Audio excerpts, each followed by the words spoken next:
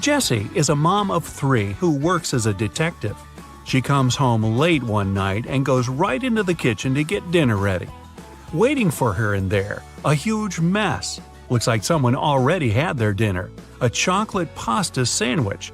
She doesn't let her kids eat that kind of stuff. So she goes upstairs and rounds up all her kids. Katie, Serena, and Hannah are all busy doing their homework. They all deny eating chocolate pasta, but she still knows who it was.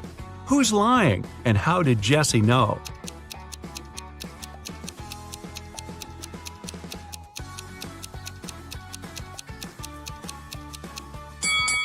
Back in the kitchen, the knife's on the right-hand side of the chocolate pasta.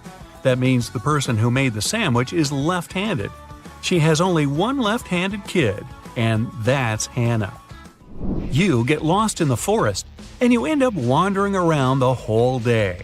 Finally, at sunset, you come across a small and spooky house. Looks like a witch lives there.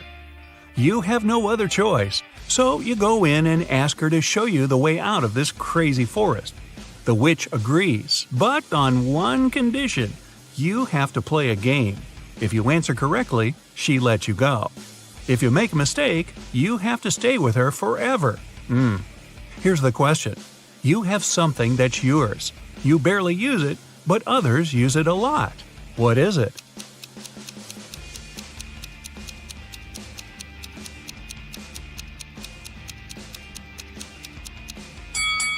It's your name.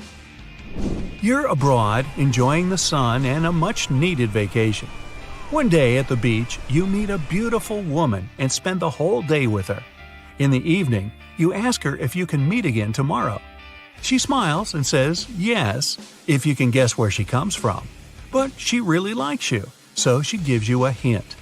The place I'm from is 2 of Armenia, 1 of Germany, 2 of England, 1 of Turkey, 2 of India, and 1 of Australia. Can you guess where she's from?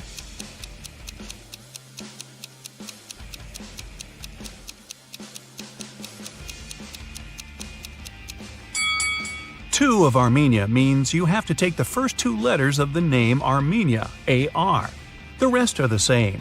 1 of Germany is G, 2 of England is E-N, 1 of Turkey is T, I-N from India, and A from Australia. Together, they make Argentina. That was a lot of work. She better be worth it. You're wandering in a different forest and you come across a picnic. They're all witches. You try to hide before they notice you, but uh-oh. What do they want? Actually, they're pretty chill. They just need a little help. There are 8 of them, and one of them celebrating her 999th birthday. They've got a birthday cake, but there's a problem. And no, it's not that there's too many candles and too little cake. Their magic knife can only make 3 cuts, and they can't figure out how to cut the cake into 8 pieces. Can you figure it out?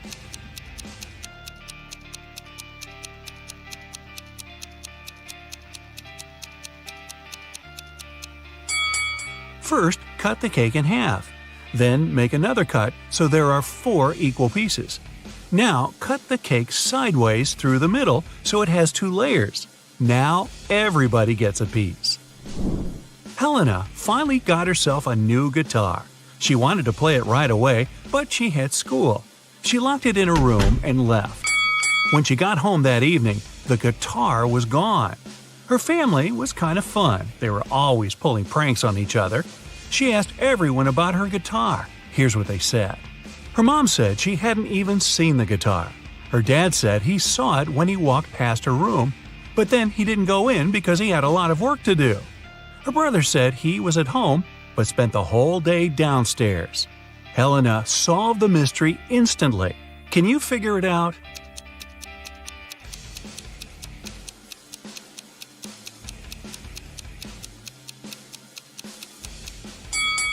Her dad's lying.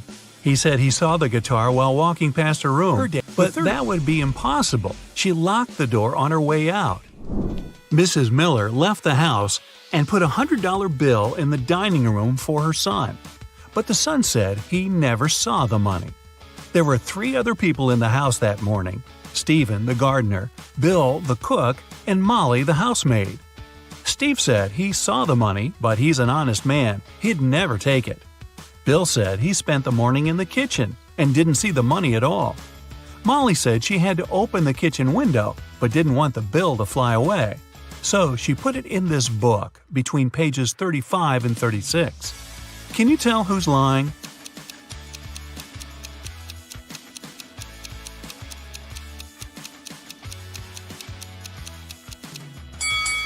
Molly is. She couldn't have put the money between pages 35 and 36. They're two sides of the same page. Kevin's a single father of 4. He was working late one evening and got a call from a neighbor. The neighbor just saw one of his daughters walking around with her friends in a totally different neighborhood. It was dark, so the neighbor couldn't tell which daughter it was. When Kevin came back home, he asked his daughters which one of them was out after dark. Lily said she was reading all evening. Madison said she was playing Uno. Riley said she was in the backyard in the pool. Ava said she was talking to a friend in her room. Kevin immediately knew who was lying. Do you?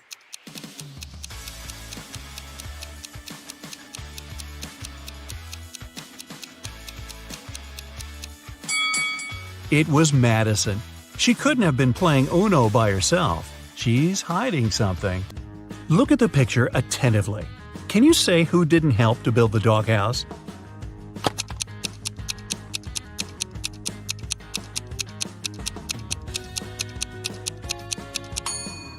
Yep, it's the man on the right. He's holding a brick, but the doghouse is made of wood. Sarah was a popular guitar player in a rock band. On Friday, the band was going to have a big gig. Sarah's bandmates were waiting for her, but the girl was very late. Eventually, she did show up, but it wasn't Sarah. It was her twin sister, Alice. She was envious of Sarah, so she locked her sister in a room, took her clothes and the guitar, and pretended to be a band member. But as soon as the musicians saw fake Sarah, they immediately knew she wasn't their bandmate. How did they understand?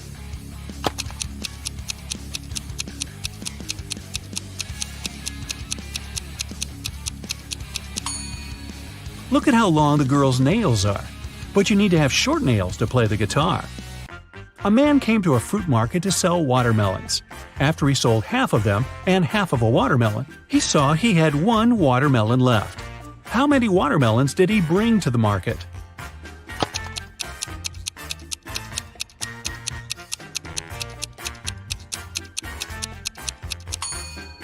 He came there with 3 watermelons. Cheryl ran into the house, extremely worried. "I set off as soon as I heard the news," she told the police officer. "I was at my parents' house in another town. I left a week ago and was supposed to stay there for at least 10 more days. What's happened to my husband?" "Somebody hit Mr. Brown on the head. He was taken to a hospital, but he's going to be okay. I've been questioning the suspects." Mr. Brown's secretary said, "He sent me to his business partner earlier in the morning. Some important documents needed signatures." The cook said, "I haven't left the kitchen today. Mr. Brown wanted me to prepare a meal for the whole family." The housekeeper said, "I didn't hear anything. I was doing some household chores all day long. After that, I was so tired, I decided to take a nap." The detective realized who the culprit was in no time. Who was it?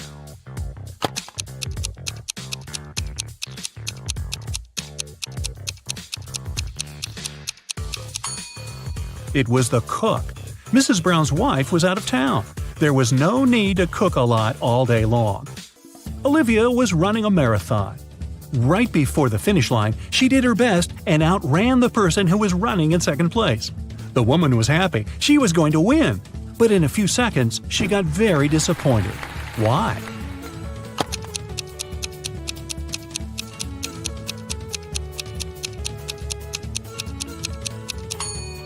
Olivia was in second place.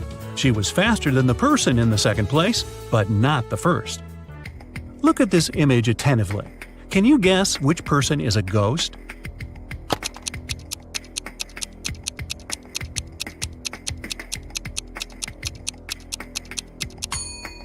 Look at the woman on the right. She has no legs and is just floating through the air. Amanda loved dogs very much. One day, she was walking in the park and saw a lovely corgi. The dog was friendly, and Amanda even petted the animal. Soon, the pooch's owner appeared, and the girl asked him how old the dog was. "Well, in 2 years, Luna will be twice as old as she was 5 years ago." Amanda nodded and continued her walk. "And did you understand how old the dog was?"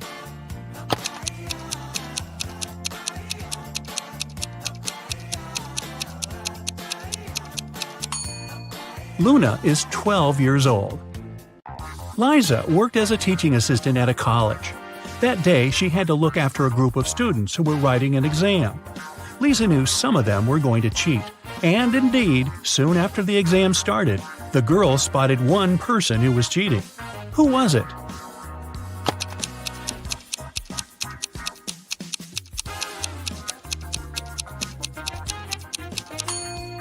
It's the guy in the back of the classroom.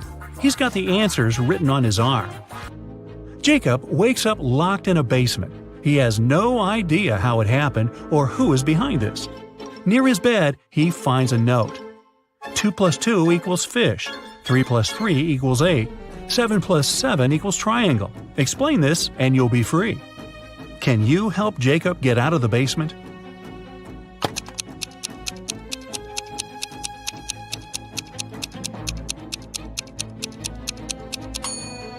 Stack the first number and the second one that is flipped backwards, and you'll get a fish, number 8, and a triangle. 2 guards were looking in different directions. One had to make sure there was no danger coming from the west. The other was turned toward the east. At one point, one of the guards asked the other, "Why are you smiling?" But how could he know his companion was smiling?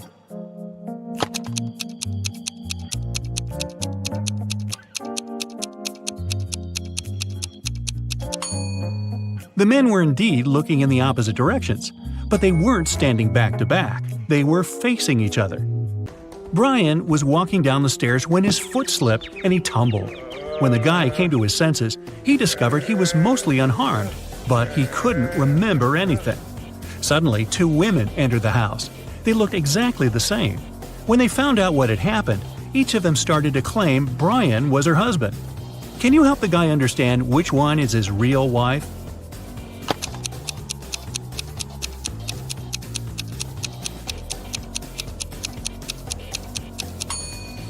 It's Rachel. She has a tattoo on the same arm as the girl in the wedding photo. Oliver was sailing his yacht when a storm started. The yacht sank in the middle of the ocean. After swimming for hours, the guy finally reached a deserted island. He saw several men there. They told Oliver they would keep him locked in one of the caves on the island. Oliver agreed, but asked them to grant him one last wish. When he told the men what this wish was, they set him free. Why?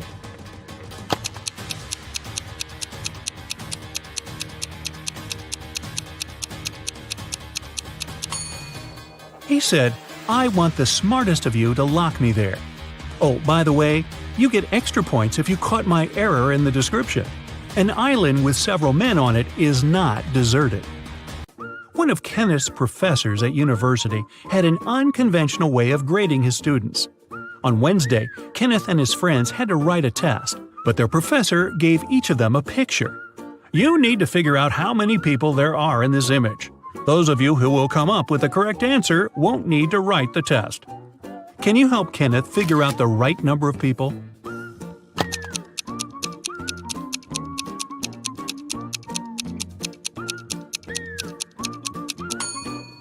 There are 6 people in the picture. 5 of them are visitors, and one more person is looking through a peephole in the painting on the right.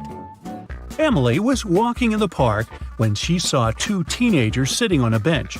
They were arguing who should pay for riding an electric scooter. Each of them claimed it was the other one who used the scooter. Emily didn't need much time to understand who had to pay. Can you figure it out too?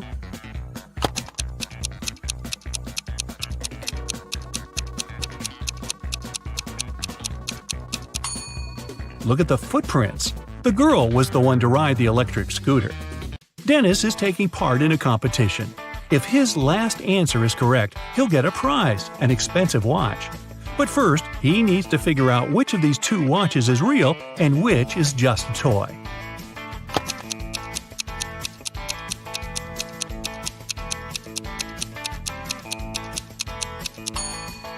The watch on the left is a toy.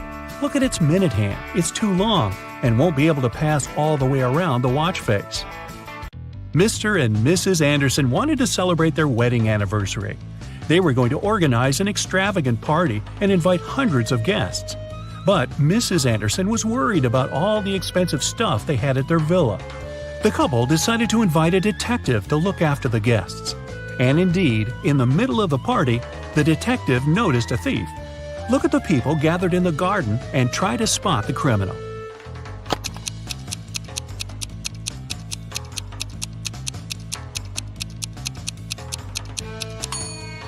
It's the guy on the left. He's trying to steal a woman's bracelet. Look at the picture attentively. What is the missing number?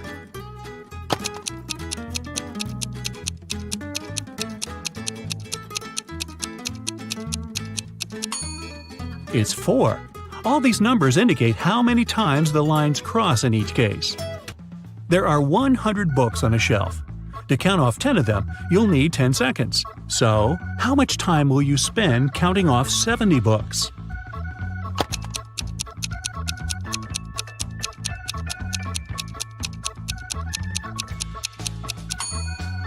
Just 30 seconds. You need this time to count off 30 books, and the rest will make 70. One morning, Donna came to the office and found a box of chocolates on her desk. There was also a strange note. October 7th, May 3rd, August 1st, January 3rd. Can you help Donna understand who presented her the sweets?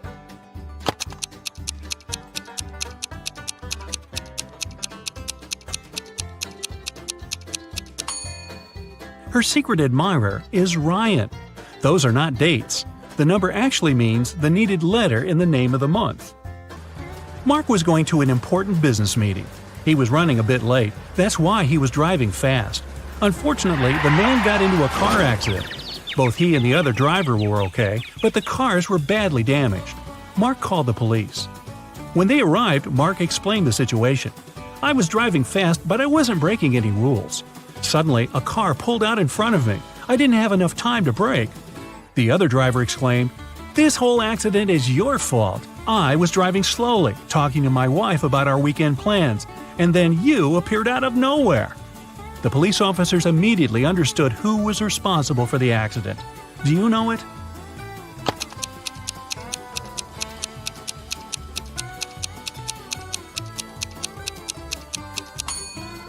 It was the other driver.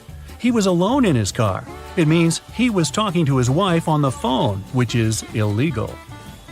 Detective Mitchell was following a bank robber. But after the criminal turned the corner, he seemed to vanish into thin air. After wandering around for a while, the detective came across a small park with a lake. Right on the shore, there were several marble statues. The man was about to pass by when something drew his attention. He realized where the criminal was. Can you figure it out?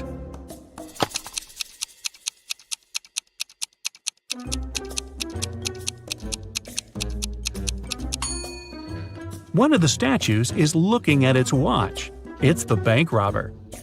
James escaped from prison and ran to the countryside. Suddenly, on a small dark road, he saw a police car heading in his direction. James ran toward the car for some time, then jumped off the road and rushed into the woods. Why did he run toward the car first?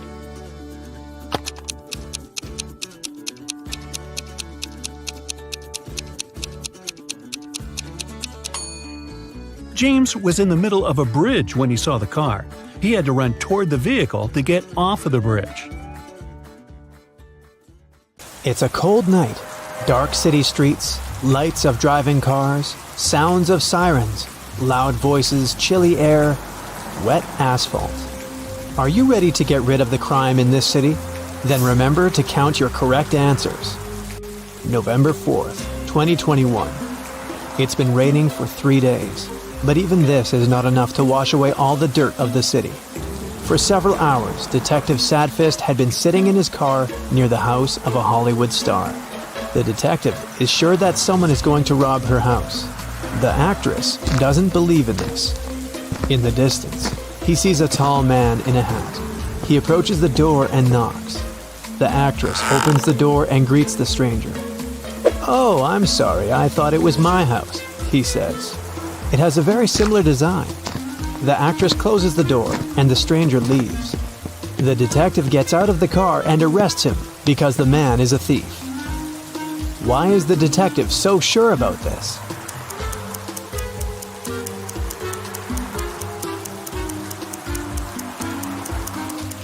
If the stranger had really thought it was his house, he wouldn't have knocked on the door. He'd have tried to open it with a key. The detective takes the thief to the station. The rain is finally over. It promises to be a long night, so the detective goes to buy a coffee. At this moment, the radio reports an arson to the south of the central square. No time for coffee. Sadfist hits the gas pedal and drives to the place. He notices the flames from afar. 2 houses are burning. The detective notices several more police cars. A police officer tells him that one house belongs to a rich businessman. There's a lot of money inside. The owner of the second house is a poor artist. His paintings are burning now. Which house will the detective go to first to put out the fire?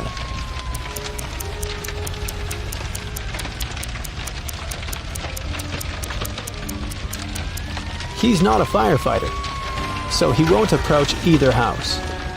After watching the flames for a while, Detective Sadfist gets into his car and realizes he can't take it anymore.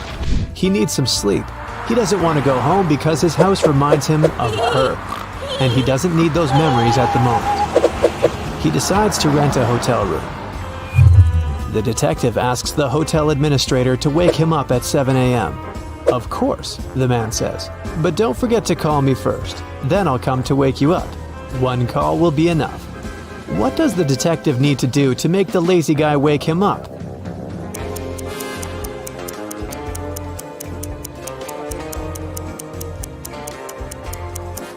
He can set an auto call for 6:50 a.m. The detective enters the room and falls on the bed. At this moment, the door starts opening slowly. The faces of people he has thrown into jail appear out of the darkness.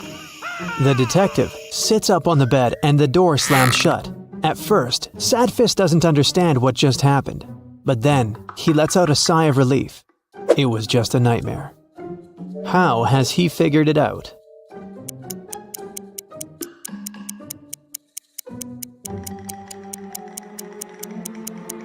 It's already light outside. It was dark when the detective checked into the hotel. That means he was asleep.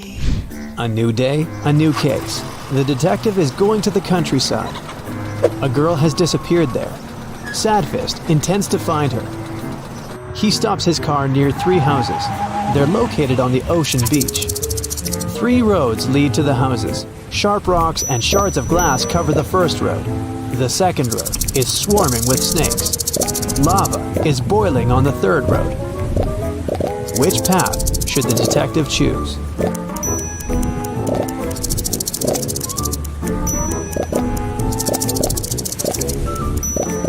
The ocean will soon cool the lava and turn it into stone. The detective follows the third path. He enters the house and finds the missing girl there. She confesses that she stayed late at a party, and her mother was so worried that she called the police. Detective Sadfist arrives at an office building in the center of the city. He goes up to the top floor. Here, a rich banker is lying unconscious. Someone hit him on the head and stole important documents from his safe. There's a tape recorder on the banker's desk. The detective turns it on. The banker's voice comes from the microphone. "My nephew. He called me a few minutes ago and said he would break into my office and take my documents. I don't know what to do. If something happens to me, you should know. My nephew Michael is to blame. Oh no, I think I heard the elevator doors open. I think it's him. He's here." The recording ends. "We must find his nephew," one of the police officers says. "I don't think so. The nephew has done nothing wrong. The man just wanted to frame him," Sadfist answers. How did the detective figure that out?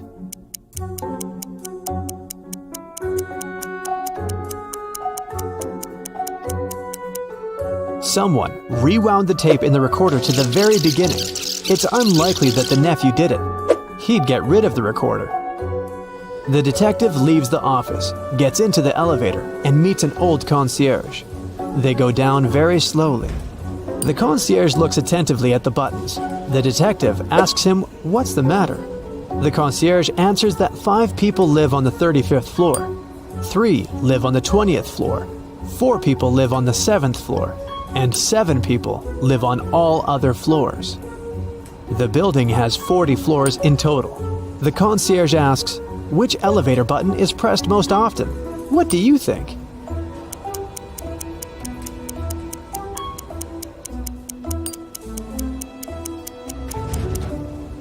The answer is the first floor button. It's pressed by every resident. The detective gets into the car and drives to a cafe. He hasn't eaten anything since yesterday. He orders an omelet and opens a newspaper. There's a riddle on the front page. In the winter, a guy went to a nearby village to meet with his friends. He knew he needed to go through a forest, a small field, then a forest again, and only after that would he reach his goal. The guy started his journey. He went through the forest, the field, another forest. But then, he saw a big river. How can he cross it? The detective grins because he knows the answer. And what about you?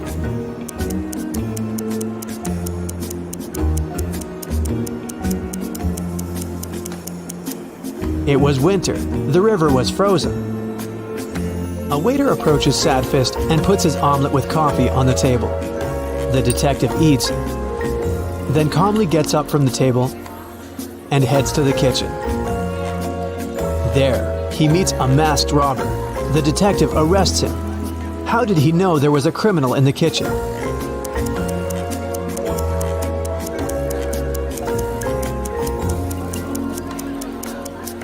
Rob in kitchen was written on the coffee mug.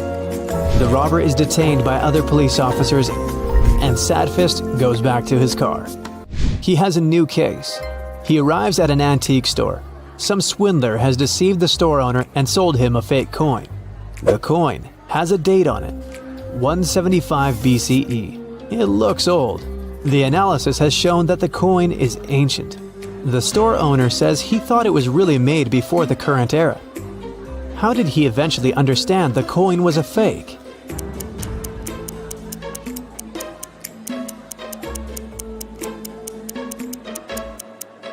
People who lived before our era couldn't write BCE on their coins. Sadfist leaves the store. Oh no, his shoes are torn. The detective gets into his car and goes to a shoe store. He parks, gets out of his car, and he sees 3 stores. The best shoes in the city, the sign on the first building claims. The best shoes in the world is written on the second building. But the inscription on the third store is the best. Detective Sadfist smiles and goes there. What's written on the third store?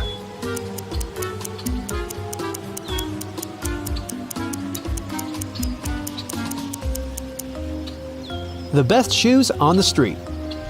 After doing some shopping, Sadfist drives down the street and sees a group of suspicious people standing next to a building under construction.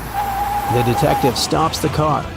People notice him and run away in the other direction. The detective runs after them. It seems they've managed to escape, but Sadfist doesn't think so. He calls for backup and tells the police he's caught a gang of hooligans. They're all hiding in a transformer box. How did the detective know that? After all, he lost sight of the hooligans at some point.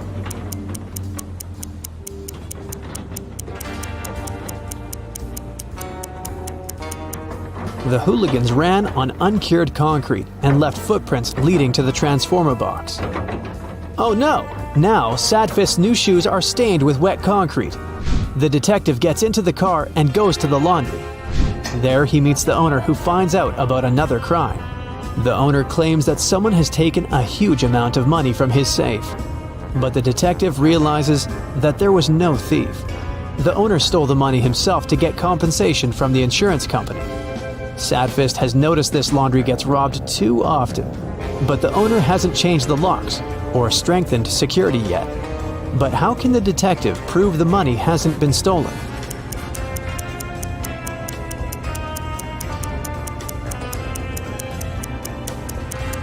There are banknotes in that washing machine over there.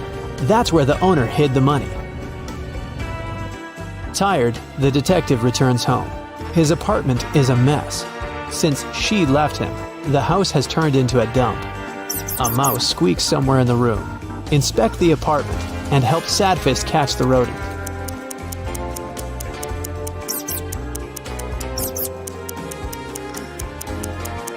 See that box with a hole? It looks like the mouse has chewed through it. Sadfist catches the tiny animal, but does nothing to it. He decides it will be his pet. The detective's mood is as bad as it always is. But maybe checking your score will cheer him up. 0 to 3 points. Detective Sadfist has only gotten sadder because you haven't helped him much in his investigation. 4 to 7 points. Not bad for an ordinary private detective, but it's unsatisfactory for Sadfist, the best detective in the city. Next time, try to be more attentive. 8 to 10 points. Well, it's better, but still not good enough. It's like having eaten a burger and still feeling a little hungry. 11 to 14 points. Today, the city can sleep peacefully. You've helped the detective in almost all cases. He deserves his long-awaited rest. And you do too.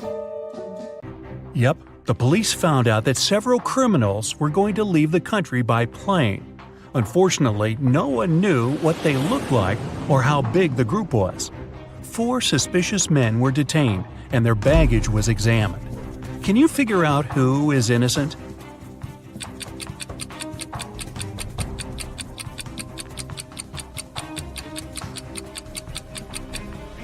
Why would a bald man need a shampoo? A supposedly blind person with a flashlight? Toothpaste without a toothbrush? It seems only the man on the left isn't a criminal. Anne invited her friends to spend a week in her house. The young people were having tons of fun. The day before they had to leave, a terrible storm started. It was pouring with rain. Strong winds were breaking trees, tearing down power lines, and causing power outages all over the place. The next morning, the weather was better, but Anne discovered that her favorite ring with a diamond her granny had left her many years ago was missing. She asked all her friends to come to the living room. "I can't find one thing that's very important to me. Can you tell me what you were doing yesterday?" Megan answered she spent most of the whole day in her room reading. Walter said, "I was practicing my electric guitar in the garage." Marie told Anne she didn't even know what the ring looked like. Anne knew right away who the thief was. Can you figure it out too?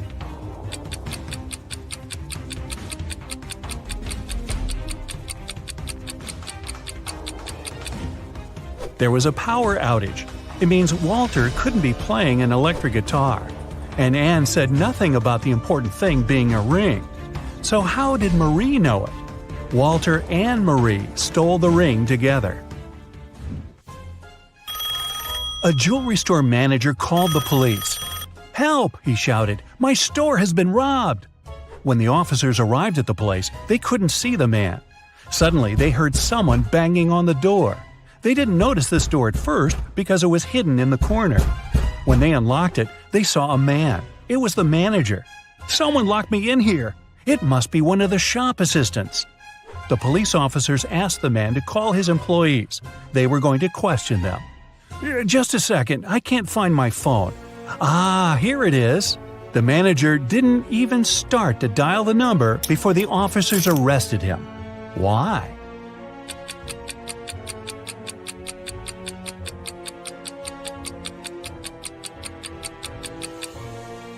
If he was locked in the room and the phone was lying on the counter, how could he call the police?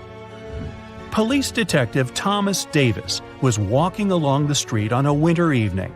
Suddenly, he saw a person in a black mask sneaking out of a house through the window. They were carrying 2 large bags. The detective realized it was a burglar. He ran after the stranger, but they turned the corner and disappeared.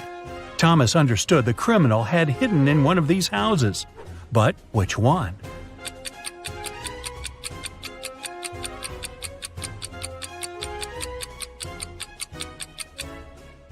It can't be the house on the left. There are too many people inside. There are no footprints in the snow leading to the house on the right. It means no one has been there for quite some time. which leaves us with the house in the middle. Nathan sneaked out of the house late in the evening to meet his girlfriend. The teenager thought he was extremely careful and quiet, but his whole family knew about his plan. They were aware the guy would return at midnight. They decided to make a bet. The one who would see Nathan first when the guy started climbing the fence would be the winner. No chores for them for 1 week. Not to fall asleep, Nathan's dad switched on the TV.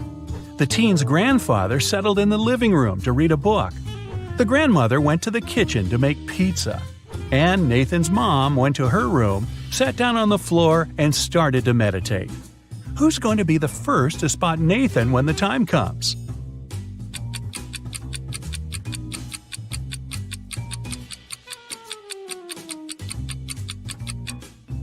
Nathan's mom.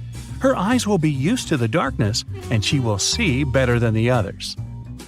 A family with 2 teenage children went on vacation to the seaside. They lived in a small bungalow almost right on the beach. Everything was great at first, but 2 days after their arrival, the younger son went missing. The police had 4 suspects. They invited the guy's family to look at them. Maybe they could recognize someone. The teenager's mother didn't need more than a glance before she knew who was behind her son's disappearance. Who was it?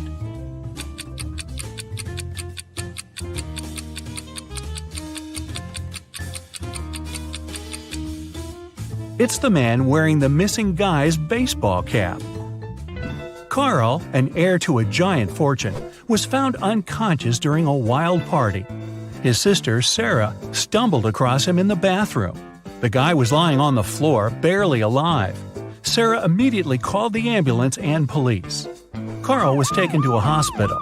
Doctors saved his life, but the guy was still unconscious. He couldn't talk. When the police questioned Sarah, she told them that her brother had felt unwell. He went to the bathroom to freshen up. After some time, she heard some noise and went to check on him. Carl must have slipped and hit his head on the sink. After the police officers heard this story, the sister got arrested right away. Why?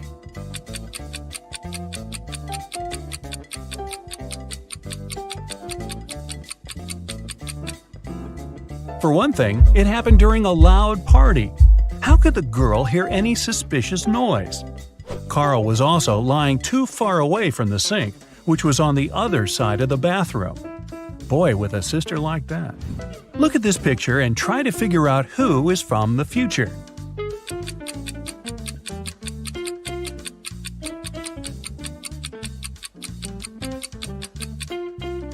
Well, I'm pretty sure there were no flashlights in the Stone Age. All the people working in the office, Janice, Brian, Teresa, Sean, and Roy, used the fridge in the kitchen to store their lunch. On Friday, Janice opened the fridge to get her bacon and cheese sandwich she brought from home. But it wasn't there. Someone had eaten her lunch. Who was it?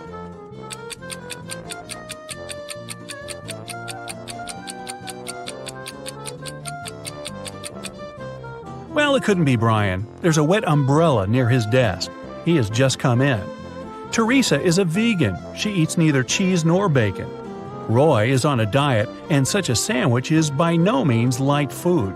This means Sean was the one who stole Janice's sandwich. You bad boy. When Joe came to work, he saw his safe was open. All the money and important documents were gone. He immediately called his friend, Detective Callum. When the man arrived, Joe told him, "I think it was one of my employees. They must have borrowed my key and opened the safe." Callum questioned the 3 people who worked for Joe. Wayne said, "I don't even know what the safe looks like. And of course, I don't know which key opens it." Austin said, "I'm Joe's assistant. I do have the second key to the safe, but I was on holiday and just returned." And Julia just said, "I can't prove it, but I didn't do it." Who's lying?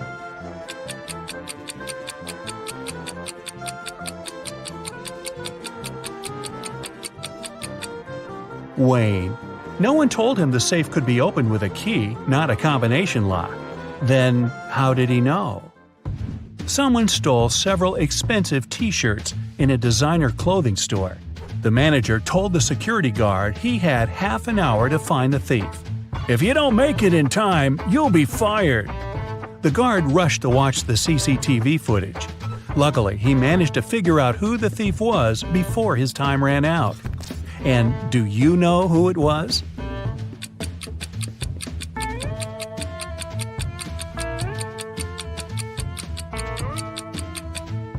It's the man in the dark blue sweater. His belly miraculously became larger after he spent some time in the store. He must be hiding the t-shirts under his sweater. Look at this picture and try to understand what's wrong here.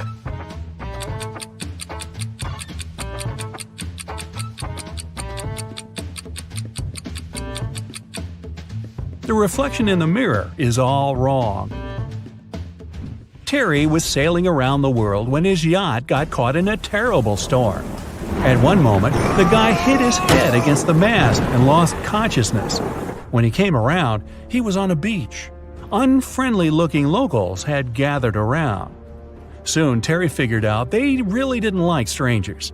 They offered the guy 3 options: to send him to a cave filled with tarantulas, throw him into a pit swarming with yellow scorpions, or make him meet hungry lions. What should Terry choose to survive?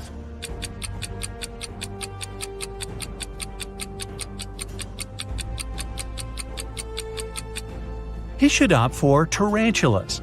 These creatures look terrifying, but they are mostly harmless to humans. Mostly.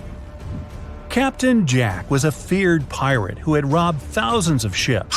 He did it with the help of just one small trick. It allowed him to approach any ship from any country close enough to board it. What was this trick?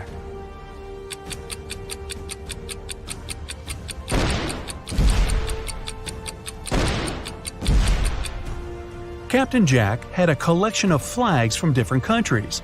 Instead of using Jolly Roger, the fearsome black flag, he raised the flag of the country the ship was from. It got him immediate access. In what situation do you have more chances to survive? If you're falling from a 10-story building, or if you come across several scary snakes that look unfriendly?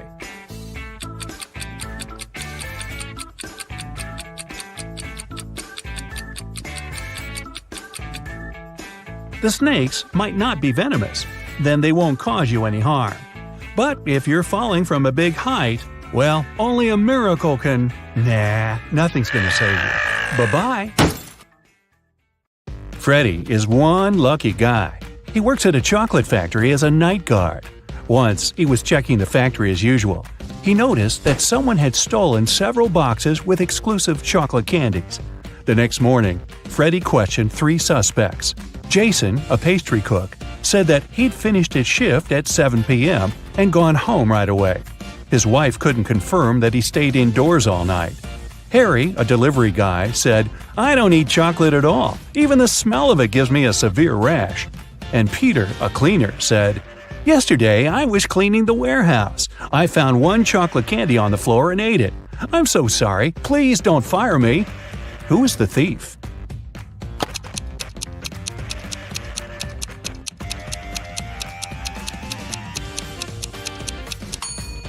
Harry. He's standing in a room with a bowl of melted chocolate without any protection. He would have a rash if his allergy was real. Another working day at the chocolate factory. Jason decided to prank Freddy and covered a raw chicken egg with a layer of chocolate. Then he wrapped it and put it among real chocolate eggs on a tray. When Jason brought the chocolate eggs, Freddy spotted the fake one immediately. Can you figure it out?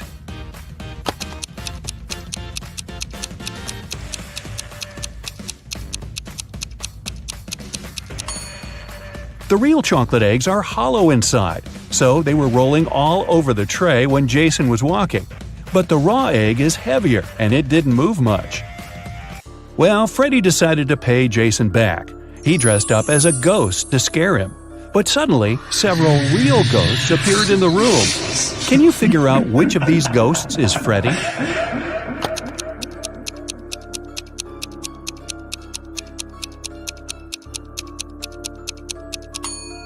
This guy over here. He's the only ghost who is not transparent at all. One evening, the factory was celebrating its anniversary. The management organized a party. All employees participated in a karaoke competition. Most of them all sang incredibly well and received gifts and flowers. But only two of the best singers, Nancy and Betsy, made it to the final. They prepared to face each other in one more round. But suddenly, Betsy fell to the floor, unconscious. Doctors claimed that she had been poisoned. But all the participants of the competition had eaten exactly the same food. Besides, the police checked the dishes and they were okay. Can you guess what happened?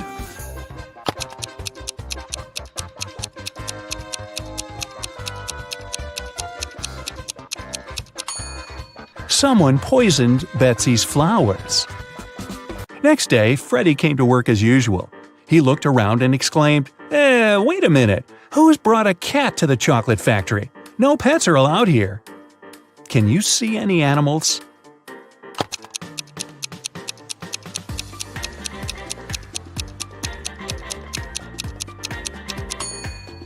Here it is. The cat got scared and ran away to another room. Freddy followed it. Can you spot the cat now?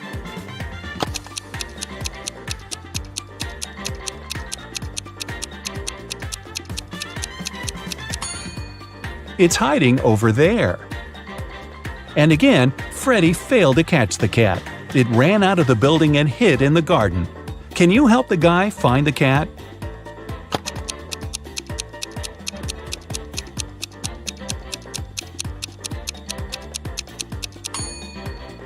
The poor animal is over there. Freddy caught the cat and found a small note attached to its collar. It had contact information. Freddy called the cat owner, but no one answered the phone. So, after work, Freddy took the cat and went to the address mentioned in the note. It was a creepy castle. The door was locked and required a password. Can you help Freddy crack the code using this hint?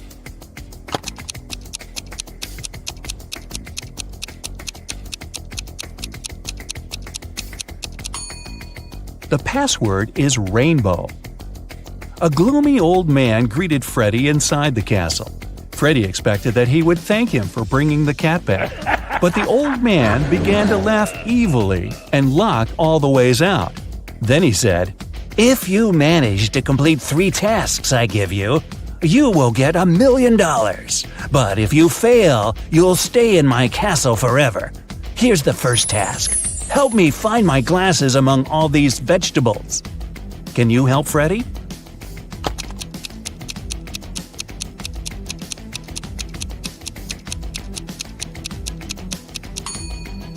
Here they are. The next task from the old man was to cook a potion and do it in the correct order. He gave Freddy this recipe. Can you help the guy?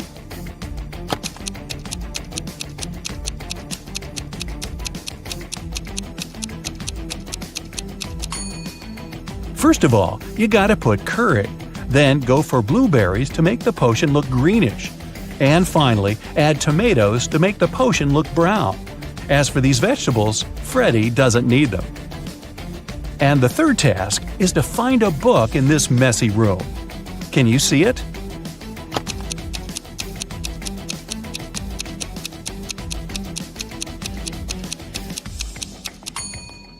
It's half hidden inside the sofa. The old man gave Freddy his money, showed him the exit, and disappeared. But when Freddy tried to leave, he realized that the door was locked. It had a combination lock. Freddy found this mysterious note nearby. He has to get this right or he might stay trapped for a long time. What code will open the door?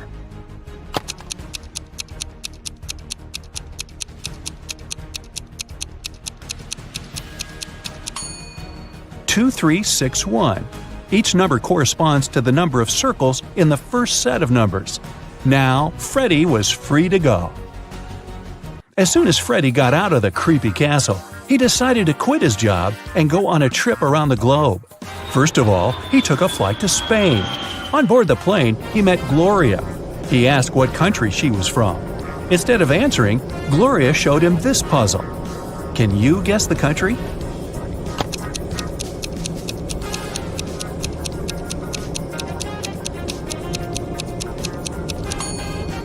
That's right, she's from Ireland. Then Gloria asked Freddy what country he was from, and he showed her this puzzle. Can you guess his country?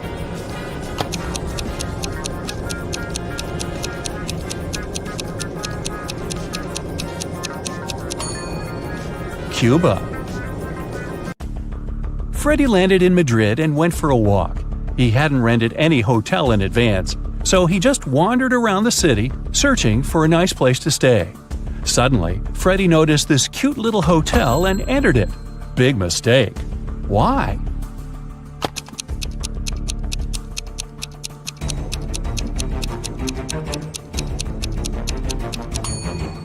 See this zombie in the window? This place doesn't look safe. As soon as Freddy entered the creepy hotel, the door slammed behind his back. The guy saw 3 doors leading to freedom. Venomous spiders were crawling behind the first door. Behind the second door, arrows were flying at head height. And behind the third door, there was a black hole. Which door should Freddy choose? Can you help him escape?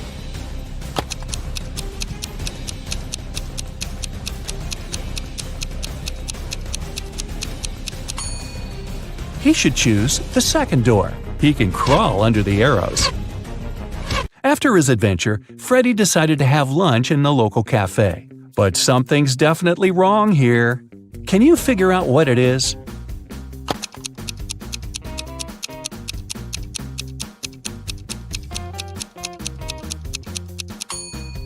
Look at this window. The view of the street is upside down.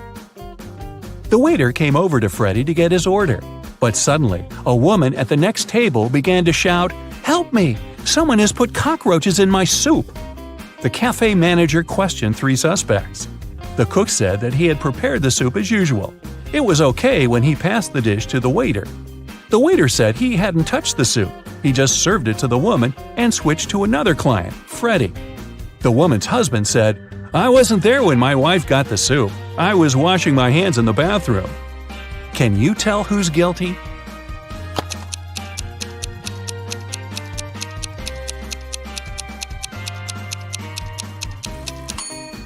No one. Take a look at the ceiling. The cockroaches crawled out of the ventilation and several of them fell into the lady's soup. If it's raining at midnight, can you expect that in 72 hours it'll be sunny?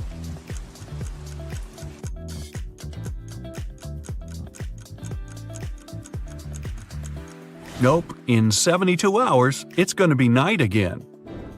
In the room, there are 2 people, both of them sitting. But if one of them stands up, they won't be able to take the other one's place whatever they do. How is that possible?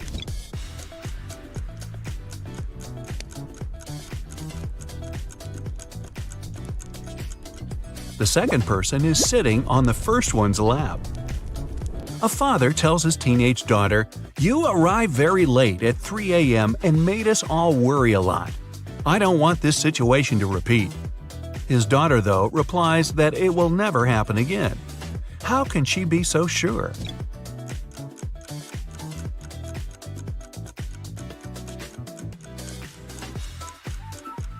The father was talking about the birth of his daughter.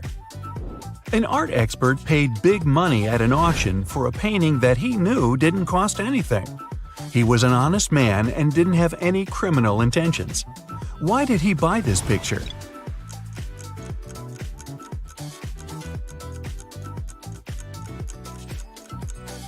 Although the painting cost nothing, its frame was a beautiful and expensive piece of art. A street food vendor has a sign on his stall saying, "1 hot dog, $1.50. 3 hot dogs, $5. He knows it's more expensive to buy 3, but doesn't change his sign. Why?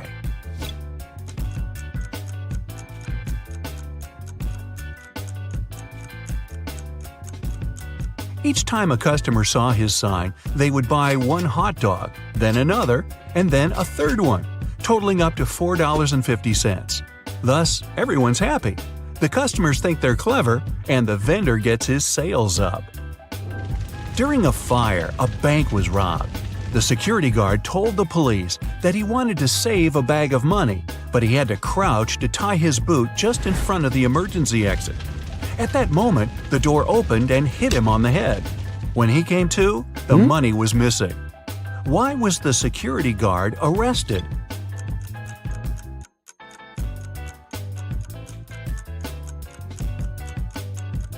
Well, all emergency doors open outwards. You find yourself in a photo gallery. After looking at the wall, you realize that one of the pictures doesn't belong to the rest. You see a raccoon, a llama, a football, and a balloon. Can you tell which is the odd one out?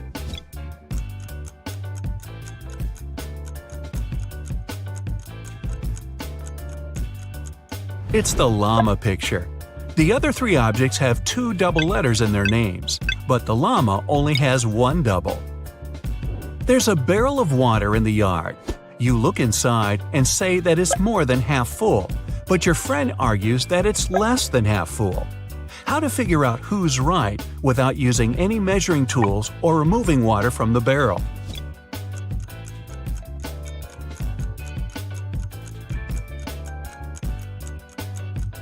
Tilt the barrel so that the water touches the rim. If you can see the bottom, the barrel's less than half full. If the bottom is still covered with water, it's more. Sam and his brother John were always fighting. Their mother couldn't take it anymore and came up with a clever plan to stop them. She told the boys to stand on the same piece of paper in such a way that they didn't touch each other, and it worked. The boys couldn't fight anymore. How did she do it?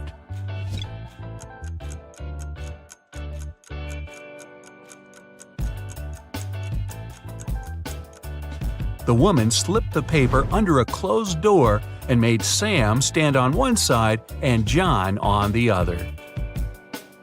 There is a bridge that is 1 mile long. It can hold only 5,000 pounds at one time. That's exactly the weight of the truck that's crossing it. The truck reaches the middle of the bridge and stops. Suddenly, a bird lands on the truck.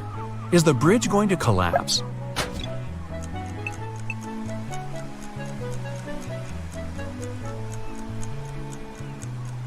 The bridge isn't going to break down because the truck has already used some gas to get to the middle and therefore weighs less than 5,000 pounds. A young woman is sitting near the window. At first, she's deep in thought. Then, she suddenly decides to throw something out of the window. A couple minutes later, she drops on the floor unconscious. She's perfectly healthy and isn't prone to sudden faints. There was no one outside to have hit her either. So, what happened?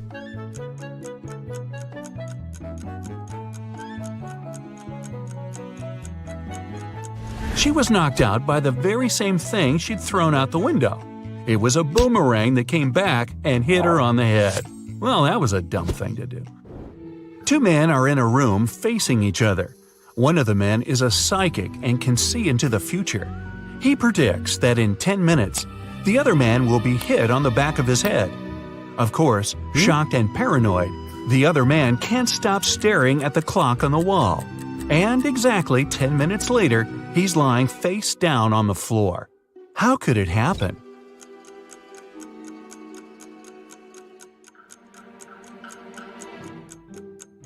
After 10 minutes, the man turned around to see if there was anyone behind him. At exactly that moment, the psychic hit him on the back of his skull. Well, I'm starting to think he wasn't a psychic after all. Jason and Steven are home alone with their kids. Jason is talking to his mother, and Steven is watching a baseball game on the TV. Who's being negligent?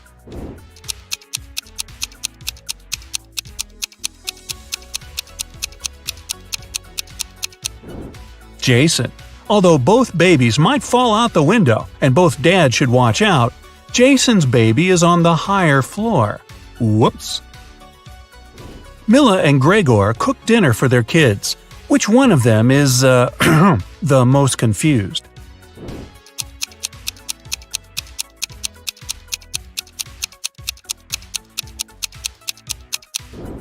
Mila. She accidentally mixed up the plates. She gave the dog her daughter's food and is about to feed her daughter dog food. Yum. Sabrina and her son went to the mountains to spend the day sliding. Adam is barbecuing in the backyard while watching his daughter. Who's not watching their child properly?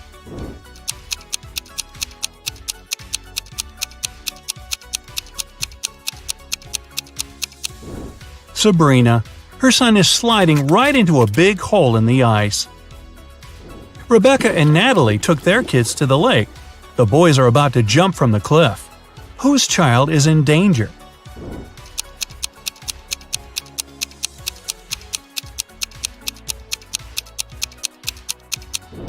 Natalie's. There's rocks under the cliff her son is about to jump from.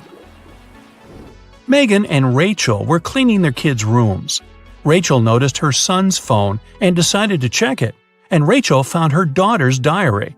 Who's in trouble?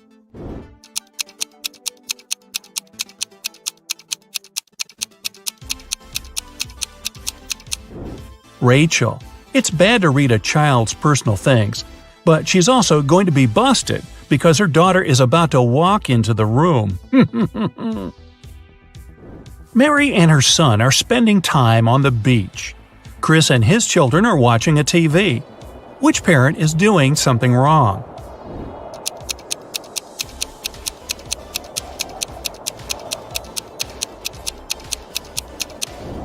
Mary. It's dangerous for anyone to be in the water during thunderstorms. What's really off here?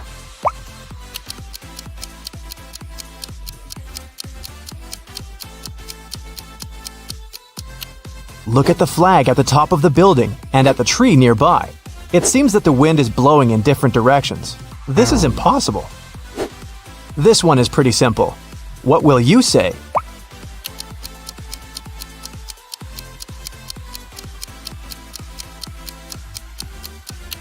The reflection in the mirror is wrong. Pay attention to the smallest details. What's wrong here?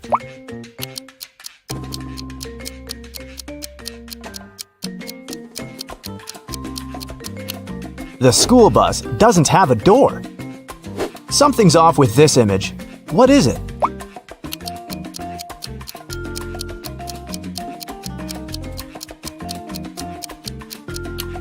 Look at the clock. In the winter, no sunset can happen at this hour.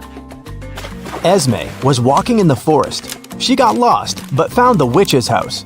She walked in to ask for her help. The witch and the cat had a guest. The witch's grandson came to visit. The grandson had heard of Esme and of her ability to solve riddles. So, he had a riddle for her too. He took a t-shirt and cut 2 holes in it. The question was, how many holes does the t-shirt have now?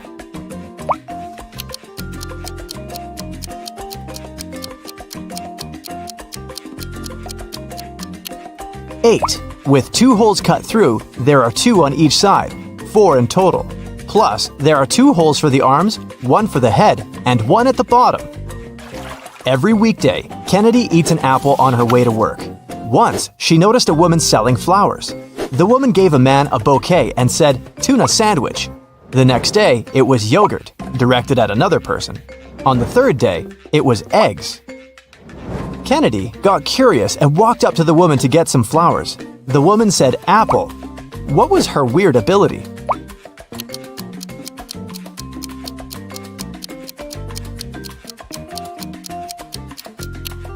The woman always knew the last thing her client ate. Simon had a crush on a new girl in his class. Finally, he asked her out on a date. To impress her, he told the girl he had undergone a special secret training program. And then he visited the moon. He even had a picture. The girl took a look at it but didn't believe Simon. Why?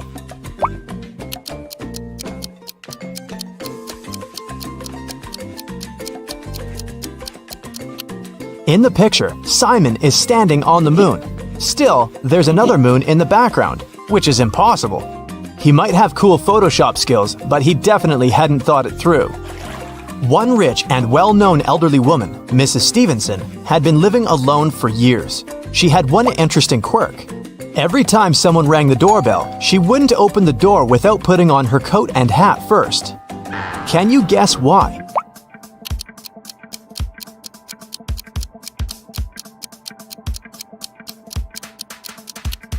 She didn't know who the visitor was until she opened the door. If she liked that person, she'd tell them she'd just returned home and invite them to come in. If it was someone she didn't want to spend time with, she said she was leaving. Mrs. Jordan loved music, so she sent her daughter, Gianna, to music school. The woman made the girl play every day. Once, Mrs. Jordan had to go on a business trip for 2 weeks. She asked Gianna to practice every day, and the girl agreed. When Mrs. Jordan came back 2 weeks later, she realized Gianna hadn't been practicing. How did she understand it?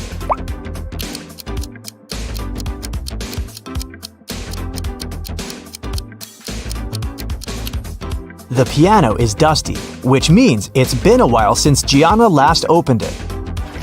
A group of aliens from another galaxy discovered planet Earth and decided to study people.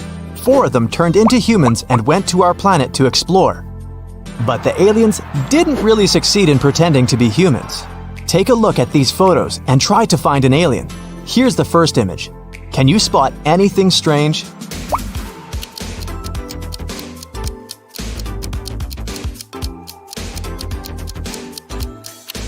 This guy's skin is blue. He must be the alien. This one's harder. Do you see a fake human here?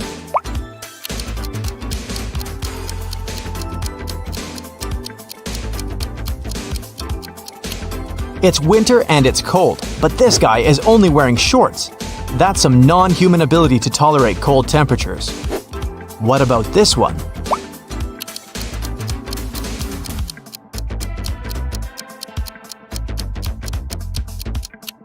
Take a closer look at what this guy is eating. It doesn't look like human food at all. Okay, what do you say here?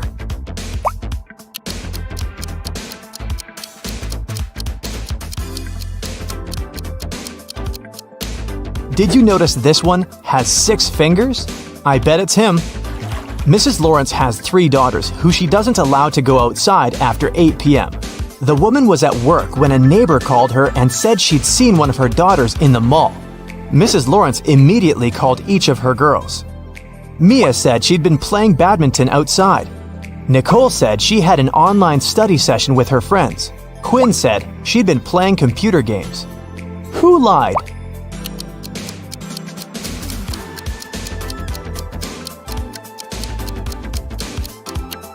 Mia. She couldn't play badminton alone, and since her sisters were all busy, they couldn't play with her. I have a friend, Anna. Her mom is the most unusual person I know. She has green hair, wears skirts with trousers, and has a pet raccoon. She also has 3 daughters. Her oldest daughter's name is Wednesday. Her middle daughter's name is Thursday. Can you guess what her youngest daughter's name is?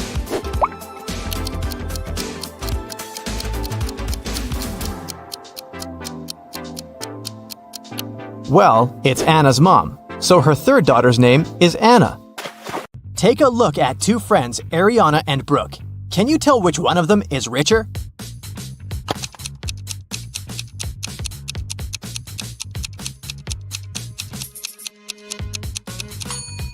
It must be Ariana. Look, she has an original Louis Vuitton purse. Cameron and Dean went fishing on a lake in the middle of winter. Here are photos of them. Cameron is posing with just a little bit of clothing when it's freezing cold, and Dean is posing with a big fish he caught. Which one of them is less smart?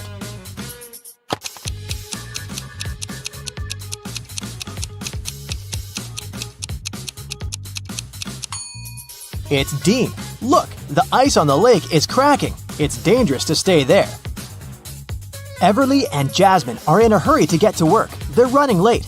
Everly is going her usual way, and Jasmine has taken a shortcut. Which one of them is in danger?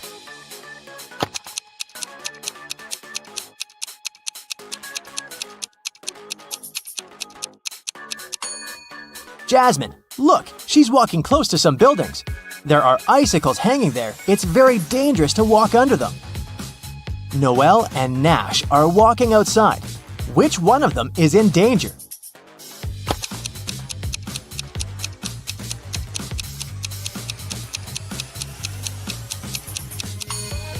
It's Noelle. Even though Nash is blind, he has a stick and he'll know that there is a hole. Noelle might not notice this because she's too focused on her phone. For her wedding anniversary, Charlotte received a diamond necklace. Next evening, she was having dinner with her friends and showed the necklace to them. She let them look at it and left for the bathroom. When she returned, the necklace wasn't there. Her friends told her that she had taken it with her. Take a look at the pictures before and after and tell where the necklace is.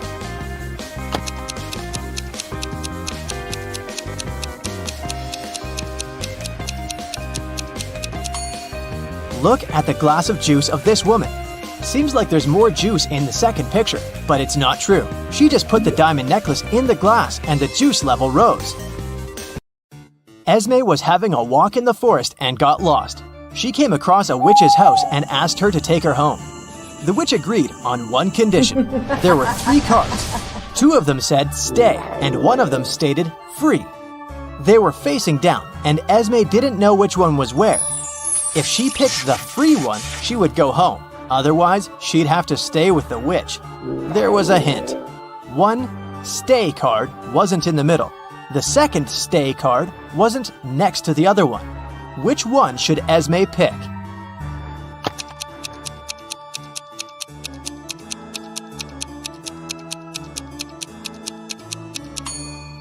If 1 stay isn't in the middle, it's either on the left or on the right. Otherwise, if the other one can't be next to it, then it's definitely not in the middle, but on the other side. So, Esme should pick the middle card. It must be the free pass. Ava needed to sneak into her mom's computer to delete an email she had accidentally forwarded to her, but the account required a password she didn't know. Luckily, there was a hint, and here's what it said. What do you think the password is?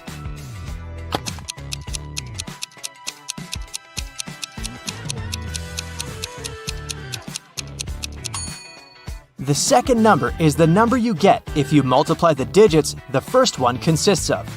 3 times 5 is 15. 2 times 8 is 16.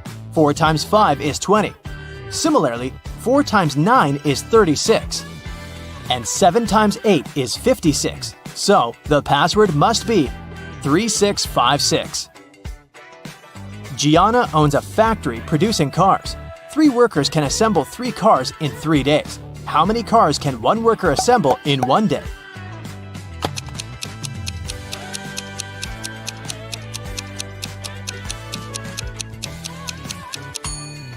If 3 workers assemble 3 cars in 3 days, then 1 worker assembles 1 car in 3 days. So, in 1 day, a worker assembles 1/3 of a car. Eloise woke up in a dark dungeon with only some torches lighting it up. There was a door, but it was locked. There was a panel with buttons of different colors and a plate with the word GROW written on it. How can Eloise get out?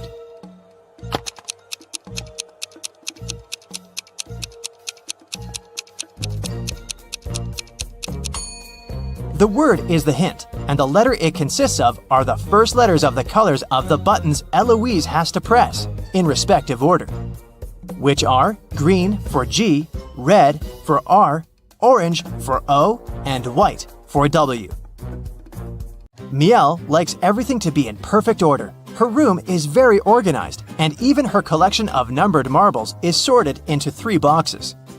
In the first box, there are marbles with numbers 1, 2, and 7. In the second box, there are marbles numbered 1, 4, and 5. 2 marbles in the last box have numbers 6 and 3 on them. What's the number on the last marble in the last box?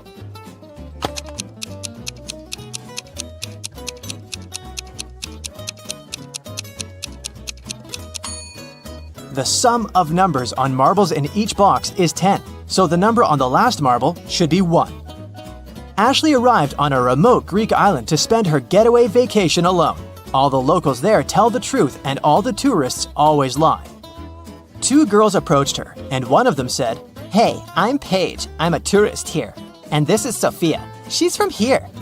Can you tell if either of the girls is a local or a tourist?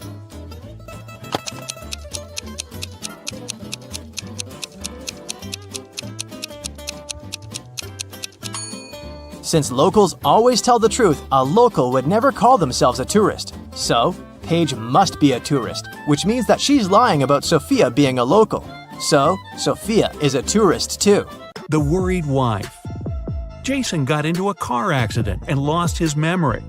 When he came around in his hospital room, he saw 3 young women near his bed, but the man couldn't remember who they were. Each of them claimed to be his wife. The doctor told him Jason had to stay in the hospital for at least 1 more week. "Sweetheart, what am I supposed to do if you never remember me?" The woman on the left was sobbing bitterly. "Honey, I'm so worried. Let's go home. I don't like it here. I'll take better care of you at home," the one in the middle exclaimed. The girl on the right was furious.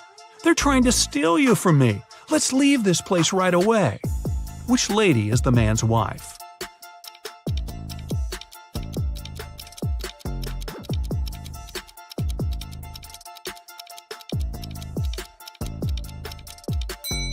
She's the one on the left. She's the only one who's worried.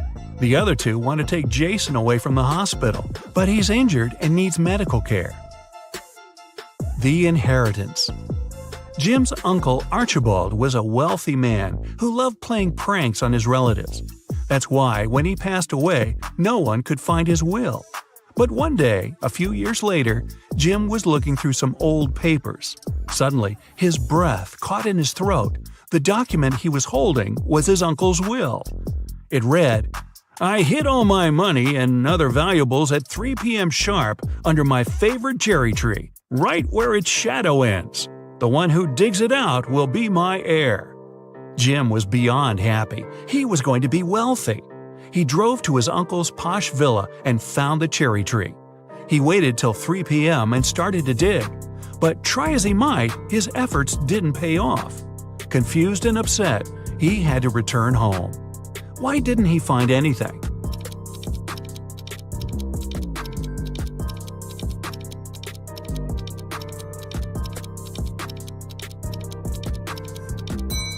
It's been several years since Jim's uncle hid his valuables. The tree has grown taller, and its shadow has become longer too. Who's poor? These 2 girls are putting on their makeup and getting ready to go out and have fun. They're using pretty much the same things: lipsticks, cosmetics, clothes. Their phones look similar too. But one of these girls is poor. Who is it?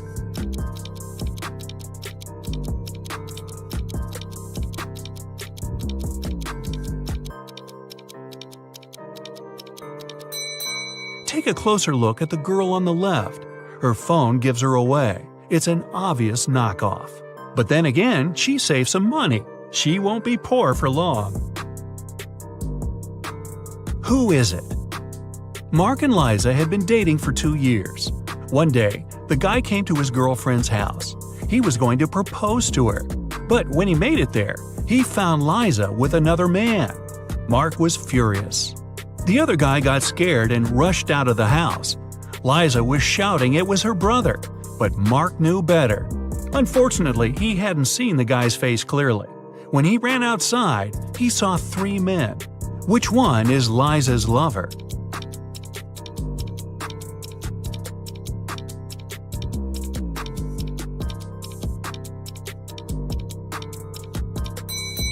It's the guy on the left. It's freezing outside, and the other 2 guys have red cheeks and noses. But the third guy's face is pale because he just left a warm house. A weird choice. Every day, Mark rides his bike to the railway station to get to the college. There are 2 stops near his home. One is a mile away from his house, and the other 2 miles away in the opposite direction. In the morning, he always gets on the train at the first stop, and in the afternoon, he gets off at the second. Why?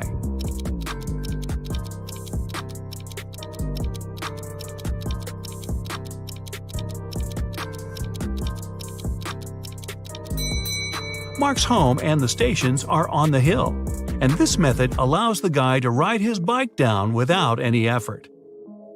A money problem. A notorious criminal caught rich businessman Brian and locked him in a room.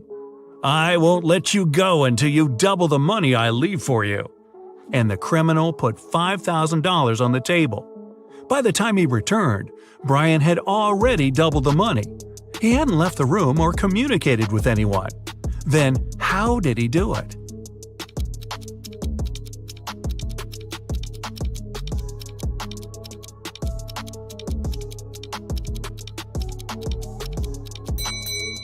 He put the money in front of the mirror.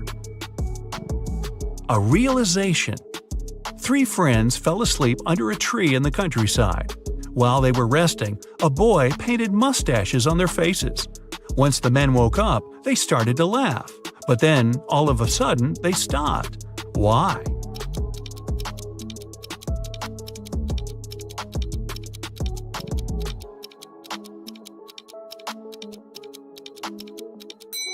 At first, they saw the mustaches on their friends' faces and found it funny. But then, they realized their friends were laughing too. It meant they had mustaches on their faces as well. Robert was a collector of rare coins. One day, the man called the police. "I got this coin only yesterday," he cried. "I've been looking for it for several years, and now it's gone. I'll bet it's one of my brothers. Frederick and Matthew live together with me. One of them collects ancient books, and the other is crazy about rare stamps. All our collections are kept in one large room."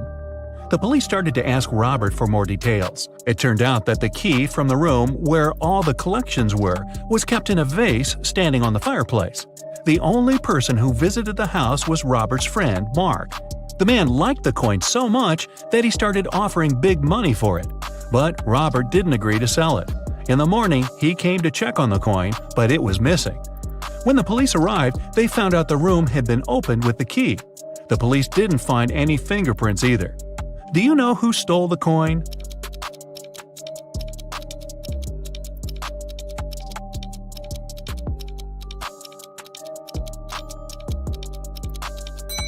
It was Mark. He was the only person who had a reason for getting rid of the fingerprints. The brothers' fingerprints would be absolutely natural since they lived there. There was a blackout in the city, but the bus driver still noticed a dog on the road and managed to stop in time. How did he do this?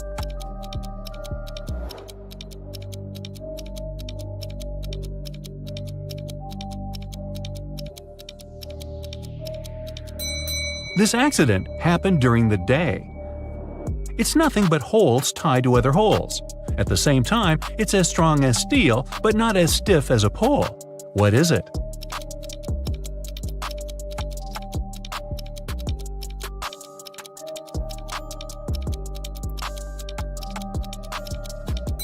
It's a chain. Stephen's wife called the police and told them her husband had disappeared right from his garage. It happened several hours ago. The only thing she found there was a left-hand glove. When the police came, they saw it was a very peculiar glove. Such gloves were sold only in one store in their town. The store owner told them he had recently sold these gloves only to 2 people, Kevin, Stephen's neighbor, and Brian, Stephen's colleague at work. The police officers visited Kevin and asked the man to show them his gloves, but Kevin had just one. "I lost the other glove a week ago, and I don't have any other gloves." The man even pulled the glove on to demonstrate it to the officers. Then the police visited Brian. "I was wearing these gloves when I was repairing my car. They got so dirty that I threw them away." Who do you think knows something about Stephen's disappearance?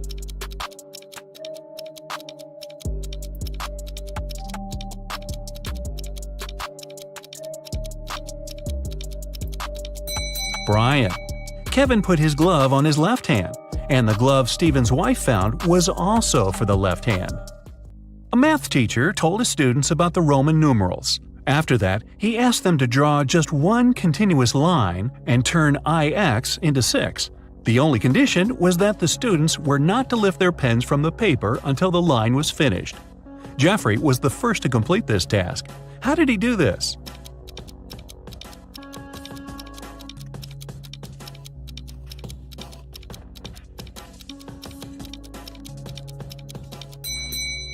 He drew the letter S in front of IX and got 6. Both Sharon and Cynthia had a box of chocolates each. There were 14 chocolates in each box. Sharon ate several candies, and Cynthia ate the same number of chocolates that were left in Sharon's box. How many chocolates do they have together now?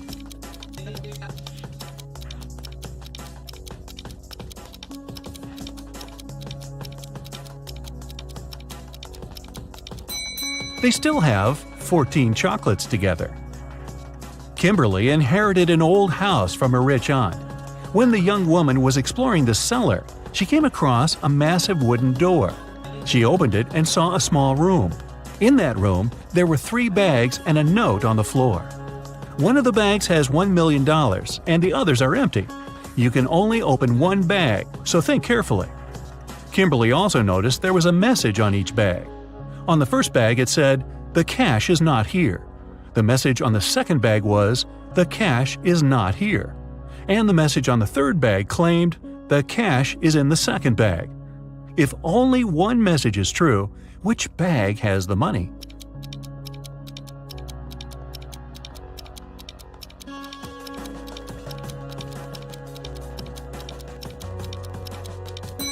The money can't be in the second or third bags. If it was so, then 2 messages would be true.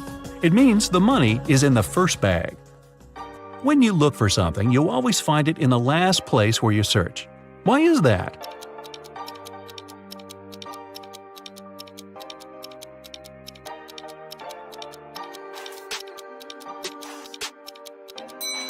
It's always the last place where you look because, after this, there's no need to continue your search. A married couple went on a vacation and asked their neighbor to look after their house. When they returned, the wife found out that she had lost all her expensive jewelry, and it happened because of a power failure, no less. The woman had hidden her jewelry in a supposedly safe place. The house hadn't been burgled. The neighbor was an honest person. The jewelry had disappeared by accident. What happened?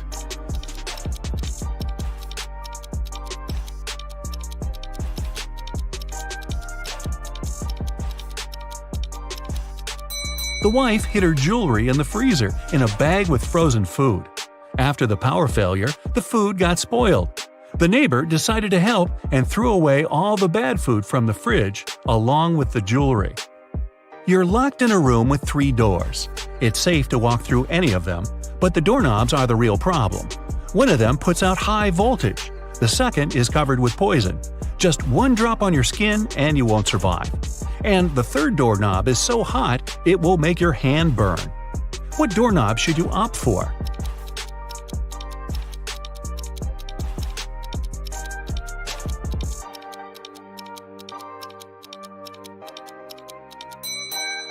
The second one. You can take off any piece of clothing and open the door with its help. This way you won't touch the doorknob with your bare hand. A woman was hit by a car that sped away right after the accident. When the police arrived, they found several witnesses who described the car. The detective went to the house of one of the suspects. There, he saw a car that looked like the one in the description. But when he questioned its owner, the man claimed he had spent the whole day at home. The detective realized the suspect was lying right away. How?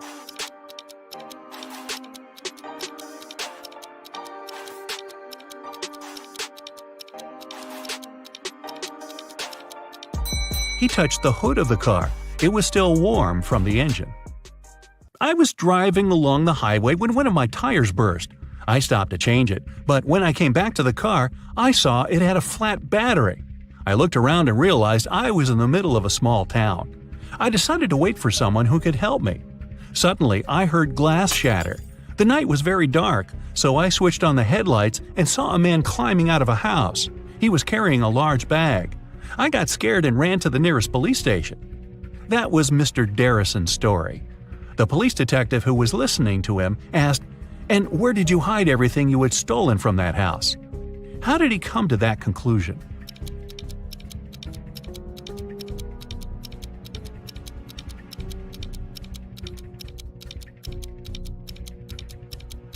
If Mr. Darrison's car battery was flat, how could he switch on the headlights?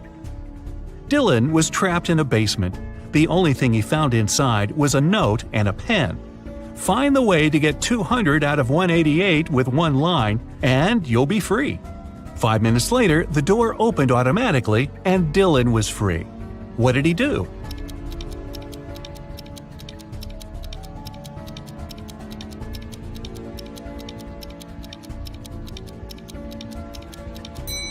He drew the line to divide 188 horizontally. That way, he got 2 1s and 4 zeros. A woman in a purple dress exclaimed, "I've never been to this store, Cinderella dresses. What kind of name is this?" But many people claim that a woman in purple took all the money from the cash desk while the shop assistant was away and ran out of the store, Detective Smith told the woman. The woman exclaimed, "I was just standing outside when suddenly a woman charged at me. Of course, I got scared and ran away. Then a police officer saw me running and stopped me.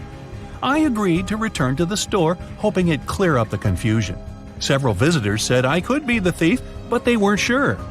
Now I know you're the woman who stole the money," the detective said. How did he figure it out?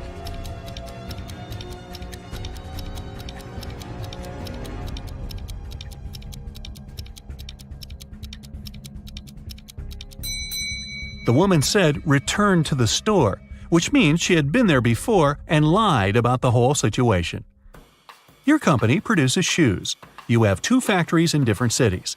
The workers of both factories have started to steal shoes. You can't use any additional security, but you have to stop the theft. How can you do it?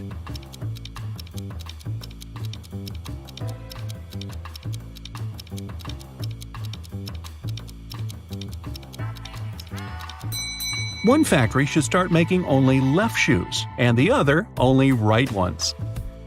Detective Aaron Bowler participated in a competition organized by a private consultant who came from Europe. Aaron wanted to become the Detective of the Year very much. It was the evening of the last day of the competition. The consultant explained what would happen next. You will all gather in a large room. Once you hear a shot outside, you'll need to rush in and find the criminal. The winner will be the person who will get to them first. You aren't allowed to use any equipment or tools.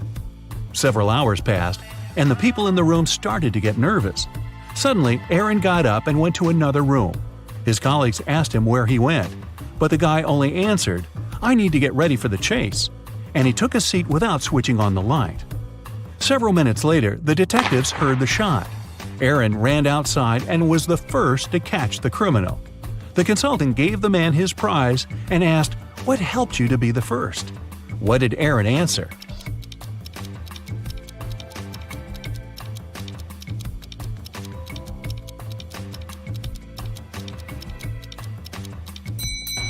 His eyes didn't need to get used to the darkness outside because he had already spent some time in a dark place.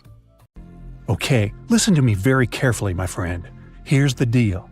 First, to steal the diamond, you need to get to a remote island.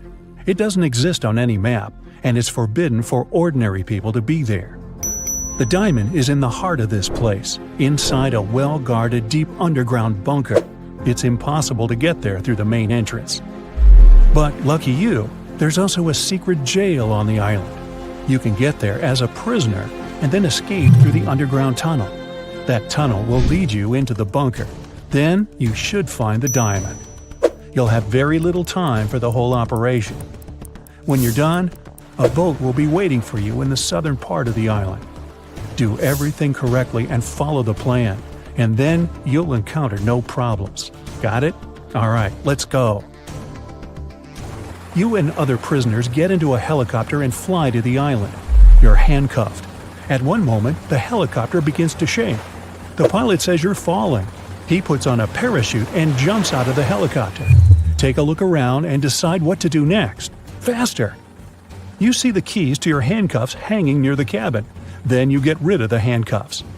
The prisoners ask you to release them too. But be careful, these people are dangerous. All 3 of them say they know how to fly a helicopter. Who will you believe?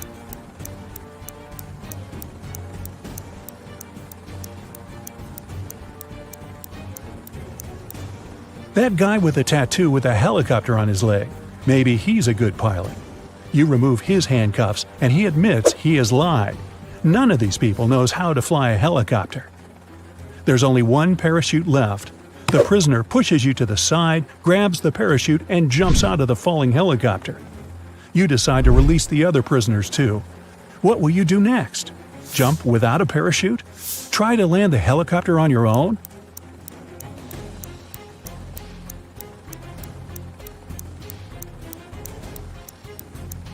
The helicopter's pilot abandoned the vehicle because the landing was impossible. So you will not succeed either. You need to jump. You have been flying over the ocean, remember? Also, the helicopter is falling, so the height isn't that great. You jump into the water and swim toward the shore. Suddenly, you notice a shark's fin. It's quickly approaching you. What are you going to do? A. Try to swim to the shore as fast as possible. B. Don't swim anywhere and just float in the water. C. Dive and start waving your hands to scare the shark away.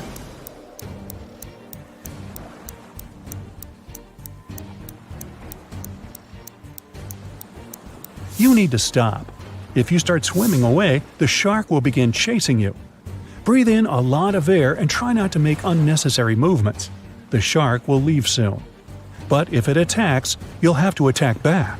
Its gills and eyes are the animal's weak spots. Fortunately, the shark doesn't charge at you. It swims away, and you get to the shore safely. The island's guards are running out of the jungle. One of the prisoners who was with you in the helicopter is hiding in the bushes and invites you to join him. Where will you go?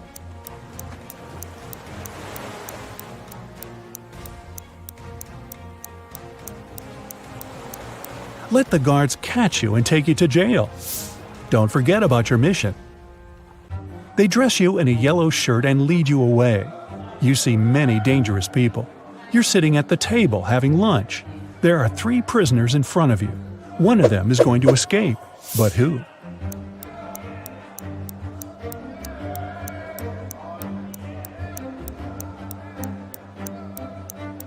That man with a book.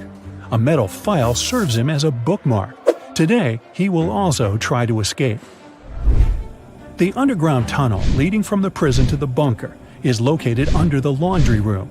You need to get out of your cell and get there. To do this, you have to get the metal file and pick the lock. Everyone goes out into the courtyard for a walk. You're following the man with the book. He sits down on the bench and hides the book under the seat. You need to distract him and get your hands on the book. You can use a basketball, dumbbells, or playing cards. What will you do?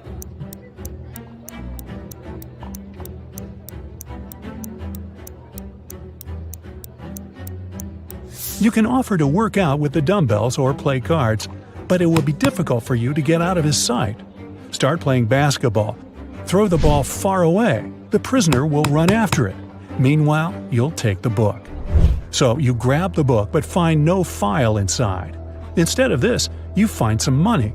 It seems this guy has sold the tool to one of the other prisoners. You put the money in your pocket and look around the yard. Which of the prisoners can have the metal file?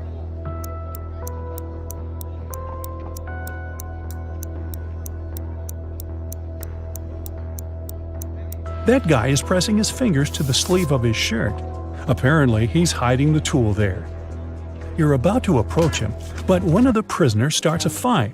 The guards are trying to prevent a riot. In all this chaos, someone hits you on the head and you lose consciousness. You wake up in a hospital ward. Oh no! You have almost no time left. The doors are locked. Several security guards are walking around. How can you get into the laundry room?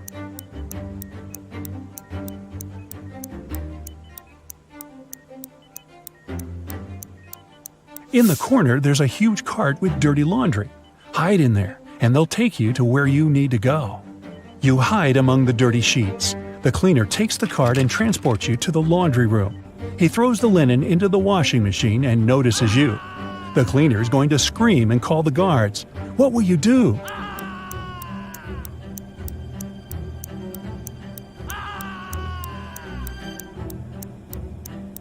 You have some money, remember? You can pay for his silence. You move one of the washing machines and find a hatch under it. You climb inside and walk through the tunnel. It's very cold, wet, and dark here. Finally, you reach a small room. There are no windows and doors, only brick walls. What will you do? You can't go back.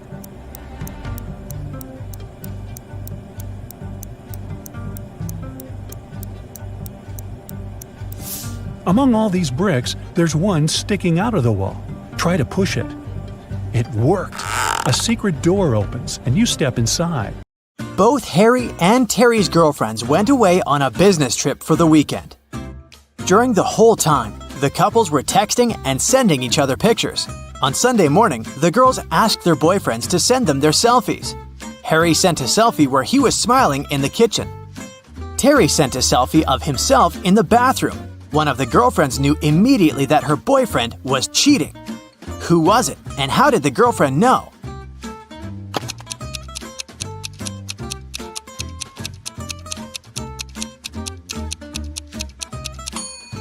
It was Harry. Look at that lipstick mark on the glass on top of the kitchen counter. Becca and Tom are a couple. One of them rented a scooter from Brown Scooters and now needs to pay for the ride. A worker from the scooter company comes to charge the couple $15 that they owe. Becca and Tom start arguing over who should pay for the scooter. Becca says that Tom was the one who wrote it, so he should pay for it. But Tom says that it was Becca who wrote it and she should pay for it. Who is lying?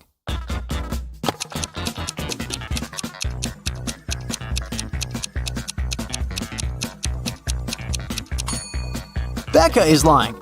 Take a look at Becca's footprints. They lead directly to the scooter. There were 3 thefts at a local supermarket. One in February, one in May, and one in July. Thankfully, the security camera recorded the footage of those 3 days. The store manager called Detective Moore, asking to solve the crime. The detective took a close look at the footage and noticed one detail that helped him solve the mystery. Take a look at the images and try to figure out who the thief is.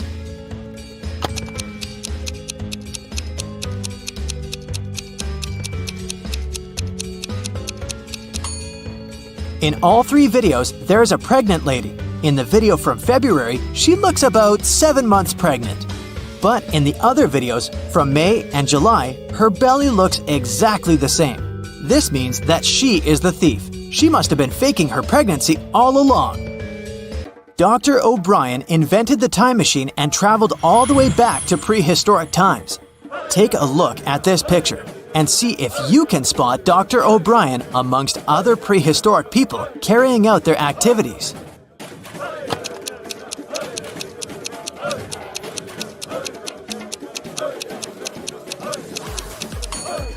That's easy. It's the guy with the flashlight. He must have taken one with him when he set off on his journey.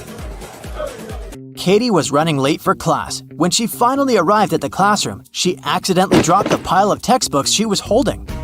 It produced a loud thump, making the entire classroom stare at her. At that moment, Katie drew the attention of 20 eyes. How many people were in the classroom that day?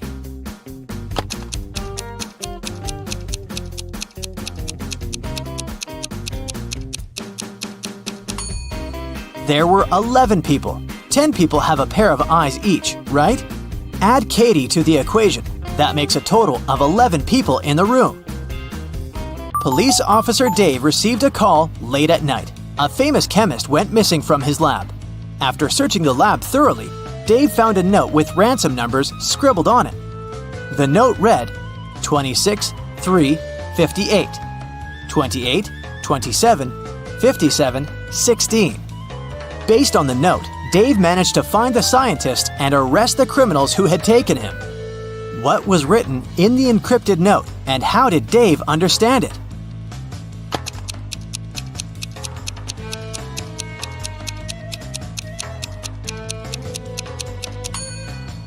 The chemist is smart. Each number in the note corresponds to an element in the periodic table. So the element that corresponds to 26 is Fe, iron. Number 3 is Li, lithium. And 58 is Ce, cerium. If you use this logic, you can figure out that the first line spells Felice, and the numbers in the second line stand for Nicholas. After figuring out the names, Dave tracked the men down and arrested them. Helena finally got herself a new guitar. She wanted to play it right away, but she had to go to school. She locked the instrument inside her room and left. When she got home in the evening, the guitar was gone. She knew it must have been one of her family members, as they always played pranks on one another. So she questioned each one of them. Helena's mother said she hadn't even seen the guitar the girl had bought. Her dad said that he had seen it when he passed by Helena's room, but he swore he hadn't done anything to it. Helena's brother said he hadn't gone upstairs the whole day, so he hadn't seen the guitar either. Helena solved the mystery instantly. Can you figure it out?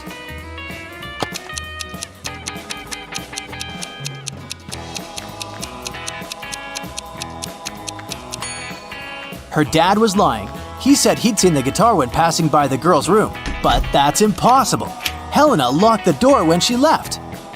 A bank was robbed by masked strangers. One of the robbers asked the teller to give them all the money hidden in the bank safe. But suddenly, the teller's phone rang. It was his mother. The robber told the guy to pick up the phone to avoid arousing suspicion. On the phone, the teller asked, "Is there an emergency, Mother? Call me when you get home and I'll help you with the dinner." Then he hung up. 5 minutes later, while the robbers were still in the bank, the police arrived at the crime scene. How did the police know about the robbery?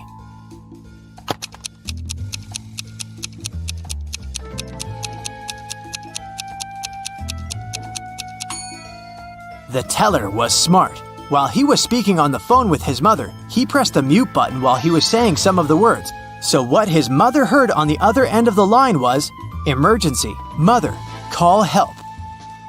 On the outskirts of a town, there was a haunted house. A group of friends decided to check it out. They went there at night, but as soon as they got there, one of the friends refused to go inside and tried to stop the others. But they just laughed and left him behind. There were terrible crashing sounds coming from the house, and then everything went still. John never saw his friends again. How did John understand that there was something seriously wrong with the house?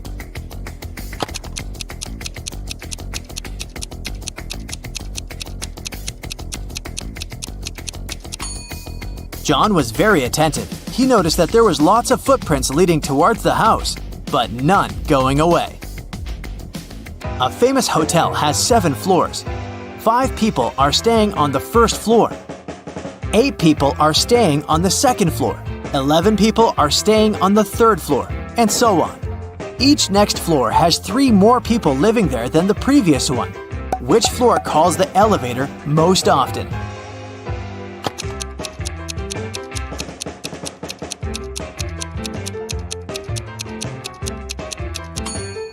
The first floor. Any person staying on a floor other than the first has to call the elevator to reach their destination. In a small town, 3 teachers asked for sick leave on the same day. Janet said she had got into a car accident and broke her leg. Now she was having difficulty walking with the cast and all. Emma complained she'd had a very unfortunate workout and injured her neck. She couldn't even turn her head. And Tina said that she'd fallen from her bike and hurt her arm. One of the teachers is lying. Can you tell who?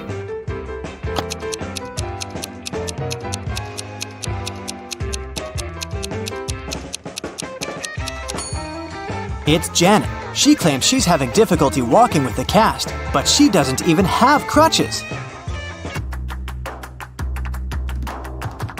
You wake up and find yourself trapped in a room with 4 doors in front of you. You hear a monster coming, so you check the door quickly. The leftmost door has a sign on it saying, "Take the door on the right to break free." The second door also has a sign saying, "It's the right door." The third door has a sign, "Freedom is just right in front of you." And the last door has a sign saying, "Don't trust the signs." Which door should you choose?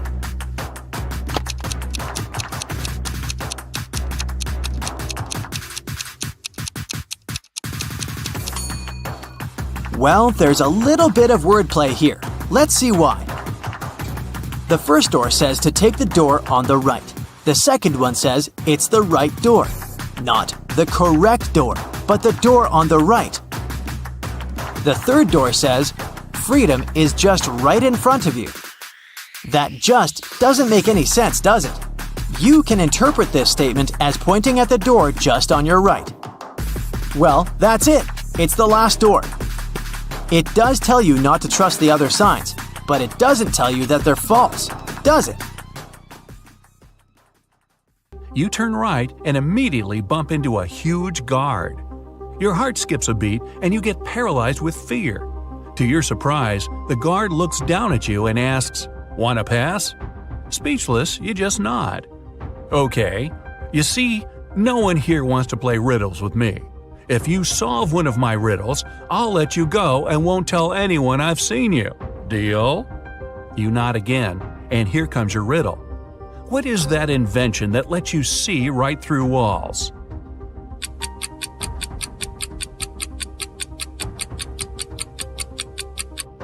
That's a window, of course. The guard smiles and says, "Beware of the vampires." Then he moves aside, letting you go. Wow, that was close. And vampires? This gives you chills, but you have to keep moving and get out. And again, another door that requires a passcode. Can you crack it? There's a hint again. You should continue the sequence. OTTFFSSENT.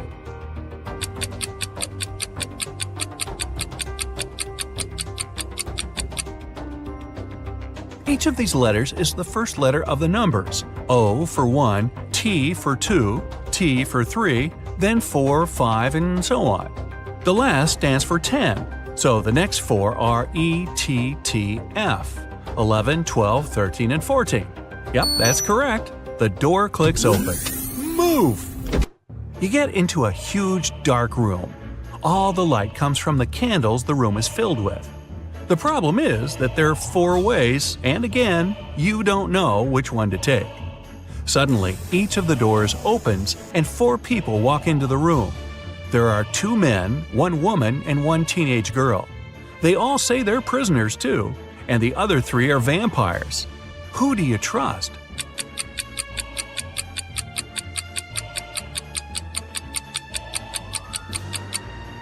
You should trust the second man. He's the only one who casts a shadow from the light of the candles. The other 3 don't, so they must be vampires. So you rush to the man and you shut the door behind yourself. It'll probably slow them down for a while.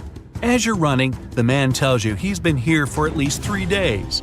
The next obstacle is something he couldn't solve by himself, so he couldn't get out. There's just one try, and if you fail, the exit gets blocked for 24 hours. Finally, you come across another door with a robot guarding it. To let you go, the robot needs you to say the password. The tricky thing is that the password is different each time. The man said that as he was hiding in the room, he saw the vampires passing it twice. The first time, the robot said 12, and the vampire said 6. The other time, the robot said 6, and the vampire said 3. When the man approached the robot the last time, the robot said 8. The man replied 4, but the robot didn't let him in. The door got blocked, so it wasn't the right answer. You nod and approach the robot. The robot says 4. What is your answer?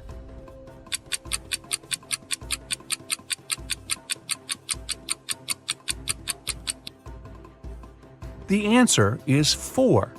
The rule isn't dividing the number by 2, but saying the number of letters in the word.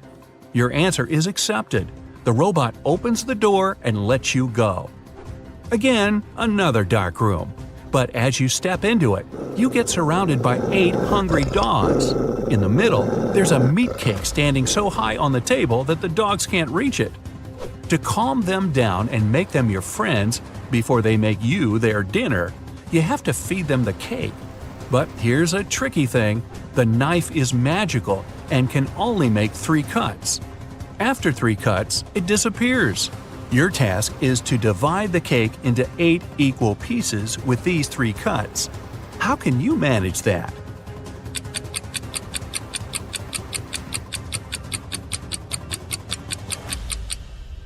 With 1 cut, you cut the cake in half and get 2 pieces. Then you make another perpendicular cut and get 4 pieces. With your last move, you have to cut the cake in the middle horizontally, splitting each of the 4 pieces into 2 at once. Great job! Freddy is one lucky guy. He works at a chocolate factory as a night guard. Once, he was checking the factory as usual. He noticed that someone had stolen several boxes with exclusive chocolate candies. The next morning, Freddy questioned 3 suspects. Jason, a pastry cook, said that he'd finished his shift at 7 p.m. and gone home right away. His wife couldn't confirm that he stayed indoors all night. Harry, a delivery guy, said, "I don't eat chocolate at all. Even the smell of it gives me a severe rash." And Peter, a cleaner, said, "Yesterday I was cleaning the warehouse. I found one chocolate candy on the floor and ate it. I'm so sorry. Please don't fire me." Who is the thief?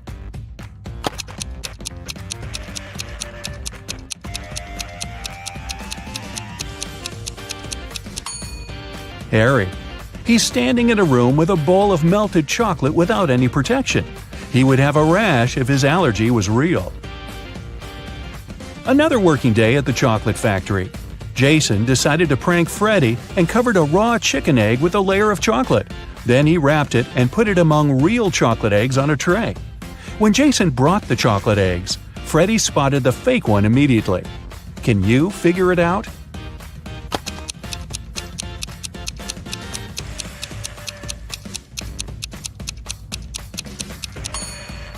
The real chocolate eggs are hollow inside, so they were rolling all over the tray when Jason was walking. But the raw egg is heavier, and it didn't move much. Well, Freddy decided to pay Jason back. He dressed up as a ghost to scare him. But suddenly, several real ghosts appeared in the room. Can you figure out which of these ghosts is Freddy?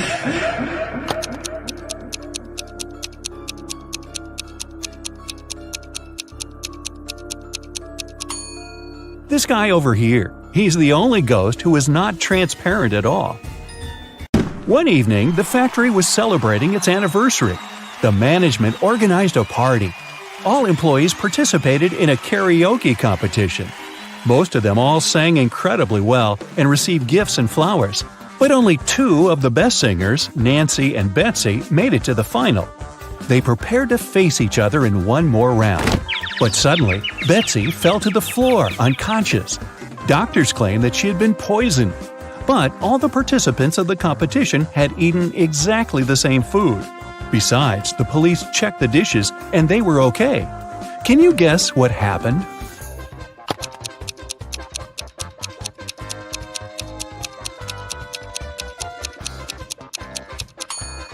Someone poisoned Betsy's flowers. Next day, Freddy came to work as usual. He looked around and exclaimed, wait a minute, who's brought a cat to the chocolate factory? No pets are allowed here. Can you see any animals?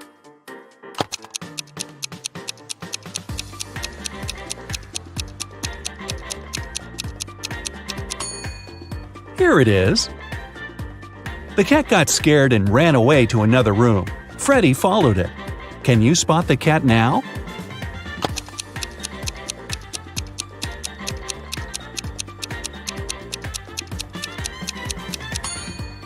It's hiding over there. And again, Freddy failed to catch the cat. It ran out of the building and hid in the garden. Can you help the guy find the cat?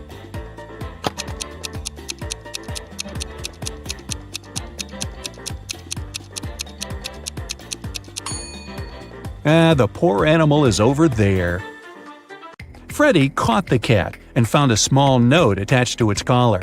It had contact information. Freddy called the cat owner, but no one answered the phone. So, after work, Freddy took the cat and went to the address mentioned in the note. It was a creepy castle. The door was locked and required a password. Can you help Freddy crack the code using this hint?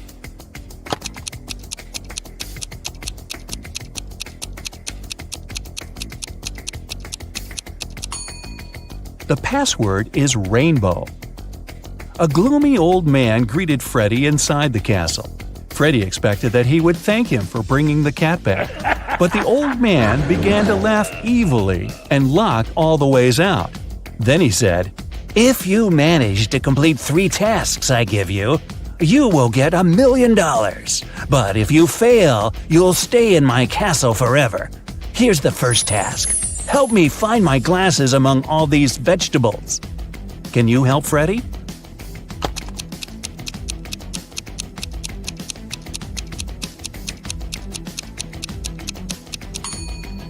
Here they are. The next task from the old man was to cook a potion and do it in the correct order. He gave Freddy this recipe.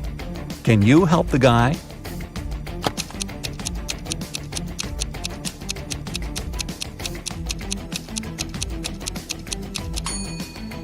First of all, you gotta put curry. Then go for blueberries to make the potion look greenish. And finally, add tomatoes to make the potion look brown. As for these vegetables, Freddy doesn't need them. And the third task is to find a book in this messy room. Can you see it?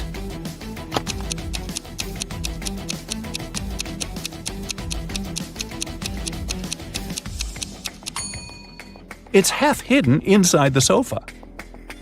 The old man gave Freddy his money, showed him the exit, and disappeared. But when Freddy tried to leave, he realized that the door was locked. It had a combination lock. Freddy found this mysterious note nearby. He has to get this right or he might stay trapped for a long time. What code will open the door?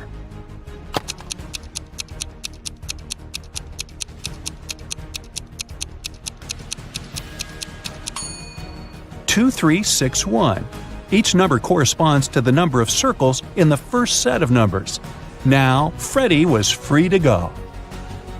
As soon as Freddy got out of the creepy castle, he decided to quit his job and go on a trip around the globe. First of all, he took a flight to Spain. On board the plane, he met Gloria. He asked what country she was from. Instead of answering, Gloria showed him this puzzle. Can you guess the country?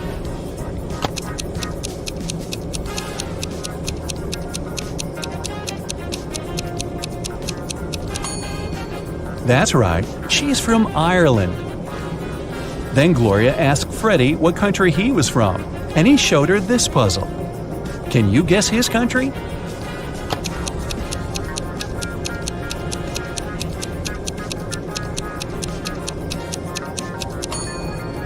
Cuba. Freddy landed in Madrid and went for a walk. He hadn't rented any hotel in advance, so he just wandered around the city, searching for a nice place to stay. Suddenly, Freddy noticed this cute little hotel and entered it. Big mistake. Why?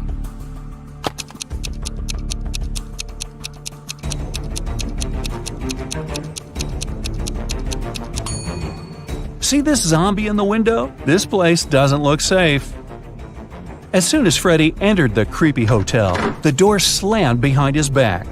The guy saw 3 doors leading to freedom. Venomous spiders were crawling behind the first door. Behind the second door, arrows were flying at head height. And behind the third door, there was a black hole. Which door should Freddy choose? Can you help him escape?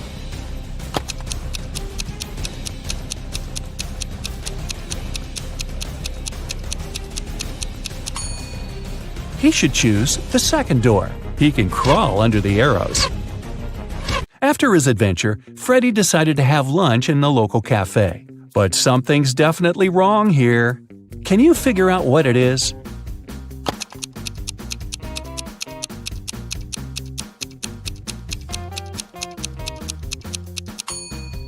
Look at this window. The view of the street is upside down. The waiter came over to Freddy to get his order. But suddenly, a woman at the next table began to shout, "Help me! Someone has put cockroaches in my soup!" The cafe manager questioned 3 suspects. The cook said that he had prepared the soup as usual. It was okay when he passed the dish to the waiter. The waiter said he hadn't touched the soup. He just served it to the woman and switched to another client, Freddy. The woman's husband said, "I wasn't there when my wife got the soup. I was washing my hands in the bathroom." Can you tell who's guilty?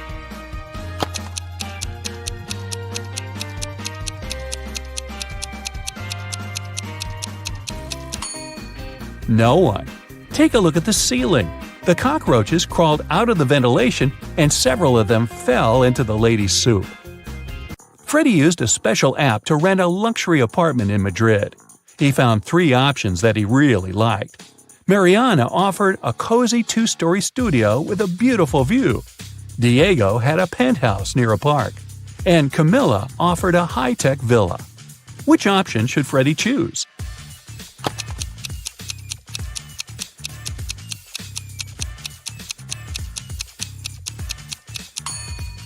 This penthouse has a cracked glass roof, which is extremely unsafe. As for the third option, see the Eiffel Tower? Camilla's high-tech villa is in Paris, not in Madrid. So, Freddy should choose the first studio. Freddie invited Mariana for a walk in the park. They walked a lot and got very tired. They decided to lie down on the grass and rest. Freddie woke up an hour later. Mariana had disappeared. Freddie started looking for her. Half an hour later, he fell into a big pit. It began to rain. The guy realized that the pit was going to get flooded. That was a big problem. Freddie couldn't swim. He found some stuff in the pit: a rope, a ball, and a bucket. How can Freddie get out?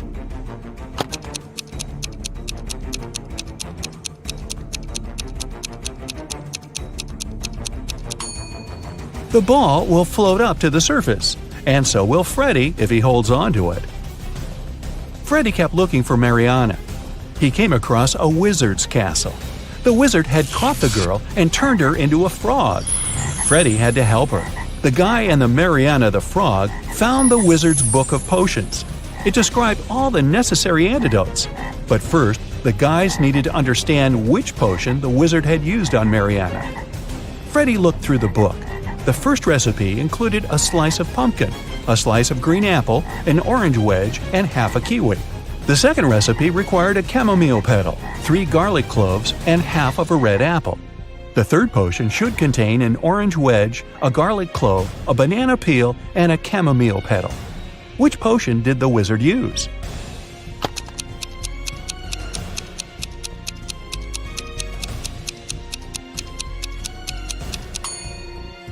Take a look at the ingredients on the shelves.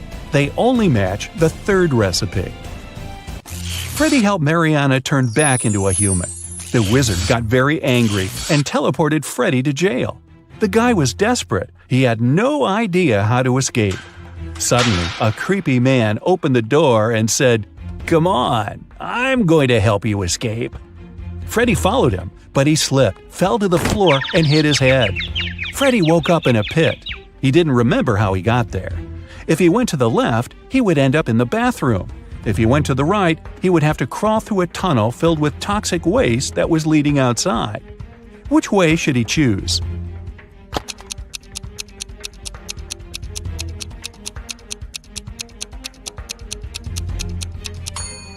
Freddie should go to the right. If he chooses the left corridor, he will end up in jail again. Look, this bathroom is on the territory of the jail. Freddie escaped, took a shower, and called Mariana right away. The wizard picked up the phone and said, "I have created enough evil clones of Mariana. I don't need her anymore. You can take her home now." Freddie rushed back to the wizard's castle and saw 4 Marianas. Can you help him find the real girl?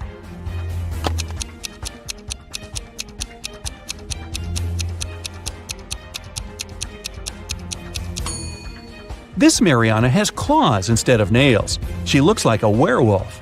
This one has very sharp teeth and ears. She's probably a vampire. This lady has scales on her face. She's a mermaid. So the real Mariana is over there. Hey, how about some tricky riddles that will put your brain to work? Ready? How fast can you solve this one? Grace has 7 sons and each of them has a sister. How many children does Grace have in total?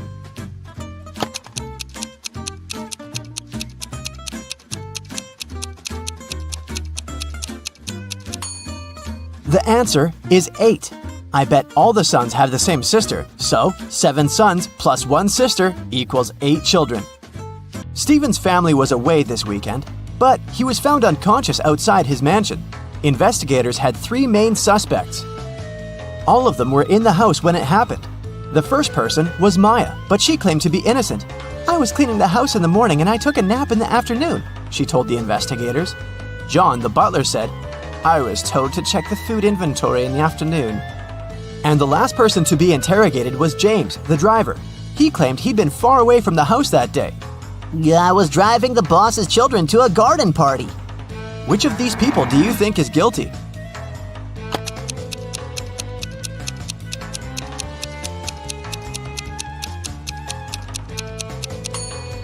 It was James. All family members were away that weekend, so his alibi can't be true. What English word has the same pronunciation even after you take away 2 of its 3 letters?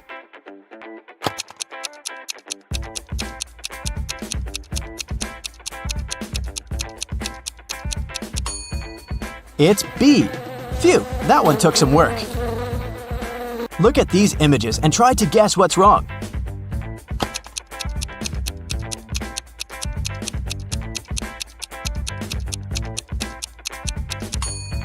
Duh! In the last picture, the woman is trying to eat soup with a fork. Like that would work. On a lazy Sunday afternoon, 7 friends decided to go to the mall. Esme, Evelyn, and Elise grabbed a cup of coffee each, while Ava, Ella, and Emma decided to drink some refreshing soda. Using this logic, can you figure out if Esther chose to drink coffee or soda?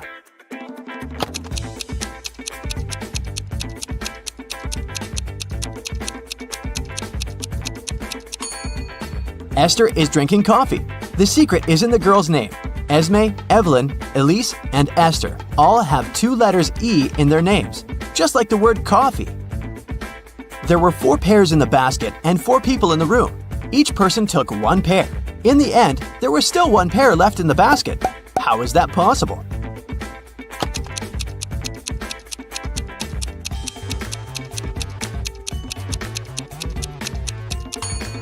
The last person took a pair that was still lying in the basket. Mary's birthday was coming up, and she decided to treat herself to a relaxing day at the spa. During a massage, Mary dozed off. When she woke up, the money she had in her purse was missing. Oh no! Mary had 3 suspects. The cashier, Erica, claimed, "I was having lunch in the back." Catherine, the masseuse, said, "I went to the back of the store to get some extra oil." The last person was Monica. She was another customer. She said she hadn't seen anything and had just been waiting for her appointment. Can you tell which one is the culprit?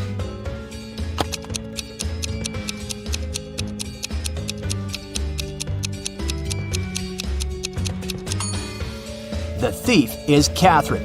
She must have waited for Mary to fall asleep and then took her things. Look at the money hidden behind the oils.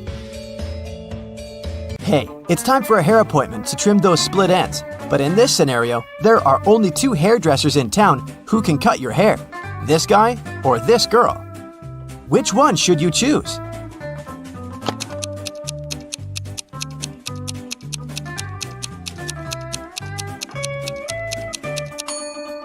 The girl, of course. If there are only 2 hairdressers in town, that means they cut each other's hair. And judging by the haircut the guy gave the girl, it looks like he doesn't really know what he's doing. If a rooster lays an egg on top of this cabin, in which direction will it roll?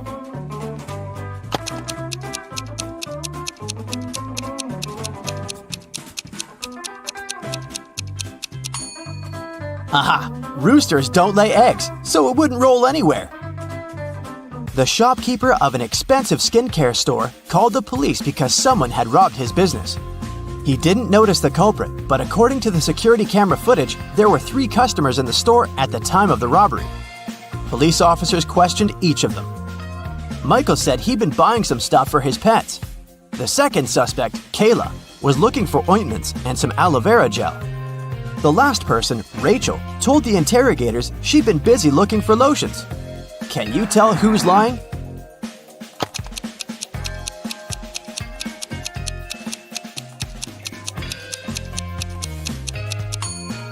Michael is the culprit. The skincare store doesn't sell pet products. Duh. Peter is a rich man who owns a lot of expensive jewelry. One day, he woke up and noticed that all of it had been stolen. Uh-oh. He called a private detective to solve this case. Peter's wife Carla was the first one to be interrogated. "I was showering at the time," she said nervously. Bianca, the housekeeper who'd been working for the family for years, was not in the house. She said, "I was cleaning the garage." The last suspect was Barb, the house chef. "I was making lunch for the family," she told the detective. Can you tell who stole the jewelry?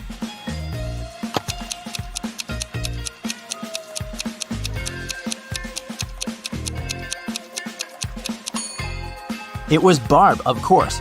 She claimed she was cooking lunch, but the crime happened at night. A man lives on the 80th floor of a high-rise building. On rainy days, he takes the elevator all the way up. But on sunny days, he only takes the elevator halfway to his floor. And then, he takes the stairs the rest of the way. Why does he do this?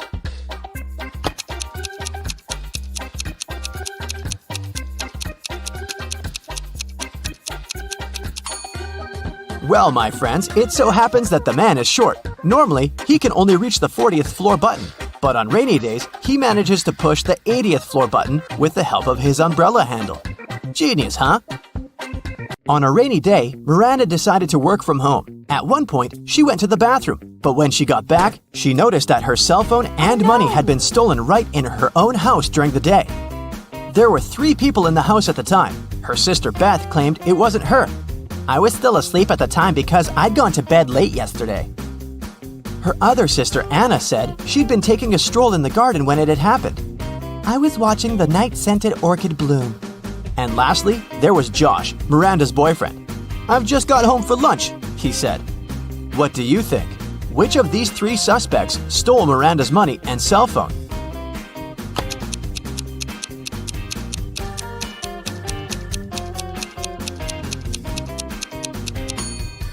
Anna is the culprit, of course. Night-scented orchids only bloom at night, so she probably sneaked in and grabbed Miranda's things while the girl was away. A farmer rode into the village on Monday. He stayed in the village for 4 days and rode out on Monday. How is that possible?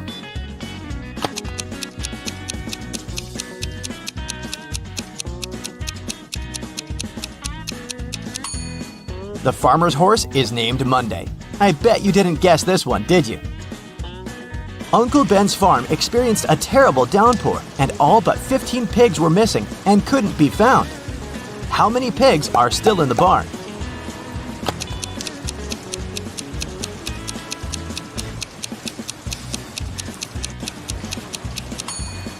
If you said 15, you got it right. So, there are 3 important rooms in a house. The first one is a library full of rare books. The second room stores piles of money and gold. And the third room has boxes full of expensive jewelry in it. In case of a fire emergency, in which room will the police try to extinguish the fire first?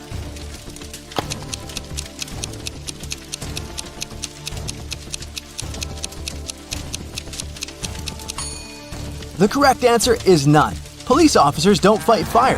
That's the job of firefighters. So check this out. 3 men are sitting around a table drinking coffee. They all look alike, but only 2 of them are brothers. The third one just doesn't belong at all because he's an alien. Who is it?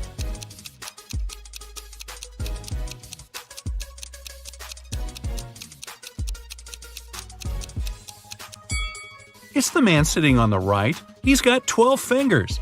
Yeah, the one sitting in the center has some weird ears, but look at the family portrait on the wall. His dad has the very same ears. Gabrielle is a shop assistant in a department store. Right now, there are 3 people in the fitting rooms.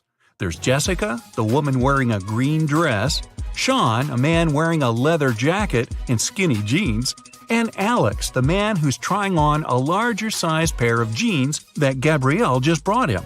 One of the clients is an alien. Help Gabrielle figure it out. Who's the alien?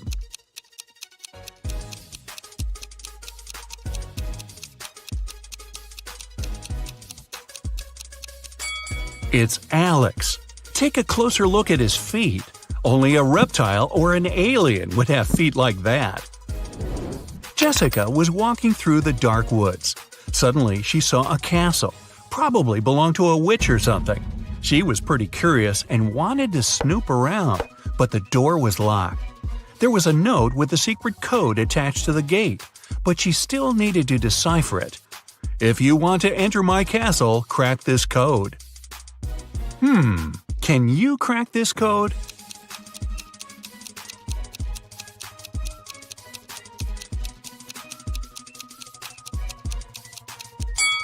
The answer is witch.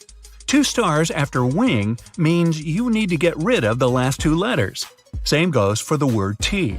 For the word chair, you need to cut off the last 3 letters. See? Eric went to the supermarket and grabbed 2 oranges and a watermelon. It cost him $6. Helen went to the same supermarket. She grabbed a lemon, an orange, and a watermelon. She paid $8. The oranges, lemons, and watermelons all have different prices. What's more expensive, an orange or a lemon?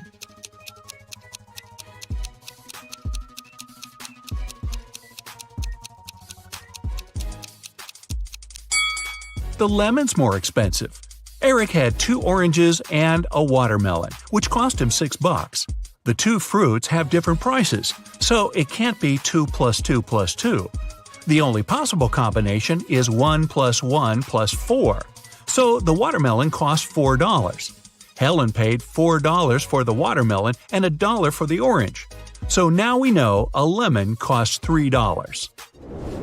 David and Hannah got stranded on a tiny uninhabited island. They had no radio or cell phones, so they couldn't call for help.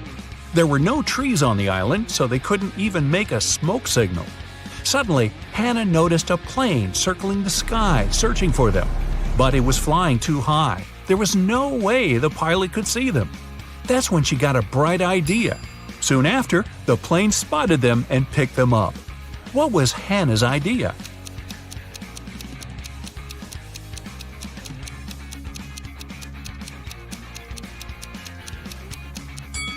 She used rocks to spell out SOS on the sand. 3 turtles are walking one behind the other. The first one says, "There are 2 turtles behind me." The second one says, "There's 1 turtle behind me and another one right in front of me." The third one says, "There are 2 turtles in front of me and 1 more right behind me." Now, how's that possible?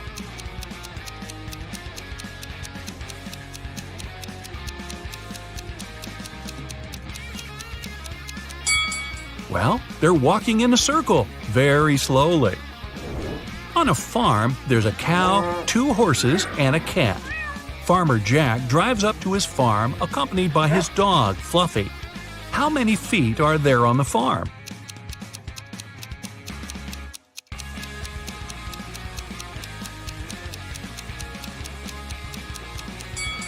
There are only 2. Cows and horses have hooves. Dogs and cats have paws. Only Jack has feet. You find yourself trapped in a medieval castle, far away from civilization. Boy, your vacation isn't turning out as planned. You can't jump out the window because it's too high off the ground. The only tree near the window doesn't look sturdy enough for you to climb on down.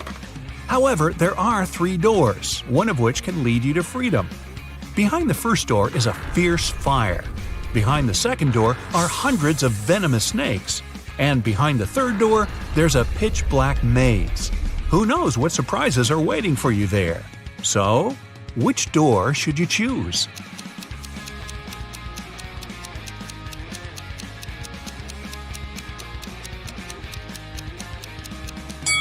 The third door. You just need to break off a tree branch, turn it into a torch by lighting it in the first room, and go through the maze. At least you'll be able to see where you're going. Maria lives in Paris, and once every 2 weeks she goes to Saint-Tropez to see her grandmother. She bought a ticket from the machine, finished her coffee, and headed to the train. But this weekend, something went wrong. She didn't make it to Saint-Tropez. Why not?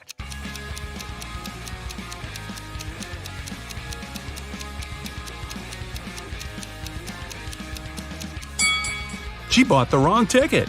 It says Saint-Tropez, Paris, but she needed Paris, Saint-Tropez. When she tried to get on the train, the conductor immediately told her she had the wrong ticket, and she just didn't have enough time to change it. Emma's a big fan of all things pink. She lives in a 1-story pink house. She has a pink cat, a pink dog, a pink hamster, pink walls, pink doors, and even a pink fridge. What color are her stairs?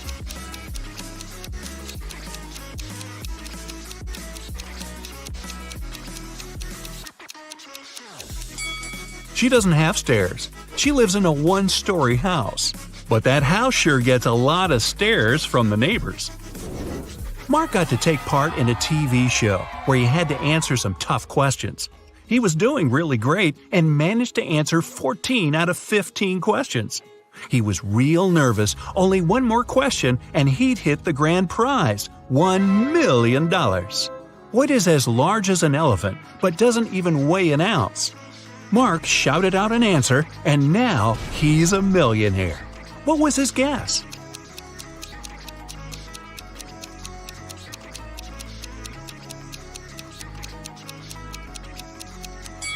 It's shadow. It's as large as an elephant, but it's weightless. Ice melts when you heat it up. But if you heat me, I solidify. You have 7 seconds to figure out what I am.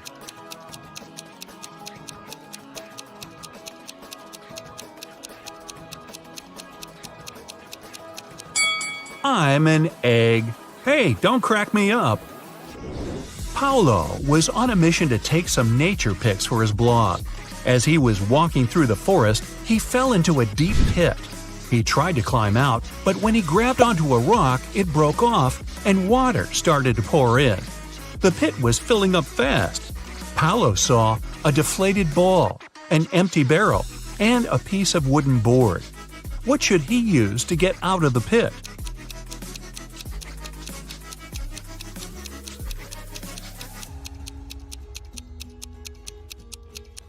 The deflated ball is too small and has a slit in one side.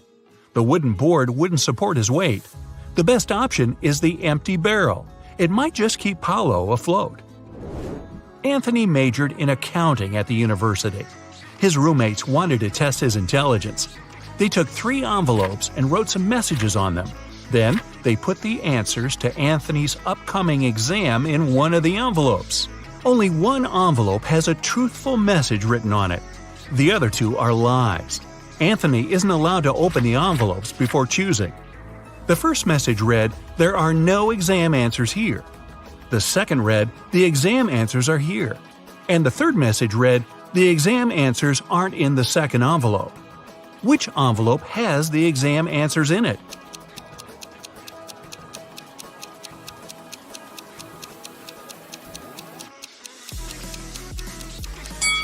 The first envelope has the answers in it.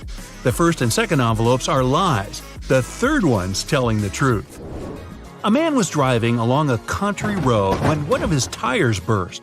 While changing it, he accidentally lost all 4 wheel nuts. The road was deserted and the driver was afraid he'd be stuck out there all night. But an old lady walking by said something to him that changed his luck for the better. What advice did she give him?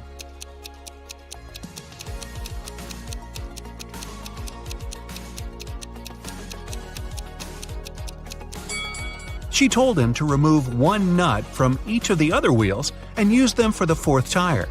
This way, he could get to the nearest service station. King Archibald had no one who could inherit his throne. That's why he decided to hold a contest to find a worthy successor. He gave a seed to every participant and announced that the person who grew the healthiest and most beautiful plant would become the next king or queen. On the final day of the competition, the king saw hundreds of people with plants of all sizes and shapes, but he ignored them all. He ended up choosing a lady holding a pot with nothing in it but moist dirt. How come she won?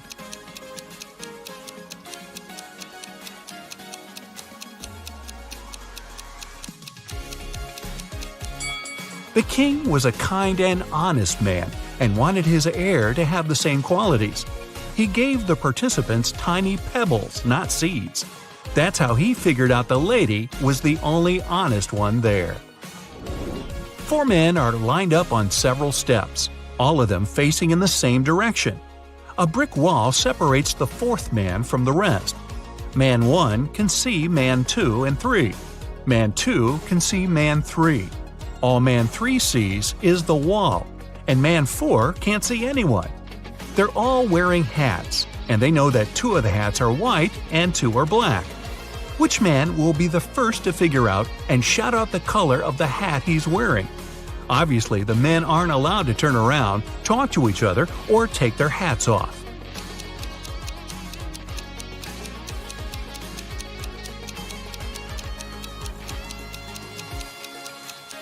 It'll be man 2.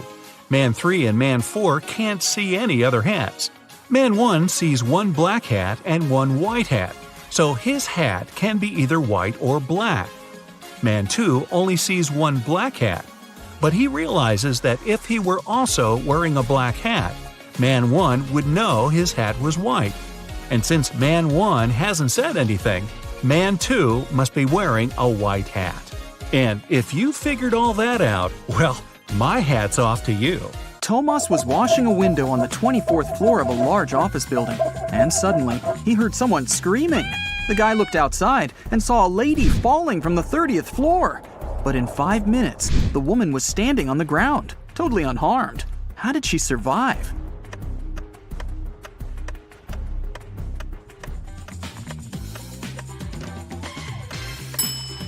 Take a closer look at the sky.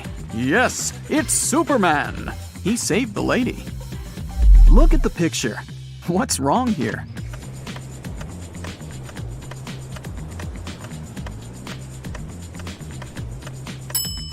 Watermelons don't grow on palms. Twin brothers Stan and Ken had been working hard. They wanted to collect money for their mother's anniversary. Unfortunately, they didn't manage to save enough to buy her the car of her dreams. The brothers were very upset and agreed to go shopping the next day and pick another gift. At night, Ken couldn't fall asleep because he got a genius idea.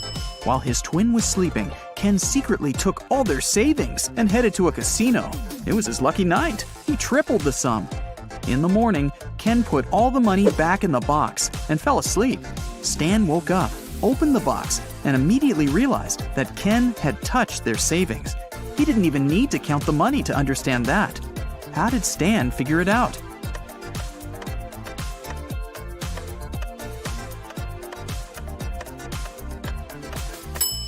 In the box, there were large and small bills in the evening, but now there are only large ones. Kelly was traveling and discovered a beautiful abandoned castle. She entered the building and went downstairs. She was taking pictures when someone locked her inside the basement. Kelly looked around and saw 3 tunnels leading to freedom. In the first tunnel, a huge hungry monster was waiting for her. The second tunnel was full of snakes, and the third tunnel was filled with sleeping gas. In 5 minutes, Kelly was outside the castle, running to the nearest police station. How did she escape?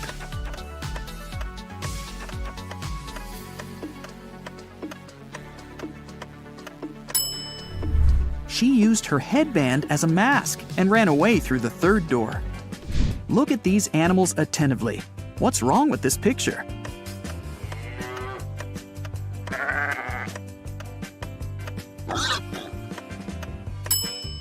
This little guy on the left is listening to music. 2 sisters went on a hike. Each of them took a box of matches.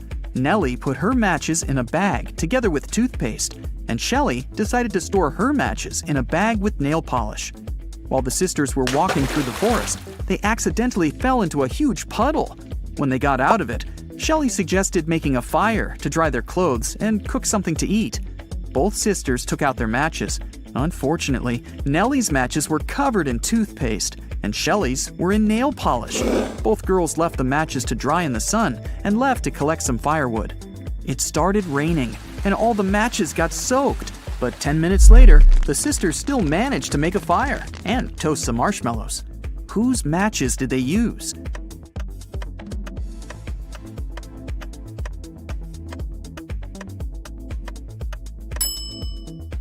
They used Shelley's matches. The nail polish dried and made them waterproof. If you don't keep it, it'll break. What is it?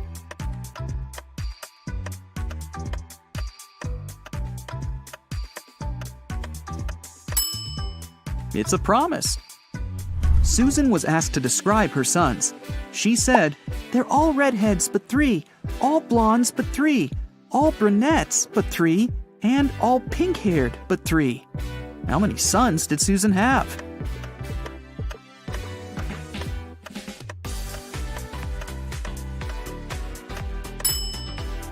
The answer is 4. 1 redhead, 1 pink-haired, 1 brunette, and 1 blonde. Lisa was a famous top model. She was found unconscious in her dressing room during a photo shoot and taken to a hospital. Doctors said she had a severe allergic reaction, but when Lisa came to herself, she insisted she hadn't eaten anything all day. The model's manager was very concerned and interrogated everyone who had been around Lisa. The stylist said she had applied Lisa's makeup and, indeed, hadn't seen her eating anything.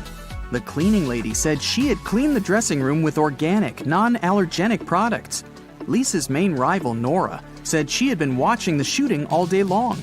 She hadn't noticed anything suspicious. Who's the culprit?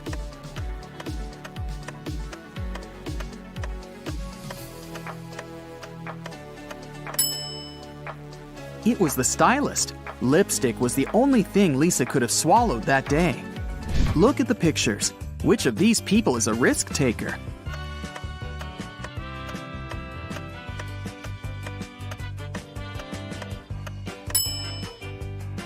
The girl is risking less. She's sitting on the second floor, and there's a pool below. The guy is risking more. The building he's sitting on is taller. You can see clouds and planes in the sky. What food can you never cheer up?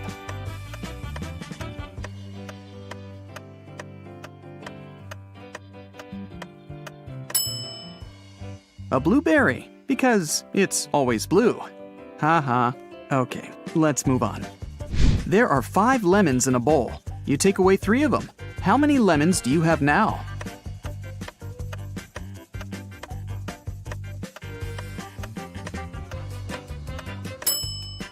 Well, you have the 3 lemons you took. King Gerald has a very beautiful daughter named Teresa. 4 princes from different countries came to the kingdom, hoping to marry the girl. But the king decided to check how smart they were and organized a special contest.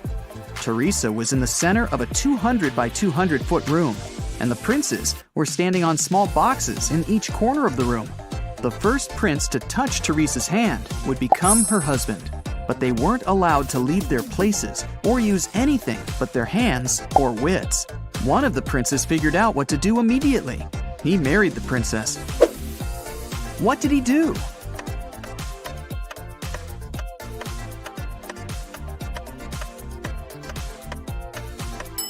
He just asked Teresa to come over and touched her hand. You can easily find me on Earth, Mars, Mercury, and even Jupiter, but you'll never find me on the Moon, Venus, or Pluto. What am I?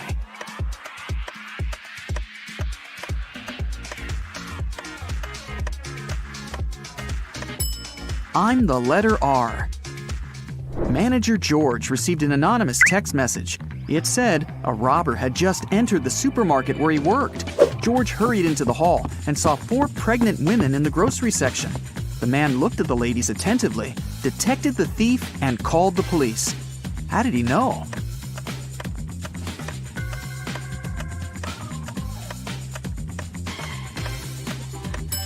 The woman on the right is the only one who doesn't have a shopping basket or cart. She's putting groceries inside her fake belly. Imagine that you're in a room with no windows and no doors. How can you get out?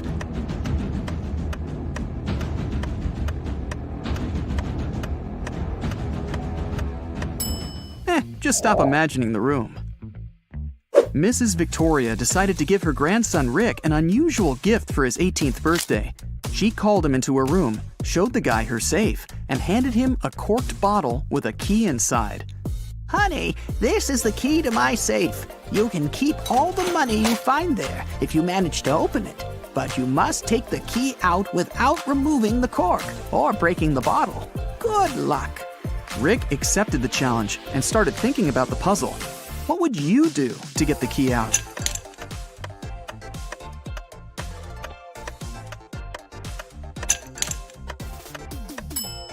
Push the cork into the bottle, and you'll easily get the key. Look at the picture. What's wrong here?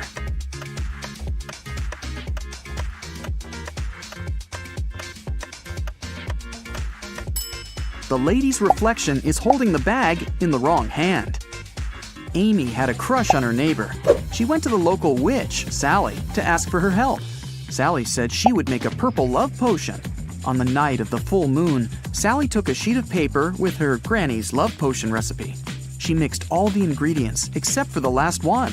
Suddenly, a gust of wind threw the recipe into the fireplace. Sally was desperate. She didn't remember the name of the last ingredient, but she still knew for sure that the potion should be purple. Help Sally finish her work.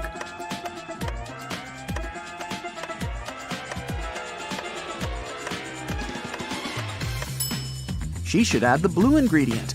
When you mix blue and red, they make purple. Harry and 3 other video bloggers traveled to a creepy canyon. They wanted to make a video about this mysterious place. They had been filming all day long. In the evening, they gathered around the fire, but it started to rain and everyone went to sleep in their tents. In the morning, Harry woke up, left his tent, and headed to the big bag with food to grab something for breakfast. That's when he discovered that all the food was gone. Harry got angry. He woke everyone up and interrogated the members of his team. Fred said he'd been looking at the starry sky all night. Jane said she'd been trying to catch a Wi-Fi signal to have a video chat with her boyfriend. And Sam said he'd been sleeping. Who is lying?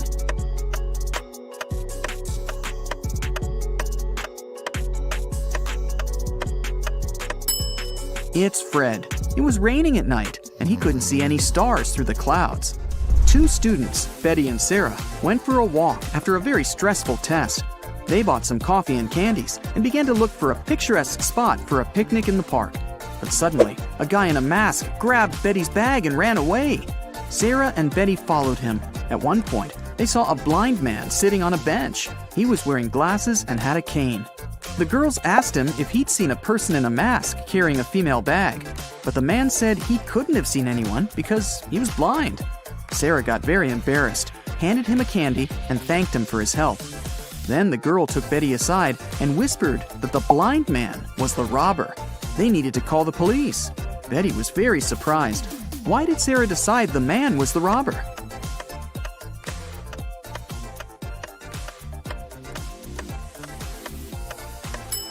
If the man was indeed blind, he wouldn't have seen the candy. Will's mother has 3 sons, Fred, Peter, and...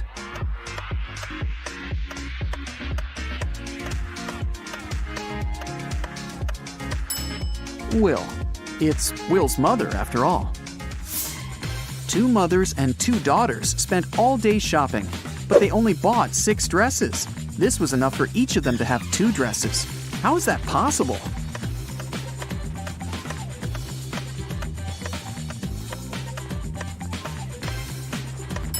Only 3 people went shopping: a mother, her daughter, and her daughter's daughter. One of them is a daughter and a mother at the same time, and each of the 3 purchased 2 new dresses.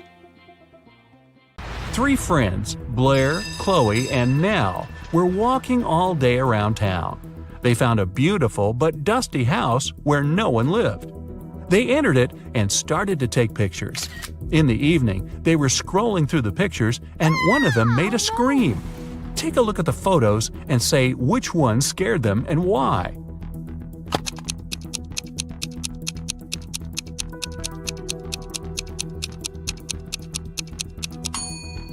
It's the first picture. There was no one in the house except for the girls, but on that picture, they're all 3 of them together, snapped from behind.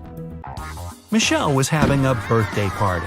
She noticed her brother was eating in his room with some girl. However, she didn't know who it was. She got very curious, so after they left, she sneaked into his room to find some hints. There were 3 girls at her party: Jasmine, Sydney, and Nicole. Michelle immediately guessed who her brother was dating. Can you?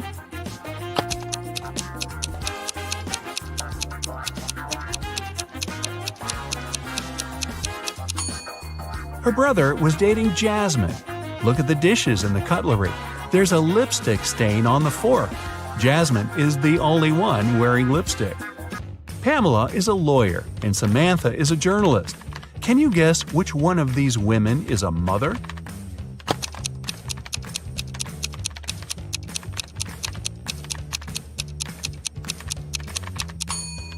Take a look at the background.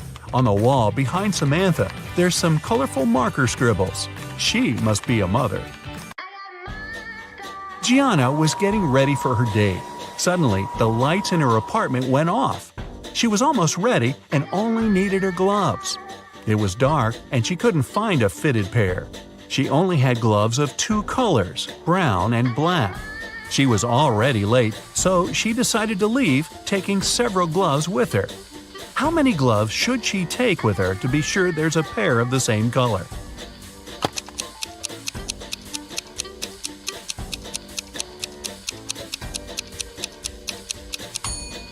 She just needs 3. Even if the first 2 are of a different color, the third one will either be black or brown, matching the other one. A police officer was following a robber around the city. Suddenly, the robber entered the hospital and disappeared. When the police officer entered the building, there were 3 workers. One of them must be a robber who dressed up to pretend to be a doctor. Can you tell who?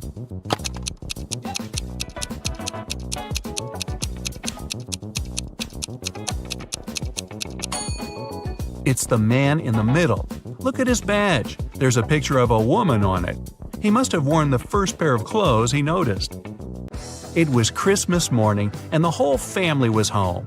When Bailey returned in her room after watching her show on TV, she found that someone stole all the presents she had been wrapping. She questioned every person in the house. Her mom said that she had been making dinner. Her dad said he had been mowing the lawn. Her brother said he had been playing video games in his room.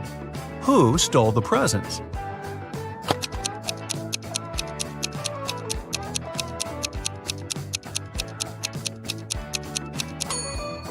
It was Bailey's dad. It's winter, and we could see that it's snowing outside. He just couldn't mow the lawn. In the Arts Museum, the lights went off for a couple of minutes. When they came back on, the most expensive painting was missing. The detective arrived and started the investigation. There were 3 suspects, and he questioned each of them. Jessica, a dance teacher, said that she had been so scared when the lights went off that she couldn't even move and for sure didn't touch anything. Derek, a journalist, said he'd been in the bathroom at the time.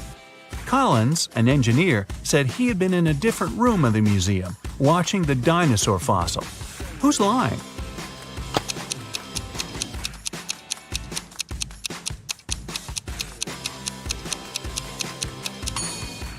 It's Collins. It's an art museum. There are no dinosaur exhibitions.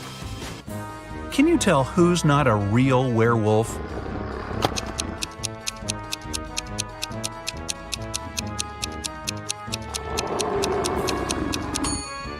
It's actually the guy who looks like a werewolf. Werewolves only turn into wolves during the time of the full moon and at night. It's daytime now, so the guy must be just wearing a costume. Esme was having a walk in the forest.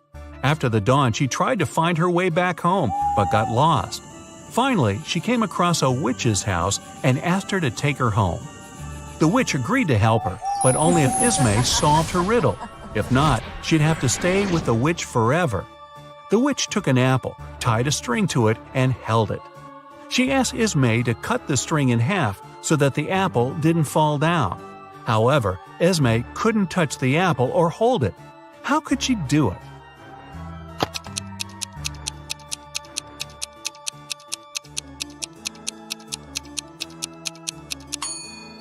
Esme should tie a knot in the middle of the string, make it into a loop, and then cut the apple.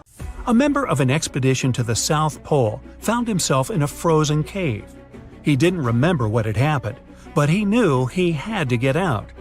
The man saw 3 doors and a note saying what was behind each of them. Behind the first door, there was a hungry polar bear.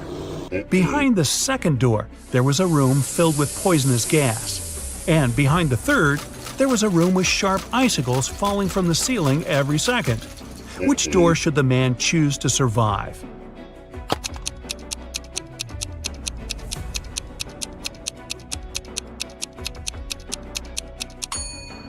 He should pick the first door. He's at the South Pole. There are no polar bears there. After classes, Nora stayed at the university. She needed to finish her project. She was sitting in the hallway. Soon she got hungry. The girl went to grab some food and left all her stuff behind. When Nora returned, she checked her things and called the police. She told them what had happened and reported her wallet stolen. There were 3 other students nearby. All of them were questioned. Kennedy said she had been texting her friends. Ethan said, "I did sit close to Nora for a while, but I didn't see or touch her wallet." Gabriella said she had been in the classroom and just walked out a couple minutes before. The detective listened to them and left without arresting anyone. Why?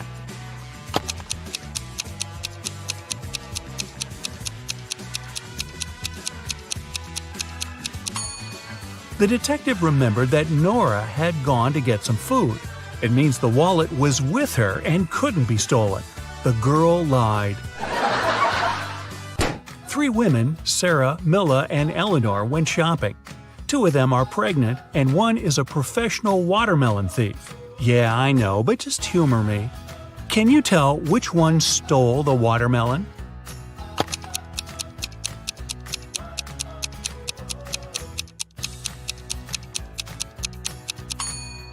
It's Milla. She's wearing heels. It's not the kind of shoes pregnant women would wear. Aurora was spending her summer in the countryside. She often took long walks in the forest alone. One day, she saw a huge mansion. It was obvious no one lived there, so she entered the house. It was dusty inside, but still beautiful. Aurora took some pictures and left the place. When the girl came back home, she looked through her photos. She wanted to pick the best ones to post on her social media, but then she saw one of the photos and screamed. Take a careful look at this photo. Can you see what scared her so much?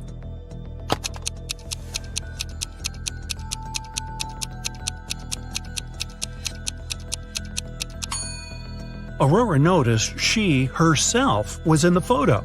But it's impossible. She was alone in the house. Stella and Adeline were sisters. Their grandmother once presented Adeline a bracelet. But both girls loved this piece of jewelry very much. So sometimes Stella snuck into her sister's room and borrowed the bracelet. One day, Adeline came home and noticed the bracelet was gone. She knocked on her sister's door. Stella opened the door, realized it was her sister, and shut it again. In a couple of minutes, Adeline managed to break into the room. She started searching for the bracelet. Stella told her that this time she hadn't taken Adeline's jewelry. Adeline didn't find anything and had to leave. But on her way out, she remembered something and managed to get her bracelet back. Where was it?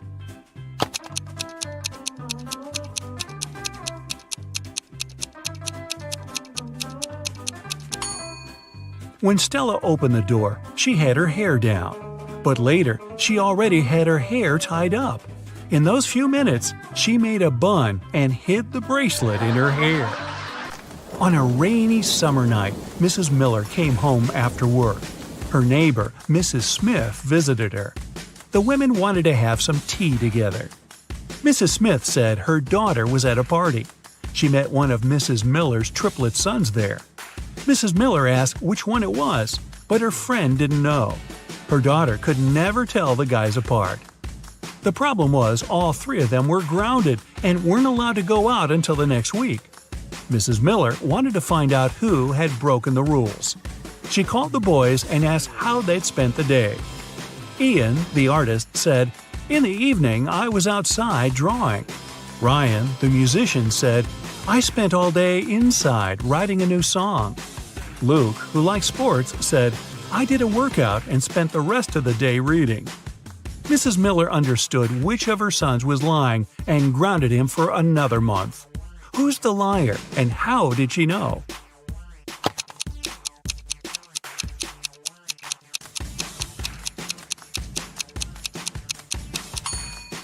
Ian lied. He said he had been drawing outside, but it was raining. Rebecca works in a large international company.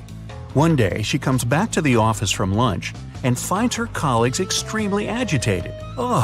They hurried to tell the girl that someone knocked their HR manager out just an hour ago. The police have 3 suspects. Laura is an applicant. She says she was a bit angry with the HR manager. After all, he made her wait for ages, well past the time of her appointment. She stayed outside in the rain and probably caught a cold. And still, Laura says, I would never hit him. Plus, I'm too weak to do it. Gary, who works in the marketing department, claims he hasn't seen the HR manager since he arrived at work. He was having a meeting from the very morning till lunchtime. Jacob, from Research and Development, tells the police he rode his bike to a coffee shop to get his cappuccino. He's just come back. Who knocked the HR manager out?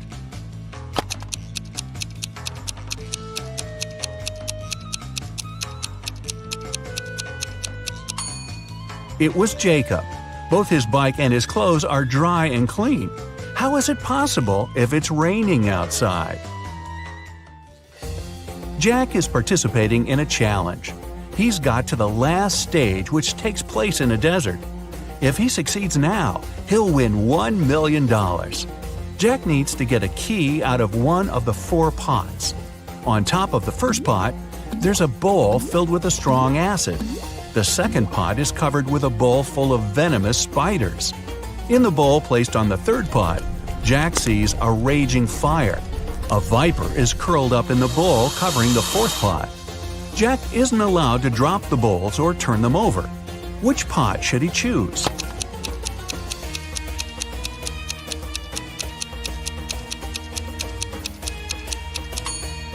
The guy should choose the third bowl. He can put the fire out with the sand and get the key. Jacob is the owner of a small IT company. Larry is his subordinate, exceptionally talented and just as forgetful. More often than not, he seems to be lost in his head. Such things as going on a trip out of the blue without notifying anybody is typical for this genius. Normally, the boss turns a blind eye to Larry's quirks. But this time, an important business meeting is about to start.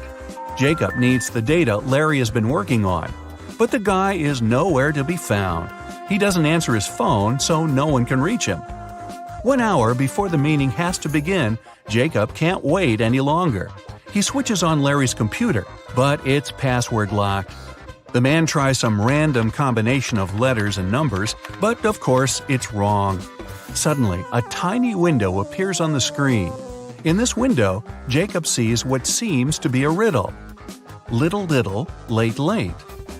After puzzling over it for a while, the man types something in the window and sees the home screen. The computer is unlocked. What has Jacob written?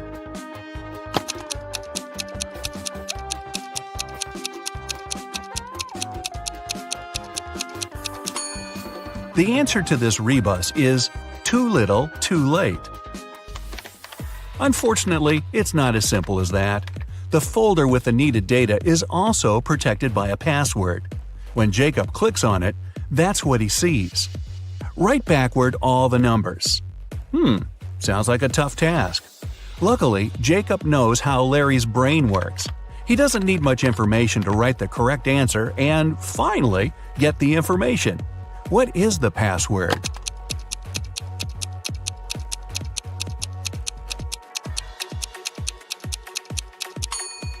And there you have it. That's the phrase, all the numbers written backward. Camilla was terrified of dogs. One day she was jogging in the park and noticed a large dog sitting near the bench. It looked unfriendly. The leash attached to the dog's collar was 3 feet long. Camilla decided it would be safe to pass by if there was at least 7 feet of space between her and the pooch. But even being on a leash, the dog still managed to bite her. How come?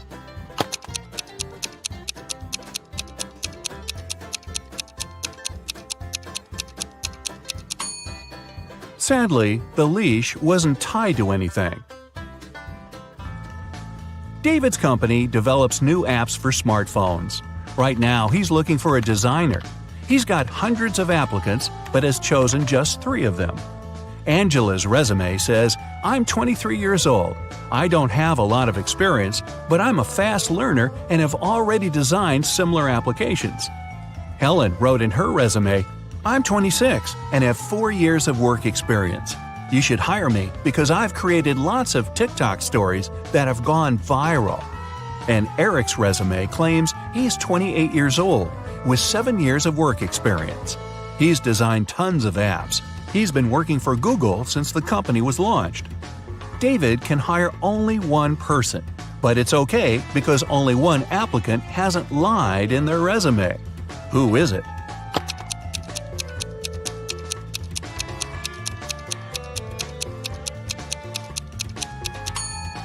Eric has just 7 years of work experience, but Google was officially launched in 1998. There are no stories on TikTok, meaning Helen couldn't create them. David hired Angela.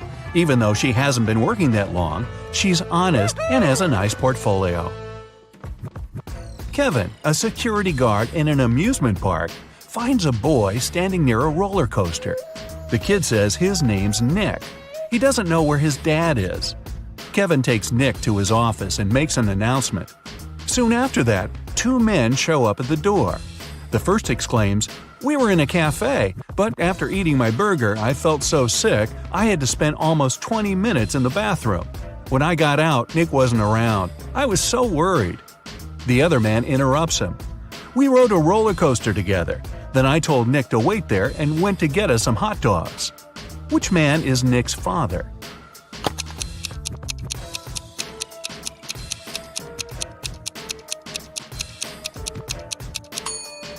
Nick is too small to ride the roller coaster, which means the second man is lying. The boy's dad is the unlucky guy with food poisoning. Aiden fell madly in love with a beautiful girl, Ella. He tried to spend all his time with her. The man bought her expensive presents and flowers, invited her to the best restaurants, organized yacht trips. They traveled the world, stayed in famous hotels, and went shopping for designer clothes. In less than a year, Aiden became a millionaire. How is it possible?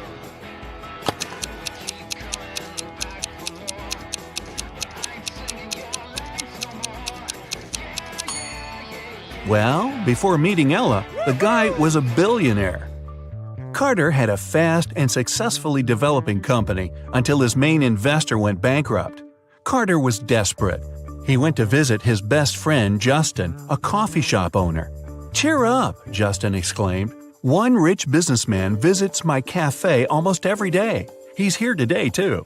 He's very mysterious and doesn't have any social media accounts. Few people know about his wealth, but I do. Go and introduce yourself." Justin pointed toward the back of the coffee shop. Carter went there and saw three men. Uh-oh.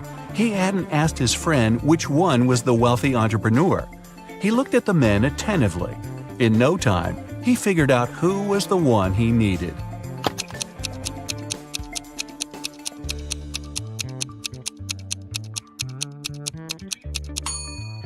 It isn't the guy in the middle. He has a $1 store bag. The one on the right could be rich, but he's recording an Instagram story. And the businessman isn't active on any social media. This means the man Carter needs is on the left. What's wrong with this picture?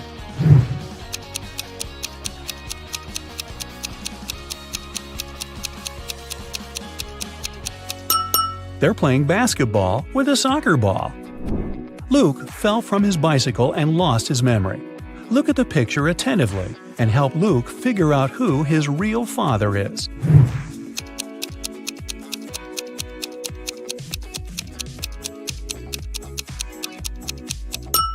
Although Luke has the same hairstyle as the second man and the same outfit as the first man, his real father is the third guy.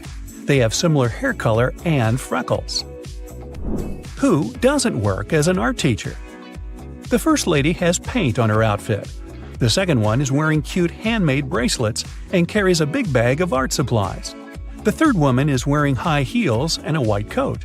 And a fourth lady is wearing sneakers and a hairband.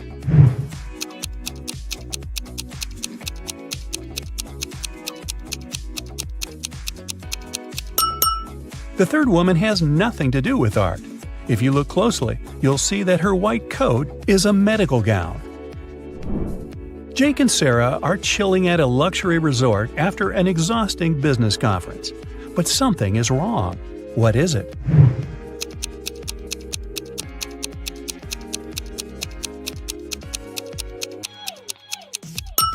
The water in the pool is frozen. And what's wrong with this picture?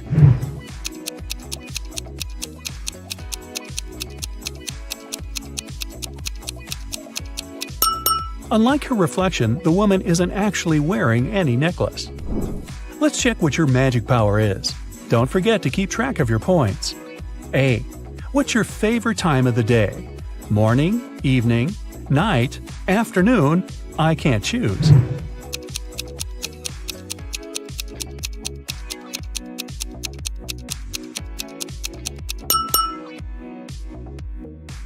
B. What superpower would you rather have? teleportation, super speed, telepathy, super strength, X-ray vision.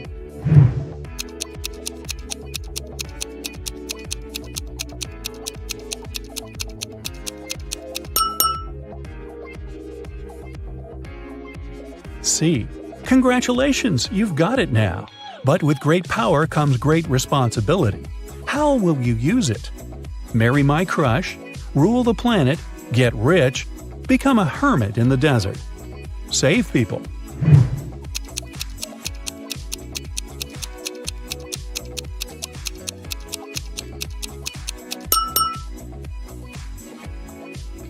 D. How do you get along with other people? I'm respectful and neutral. I can't imagine my life without my friends.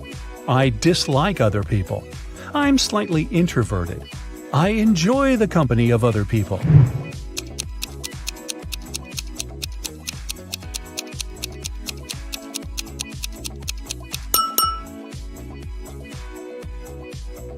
E. What's your favorite color? Black, red, blue, yellow, purple.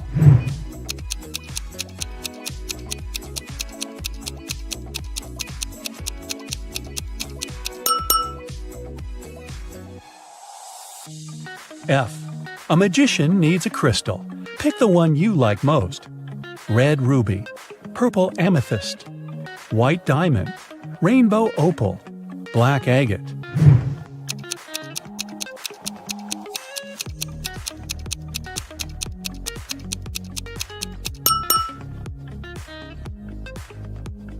G. What's your source of inspiration? Love, competition, art, nature, games.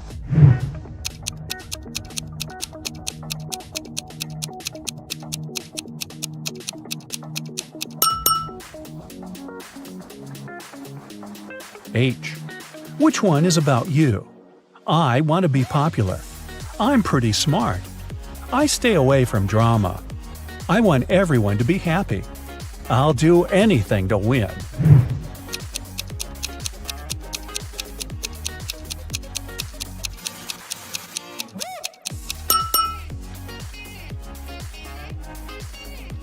Now count your points and find out your magic power. 8 to 14 points, telekinesis, the ability to move and manipulate objects. 15 to 20 points, the magic of elements. You can control fire, water, air, and earth. 21 to 26 points, love magic. You have the ability to create perfectly matching couples. 27 to 33, hypnosis. You can create very convincing illusions. 34 to 40, healing. Your energy heals bodies and hearts. Look at the picture attentively. Can you see a car that came from a different time?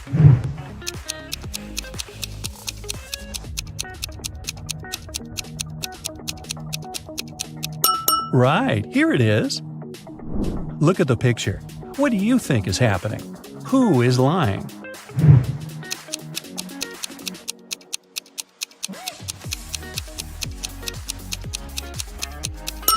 If you chose option A, you're probably a very independent person. You prefer not to ask others for help even when you need it. And if you opted for option B, your family is the most important thing for you. You choose to care for others even if they're wrong. Gemma went to a restaurant with her fiancé Mike. Soon after they finished a delicious meal, Mike felt sick. Gemma called the ambulance and police. The detective interrogated the restaurant staff. The waiter said that she hadn't touched the food. She just took the order and passed it to the chef. The dishwasher said she always washed the dishes thoroughly with high-quality soap. The chef said that he had prepared the meal according to the order. Who is lying?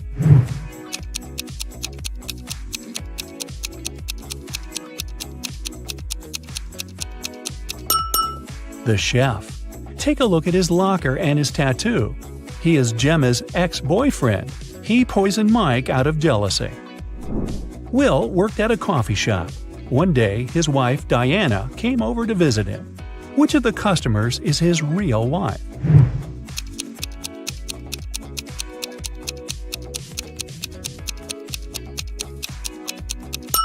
Will is married to the woman on the right. They have similar tattoos on their necks. Other girls are random customers who just happen to have the same name. Greg and his daughter Mia went for a walk after spending a year apart. Look at these 6 people very closely. Which couple is the father and daughter?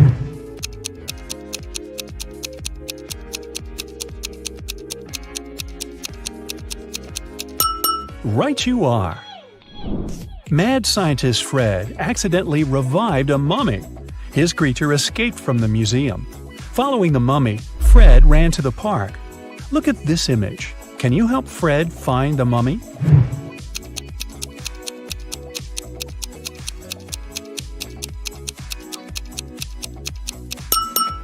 It's over there, behind the ice cream stand. George dreams of being in a relationship, so he's downloaded a dating app. 3 girls have caught his attention. Lily is an artist who loves cooking and traveling. She has a cute cat. Jane is a yoga teacher and vegan enthusiast. She's afraid of heights and loves old movies. Nancy is a teacher. She loves reading and dancing and often goes hiking with friends. Which profile is fake?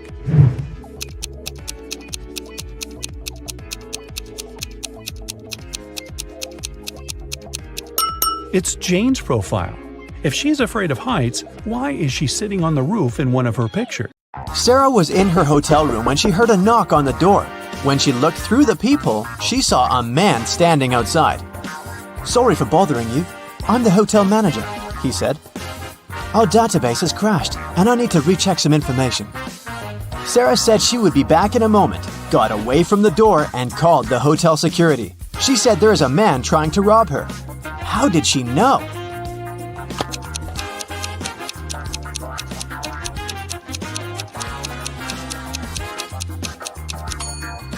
Look at the man's name tag. It's a female name. He's not the real hotel manager.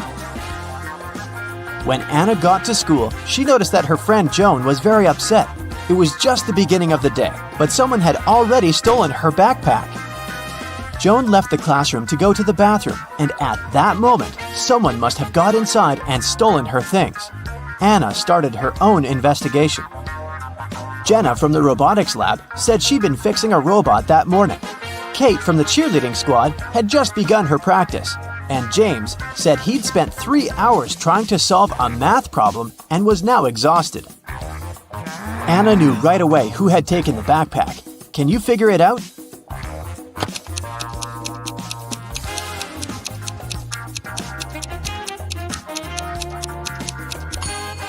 It was James. The school day had just started. How could he have been there for 3 hours already? On a beautiful morning, Michael and Christina went on a hike. At some point, they saw a river they had to cross. Both of them needed to get to the other side.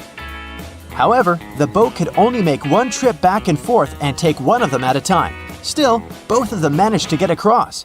How?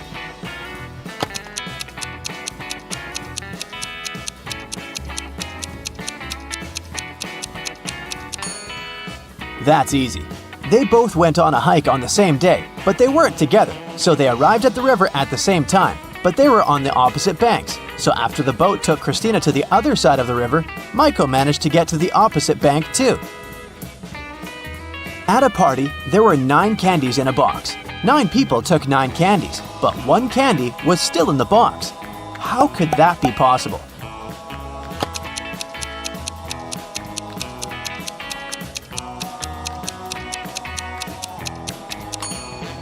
The last person took the candy that was still in the box. When the day after tomorrow becomes yesterday, then today will be as far from Sunday as the day it was today when the day before yesterday was tomorrow. Which day is it?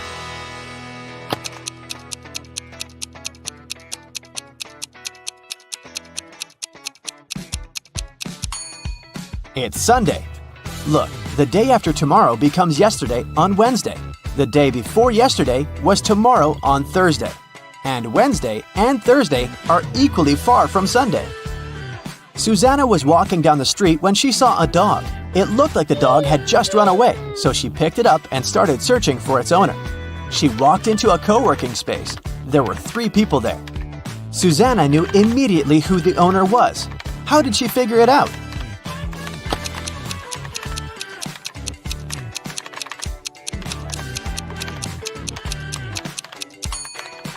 Look at the guy in the middle. He's sitting on top of a dog leash. It was Brian's birthday, and he organized a game for his friends. He placed 2 cards, one yellow and one red, inside a box. The rule said that if a person picked the red card, they would win $7,000, but if they picked the yellow card, they would have to pay $700. Nobody knew that Brian had lied. He'd put 2 yellow cards inside the box instead of one red and one yellow. Brian's friend Sandra watched her friends lose the game one by one. But when it was Sandra's turn, she won $7,000. How?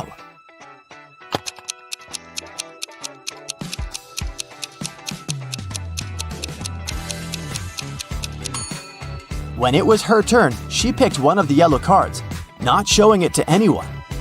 Then, she picked the remaining card, which was also yellow, and showed it to her friends. Brian had to admit that the first card she'd drawn and hidden was red. Otherwise, all his friends would know he was a liar. Way to go, Sandra. Amy has to escape from a high-security room, but to do so, she has to solve a riddle. There are 2 strings in the room, and the only information she has is that each string takes exactly 1 hour to burn. She needs to time exactly 45 minutes with the help of the strings. How can she do it?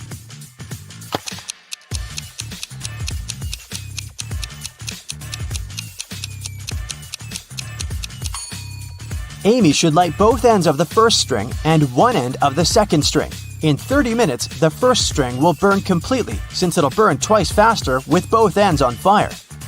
Then, she should light the second end of the second string. At that time, the second string will have 30 minutes left to burn. But by lighting its other end, Amy will make it burn in 15 minutes. Voila! 45 minutes measured. On January 1st, Devin called the police to report a crime. He said he'd gone to his neighbor's New Year's Eve party the night before. And while he was away, someone broke into his house and stole his laptop and other valuables. When the police asked about the party, Devin said it had been great. There was good food and string lights were shining brightly and beautifully. Devin added that his neighbor could have been the one to steal his things. Maybe he snuck inside the house when Devin was at his place, having fun. The police officer went to interrogate Devin's neighbor, Tom. But as soon as Tom opened the door, the officer knew he wasn't guilty. Devin was lying. How did he understand this?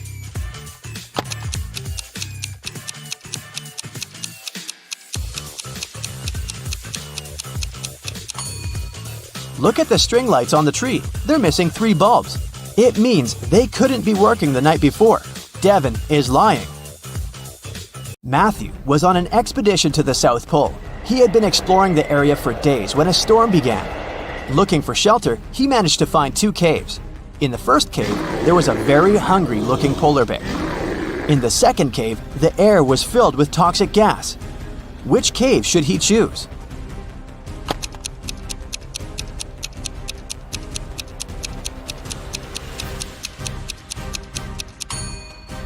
The first cave. Polar bears don't live at the South Pole.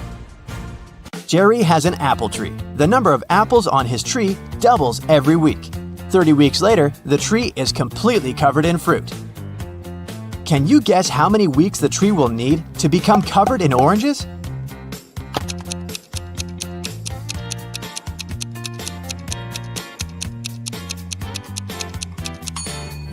Oranges don't grow on apple trees, but if I asked you about apples, the answer would be 29 weeks, because, as we know, the number of apples doubles every week. Nobody has ever walked this way. What way is it?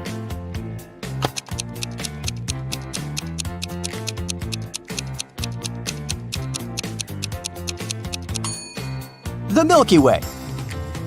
Dave was held in a 150-foot-high tower of an ancient castle. In his cell, there was nothing other than a pair of scissors and a 75-foot-long rope. Despite this, when the guards came to check on him the next morning, they saw he had managed to escape. How did he do it?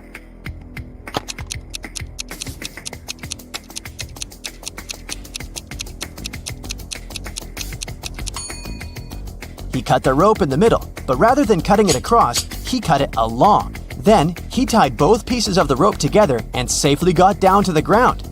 Genius, huh? On the outskirts of the town, there was a haunted house. A group of friends decided to check it out. They went there at night, but as soon as they got there, one of the friends, John, refused to go inside and tried to stop the others. But they just laughed at him and went inside, leaving him behind. There were several terrible crashing sounds coming from the house. And then everything went still. John never saw his friends again. How did John understand that there was something seriously wrong with the house?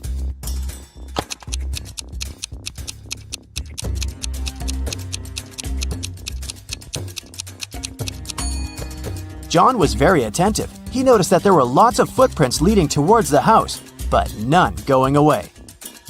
Rachel was in her office when security called her, saying there was a robber in the building and he was trying to escape. She ran to the elevators to get outside.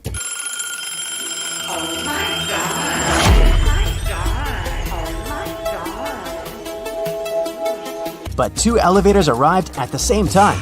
In each of them, there was a man that looked suspicious and could be the robber. How can Rachel understand which elevator is safe to take?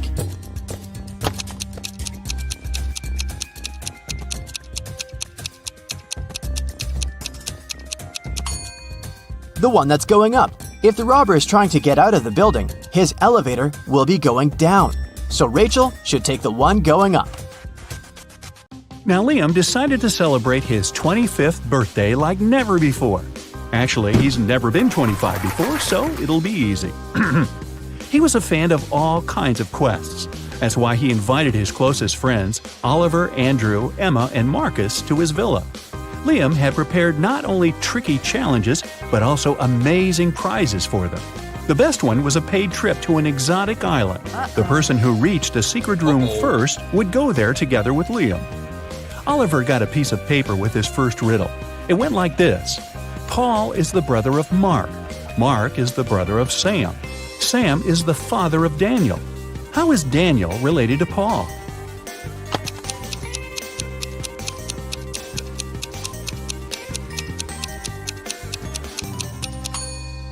Oliver didn't have to think long before figuring out that Paul was Daniel's uncle.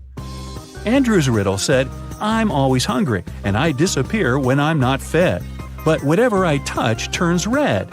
What am I?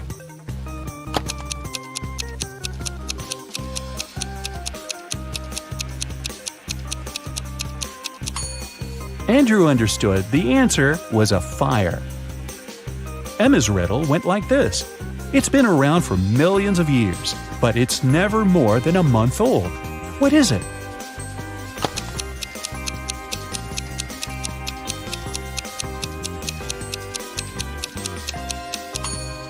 Emma answered it was the moon, and this answer was correct.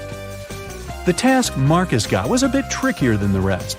He needed to physically stand behind one of his friends while this friend was standing behind him. How could he do it?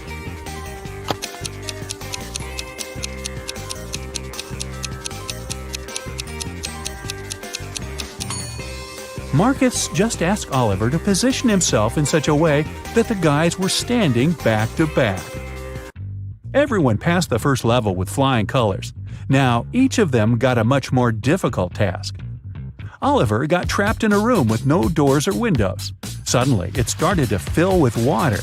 Oliver checked everywhere. There was no way to turn it off. Oliver knew Liam would come to check on him in 5 minutes. But in 2 minutes, the entire room would be flooded. Of course, he wouldn't be able to hold his breath for 3 minutes. The room was mostly empty except for 3 things: a rope, a bucket, and a baseball bat. Only one of them could actually save the guy in this situation. Which one should he choose to save himself?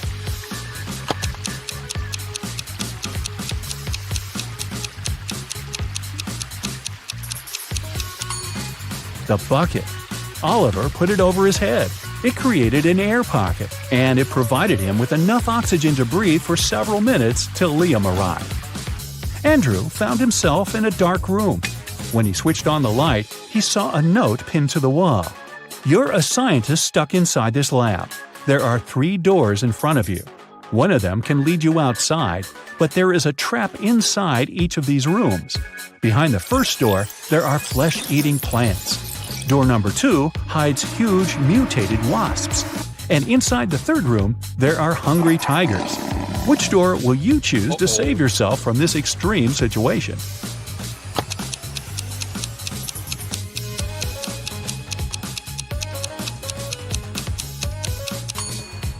Andrew opted for the first door. He realized that the plants couldn't move, so he could easily get around them. Emma found herself in a large dining room filled with people. She had to figure out which of them was a time traveler. Can you help her?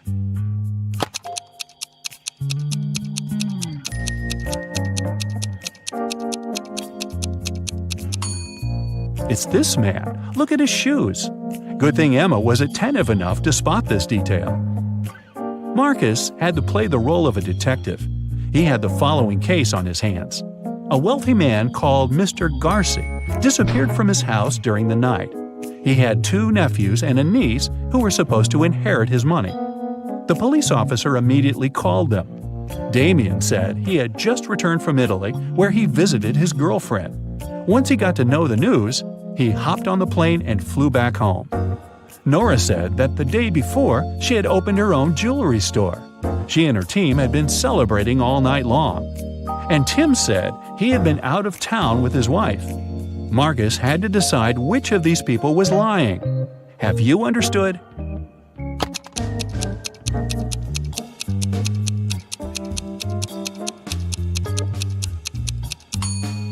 It's Damien. The police called him just a few hours ago. He wouldn't have had enough time to get back from Italy. Everyone passed the test, but the tasks are getting more complicated. Oliver found himself locked in a room with no windows and only one door with a combination lock. To open it and get out of the room, he needed to crack one riddle. The answer would be the password. The more you see, the less you get. Do you know the answer?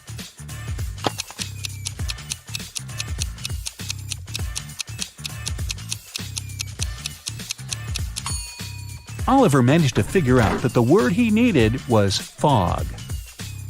Andrew was trying to crack a riddle of his own. It went like this. What moves faster, heat or cold? Can you figure it out?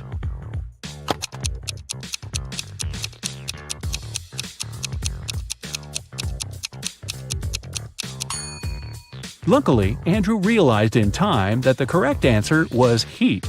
After all, you can always catch a cold. Emma had to figure out the answer to a math riddle. A farmer had 12 sheep, but then all but 9 of them had run away. How many sheep did the man have left?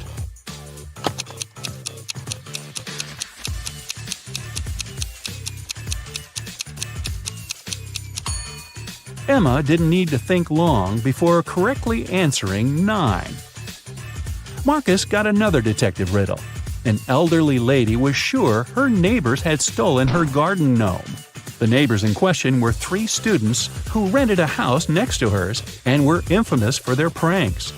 When the police questioned the guys, they all said they had just returned from a trip to another town. When they were driving back home, they got a flat tire. It took them a lot of time to find a replacement. What can Marcus do to figure out if the guys are telling the truth?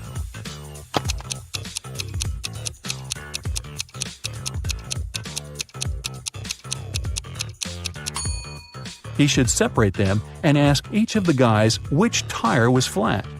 If their answers are different, it means they've pulled a prank on their neighbor.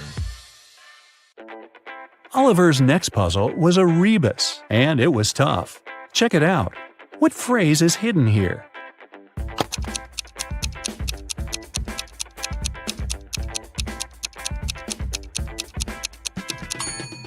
It took Oliver quite some time to figure out it meant Space Invaders. Andrew had a large square made of matchsticks with 4 smaller squares inside. He had to remove 2 matchsticks so that only 2 squares remain. How can he do it?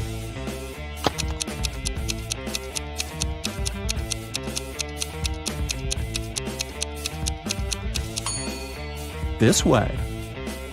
Emma had to figure out what this rebus puzzle meant. See?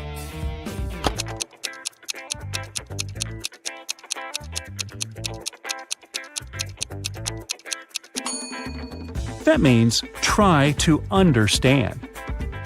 Marcus had 15 matchsticks arranged this way. He had to remove 6 of them to make them 10. How is it possible?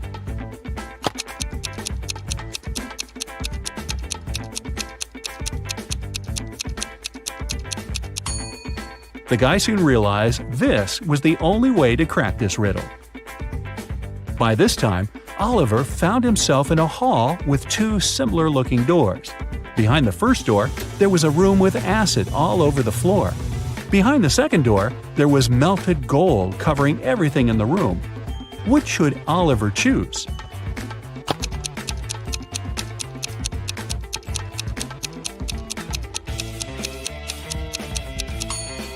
The guy should opt for the second door. In most cases, melted gold doesn't need that much time before it becomes solid again. Meanwhile, Andrew somehow ended up in a prison cell. There was only one security guard watching over him. At some point, the guard got distracted, and Andrew managed to sneak out of his cell and hide in the main room. But there was one more door and the guard between him and freedom. After a while, the guard stood up. He took a key from a glass vase standing on the table next to the door, unlocked the door, went out, and locked the door again. Andrew rushed to the table, but there were too many keys in the vase. Which is the right one?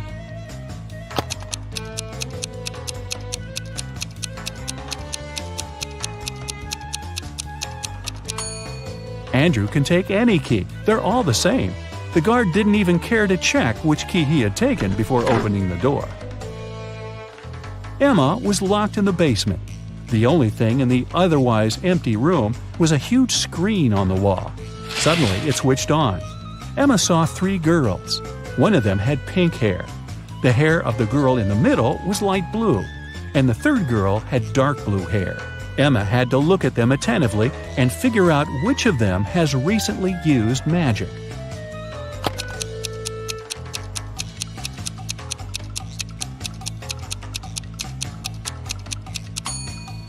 It was the pink-haired girl. Look at her right hand. She's holding a tiny sphere of blue light.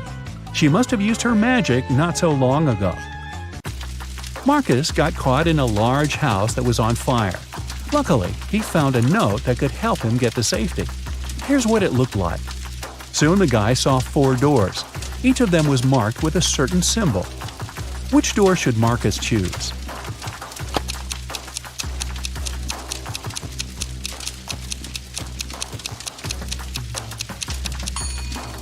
If Marcus connects the emojis with the names of the rooms they represent, he'll get a diamond. It means he should opt for the first door. And all the friends got to the secret room at the same time. Well, Liam hadn't thought of such an outcome. That's why he asked his friends to crack one more riddle. Each of them had to write their answer on a piece of paper and give it to Liam. On a large screen on the wall, the guy saw 3 gamers. All of them looked pretty cool. The first one was wearing golden earphones. The second gamer had unusual DIY headphones. And the third gamer had strange-looking eyes and a gaming joystick. The question is, which gamer is rich?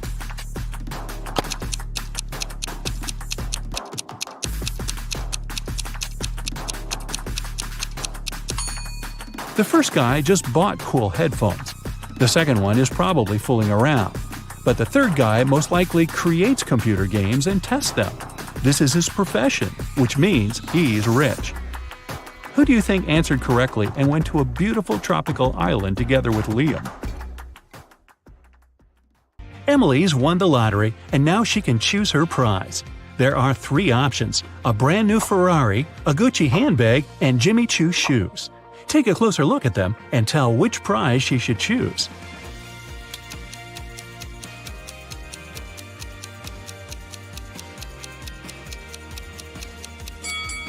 Emily should choose the handbag. The logos of Ferrari and Jimmy Choo are wrong, so the car and the shoes must be fake. Esme got lost in the forest. Again! This time, it didn't take her long to find at least the old witch's house. She petted the cat and asked if the witch could help her get out of the forest. Again. The witch agreed, but on one condition. Esme had to solve her riddle. If she succeeded, the witch would send her home, and if she failed, Esme would stay with the witch and the cat forever. Esme had to agree. The witch gave her 3 sticks and asked her to turn them into 6 without breaking any. Esme managed to do the task. How?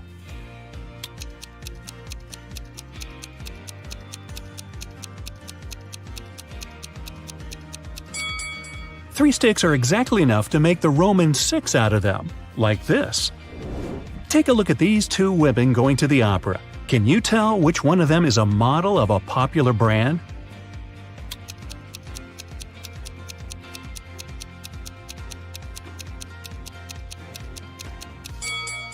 Both women have Louis Vuitton bags, but take a closer look at the logos. The logo on the right is wrong, so the bag must be fake. It means that the woman on the left is the face of the brand. The Millers and the Johnsons are going on a vacation. Can you tell which family has a daughter?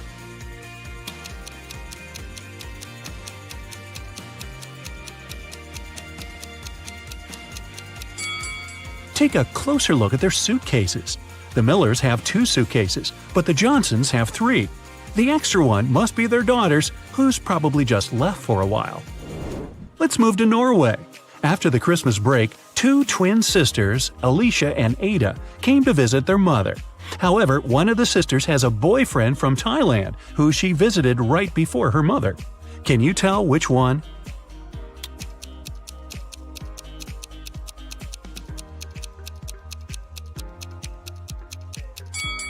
Norway is a cold country in the north. Also, it's winter, but unlike her twin sister, Ada is tanned. It's probably because she just spent her vacation in some warm country, like Thailand, at her boyfriend's place, so it must be her.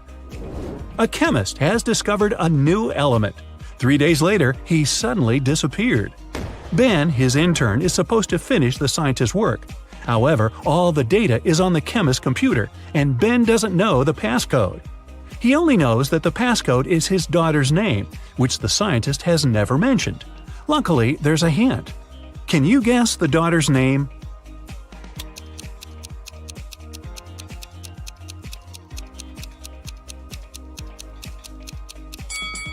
Her father is a chemist, so the key must be something related to chemistry. How about the periodic table? The 9th element is fluorine, which is F. The 53rd element is iodine, and that's I. Then there's 8, which is oxygen, or O. And the 11th element is sodium, which is Na. So the daughter's name is Fiona, and that's the password. Mr. and Mrs. Murphy are having a walk in a park with 3 girls, Adeline, Kaylee, and Sienna. 2 of them are their nieces, and the other one is their daughter. Can you tell which girl is the daughter?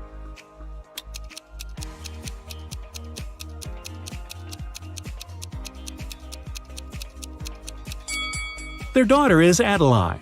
Look, both Mr. and Mrs. Murphy have blue eyes. It means that their daughter can only have blue eyes too. Adeline is the only girl with blue eyes. 3 girls, May, Reagan, and Tessa, came to a private party and said that they're world-famous top models. However, 2 of them lied. Can you guess which one of them told the truth and is really a famous top model?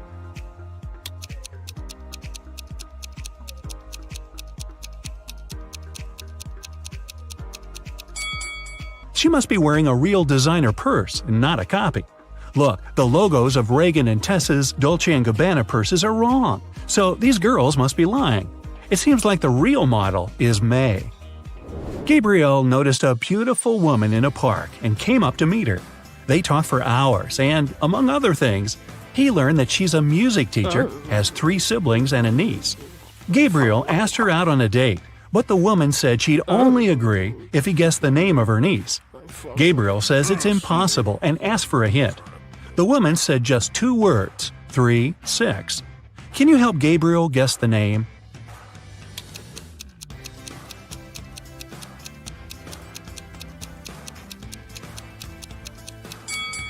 Remember, she's a music teacher, so it must be somehow connected to music. Let's recall the musical notes: do, re, mi, fa, sol, la, ti. The third one is mi, and the sixth one is la. If we put them together, we get Mila. That must be the woman's niece's name. Voila! It's date night. At the end of a school break, Elle returned to her class to find a short love note on her desk. She looked around to see who it could be from, but she couldn't tell. Still, she had 3 suspects: the students who'd always been especially nice to her. She asked them directly if they wrote her a note. Martin said he had been busy finishing his homework. Owen said he had been scrolling through his social media feed and hadn't written any notes. Leanna denied writing a note too and said that she'd been in the bathroom. However, Elle still guessed who wrote the note. Can you?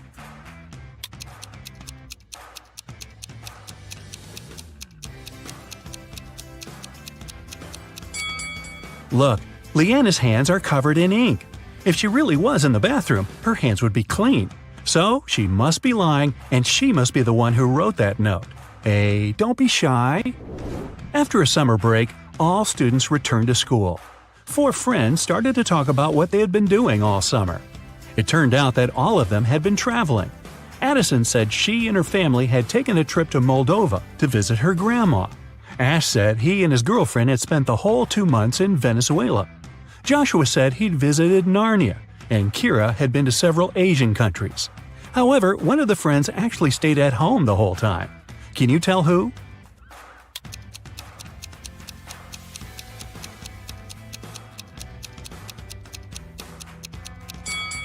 It's Joshua. Narnia is a fictional country. He probably had a movie marathon that summer. Dan found himself in a dark dungeon and couldn't remember what happened. But he didn't mind because right in front of him there were 3 chests. One of them was full of gold coins, another was full of silver coins, and the third one was full of diamonds. He could take any one of the chests with him. However, outside there was a vampire waiting for him. What should Dan do?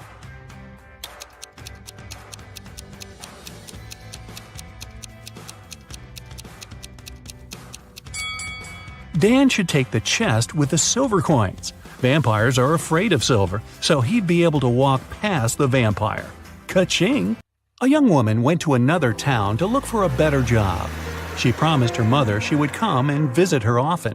But 4 months passed, and she still didn't come home. Her mother missed her very much. One day, in the middle of winter, the woman shouted, "April is here!" How is it possible?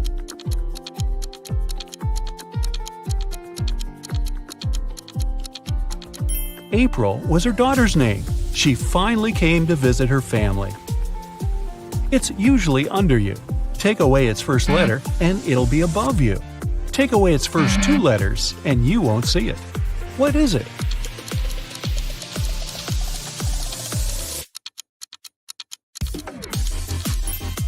It's a chair, which can transform into hair and air. Look at this picture and try to understand what's wrong with it.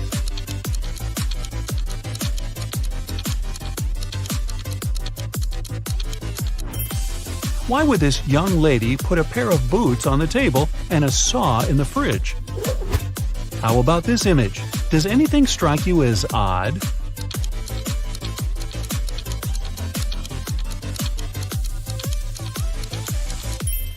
There's a snowman in the oven and a fish in the toaster. Dennis, Maria, and Julie were at a party. They decided to play a game. There were 5 hats, 2 red ones and 3 yellow ones. The friends closed their eyes, took random hats, and put them on their heads. Then they opened their eyes and looked at one another. Each of them had to guess what color the hat on their head was. Dennis and Julie said they didn't know, but Maria exclaimed that she knew the color of her hat. What color was it?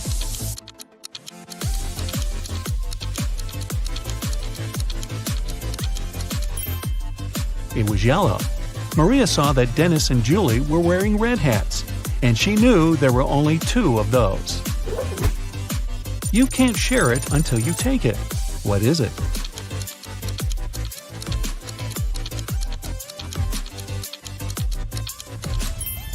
It's a photo. You see a combination of letters OTTFFSS.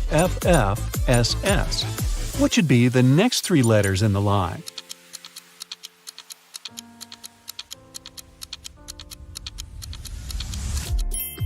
They should be E-N-T. These are the first letters of the names of the numbers from 1 to 10. Michael was walking along the street when a sealed envelope landed near his feet. The guy picked it up. Inside, there was a key and a note. It said, "Help, 323." Michael entered the building. Soon, he found a door number 323 and used the key to open it. He saw a man near the open window. He was gagged and tied to a chair. Once free, the man exclaimed, "Two men broke into my office, tied me up, and took all the money from my safe. Luckily, my hands were free. I managed to write this note and throw it together with the key out the window." Michael didn't believe the man and called the police. Why?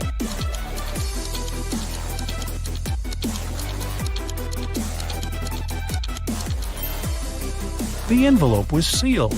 How could the man do it if he was gagged? It can never be thrown, but it can be caught. People are always looking for ways to lose it. What is it?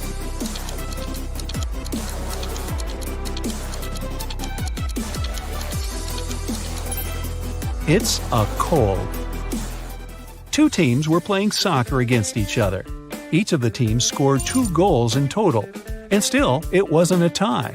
One team won and the other lost. How come?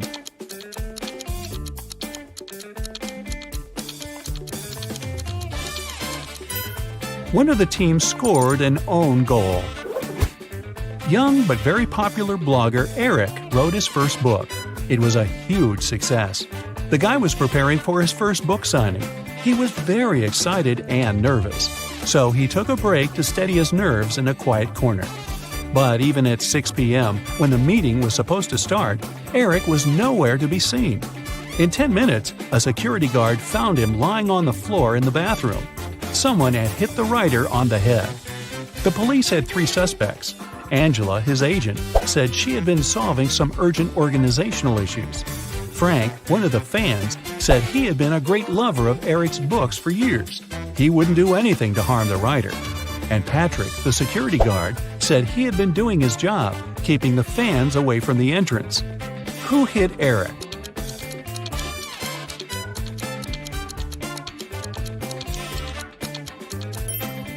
It was Frank. It was Eric's first book. Frank couldn't possibly be reading his books for years. Look at these guys carefully. Who is a fake fireman?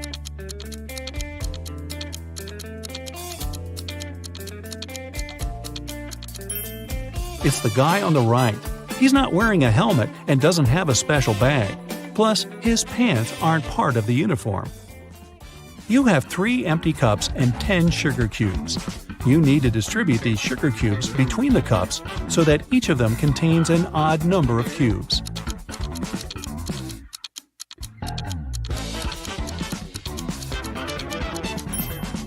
Put 3 sugar cubes in the first cup and 3 cubes in the second one. After that, put the remaining 4 cubes and the second cup in cup number 3.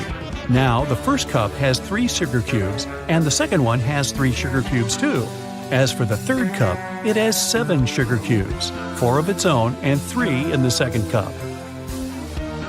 2 roommates, Deborah and Rachel, were walking home after doing their weekly grocery shopping. Deborah kept complaining about how heavy her bags were. Then Rachel told her, "I don't understand why you're upset. If you gave me one of your bags, I would have twice more bags than you do. And if I gave you one of mine, we would have the same number of bags." How many bags were the girls carrying?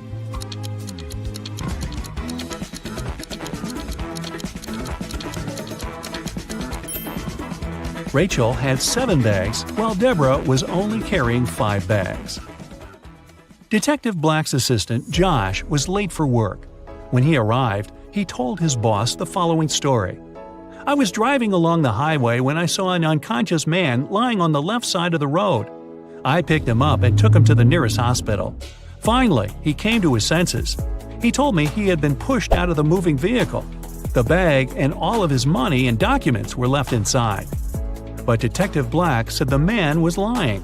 How did he figure it out?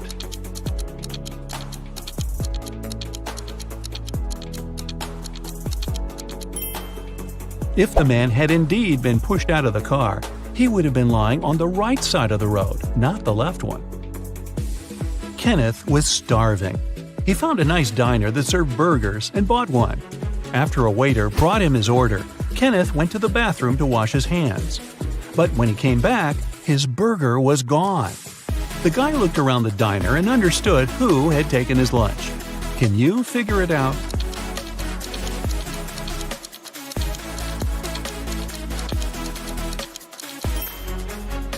It's the young woman with a dog sitting at her feet and sniffing the air. If she was just drinking coffee, which is what she's pretending to do, the dog wouldn't be so interested in her. Mary was walking through the park when she spotted a hungry dog. The woman decided to share her snack with the animal. Unfortunately, there was a stream between her and the pooch. She squatted down to attract the dog's attention and showed it the food. The animal was next to her in no time. There was no bridge over the stream, and still the dog wasn't wet. How is it possible?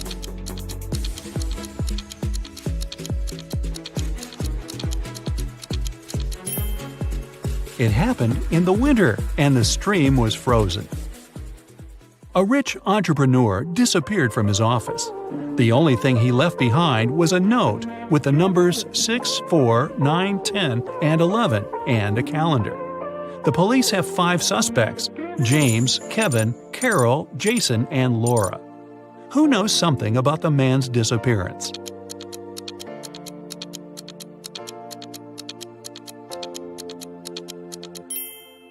It's Jason.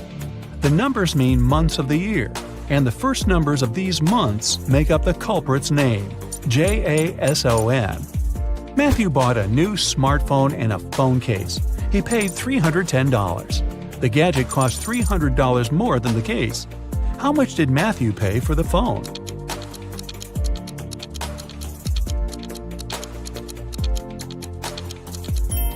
He paid $305. Tony was hosting a party. 3 hours after it started, several guests came up to the guy. They asked where they could charge their phones. Unfortunately, there was only one socket in Tony's house. The guy checked all the power strips he had. Help him figure out how many phones he can charge at a time.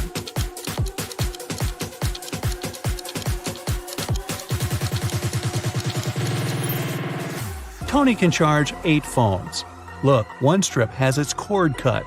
The strip with one socket is literally useless.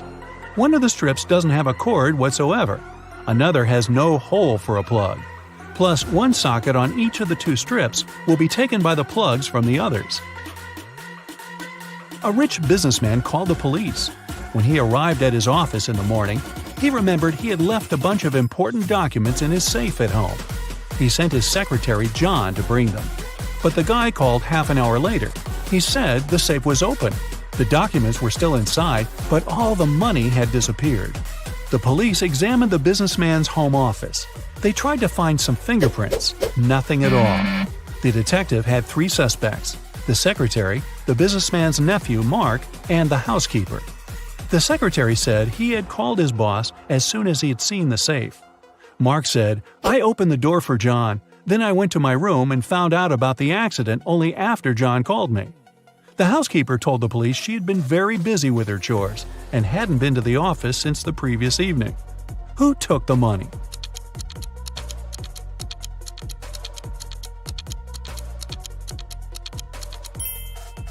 It was the secretary. There were no fingerprints in the room, but John was there and definitely touched different things. If he hadn't been guilty, he wouldn't have wiped his fingerprints off. Can you find a dino that is different than the rest?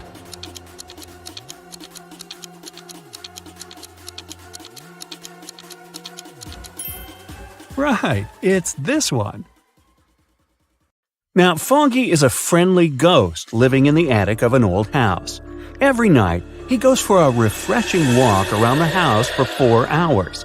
Foggy doesn't like 1 month of the year because that month he gets to walk around way less than the previous months. What's the month and why?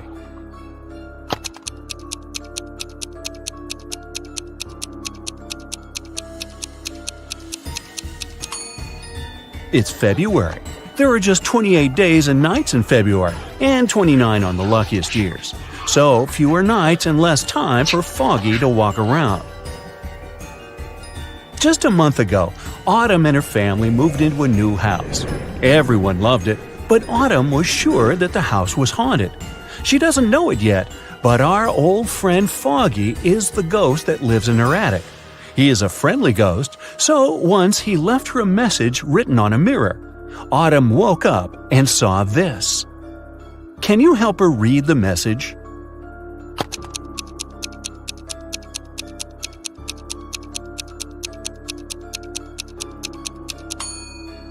It's a code. Autumn should ignore the numbers and only look at the letters. The note says, "Do not be afraid. I am Foggy. And who are you?" Right before Halloween, when everyone was dressed up and carefree, all the creatures flooded a little town trying to blend in. Detective Callum was on duty to identify all the imposters and keep an eye on them. He has a couple of leads, and your task is to help him find all the monsters. Deal? The first one we need to find is a vampire. The vampire lives in one of these two houses. Can you tell which one?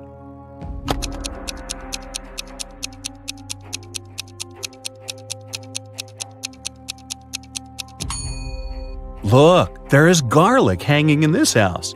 Vampires can't stand garlic, they prefer cilantro, so it cannot be a vampire's house. So the vampire lives in this one. Perfect, let's move on. One of these houses belongs to a centaur. Do you have any idea which one?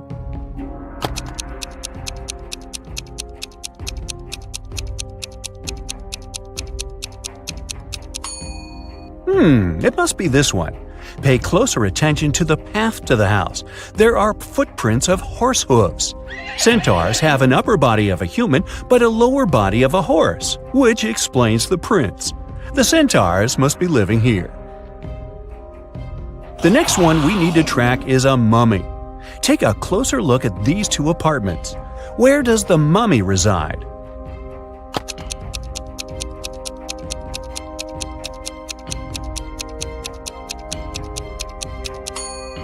Now, did you notice the bandages all over the room here? It must belong to the mummy, so I bet that's his place. Now it's time to track the Cyclops. Keep your eye out and make your best guess.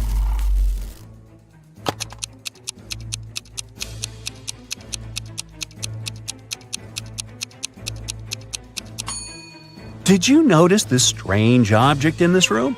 It looks like a pair of glasses, but it only has one lens. Well, that's because it belongs to a Cyclops. They only have one eye. So that must be his place. Okay, we only have one last creature to identify, a gnome. Here are two apartments. Which one does the gnome live in?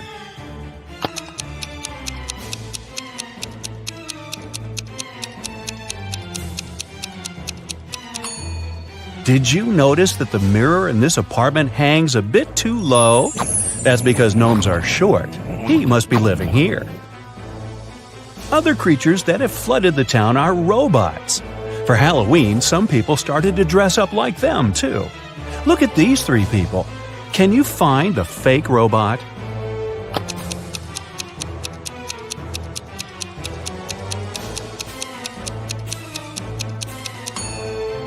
Look at their footprints.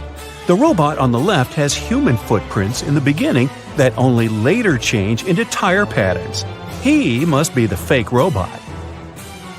Let's train your eyes a bit. Here are Halloween emojis.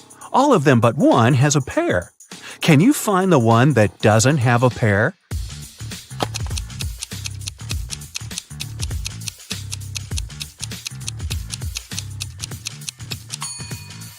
Great job! Here it is.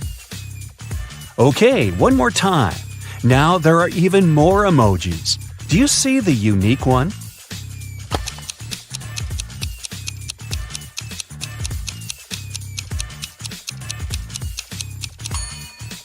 Here it is. Good! Now let's proceed. A month before Halloween, Daphne moved into a new modern house that was built in the early 2000s. It was a great house, but Daphne got it for a very low price because it was believed to be haunted. The girl didn't believe in that, so it didn't bother her one bit. On Halloween night, she returned home after midnight. When she walked into her room, she saw a ghost floating there. The ghost looked at Daphne and said, "You know what? You can't live here. It's my house. I've lived here for 100 years, and you're making me uncomfortable." Daphne said that the ghost was lying. Why?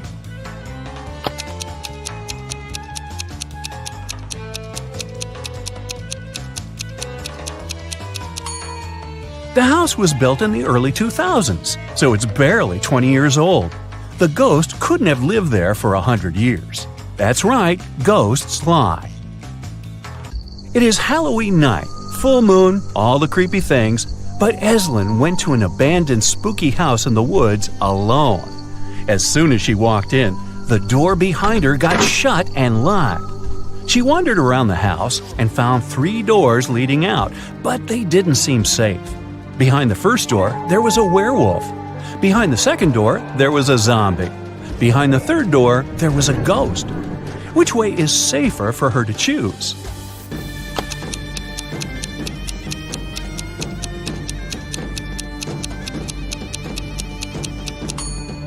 Eslyn should definitely choose the third door. Ghosts may be spooky, but they can't do her any real harm. Of course, Eslyn wasn't the only one who went to the house that night. Another student, Colton, dressed in the silver armor of a knight, decided to explore the spooky house too. Just like with Eslyn, the door got shut behind him right after he stepped into the house. He found 3 ways out too. Behind the first door, there was a vampire. Behind the second door, there was a huge dragon who hates strangers. Behind the third door, there was a huge cyclops that would crash anyone who walks in. Which way should Colton choose to stay safe?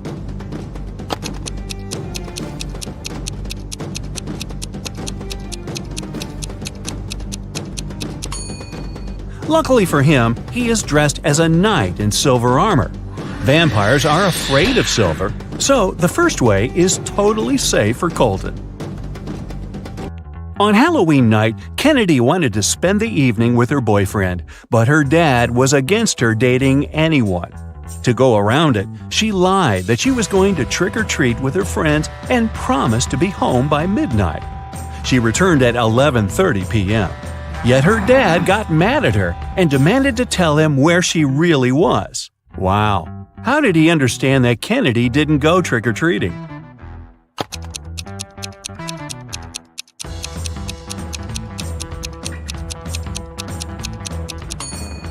She returned with an empty candy basket. Outside of town, hidden in the woods, there is a house where a group of friends live. A mummy, a mermaid, a ghost, a werewolf, and a witch. Every Halloween, they eat candy. There are 5 creatures, but this year they only have 4 chocolate bars, and they don't know how to split them equally. Maybe you have an idea?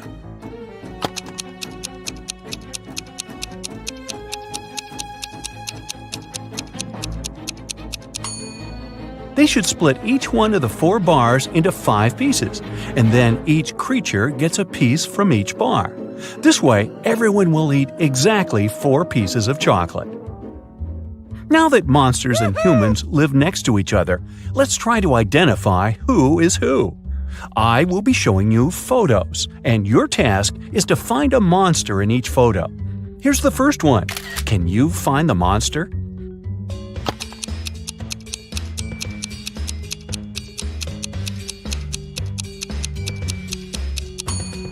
Look, this guy's skin is green. He's definitely not a human. Here is the next photo for you. Be attentive. Do you see someone who is not a human here?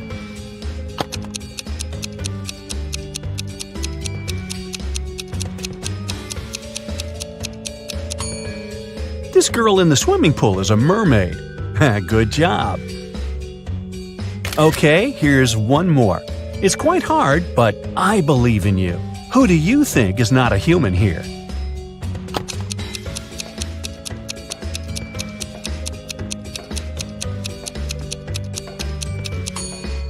Look, this woman doesn't cast a shadow. Now this is not normal for a human being, so she must be some other creature. Great job! Here's another one for you. Which one do you bet isn't a human?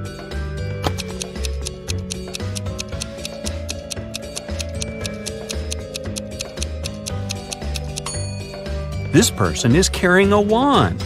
She must be a witch. This is probably the hardest one.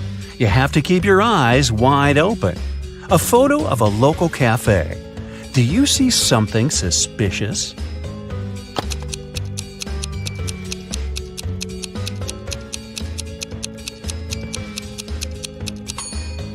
Look, there's a glass of blood in the air, as if someone's drinking it. It must be the vampire who's drinking it, but the vampire isn't in the photo because they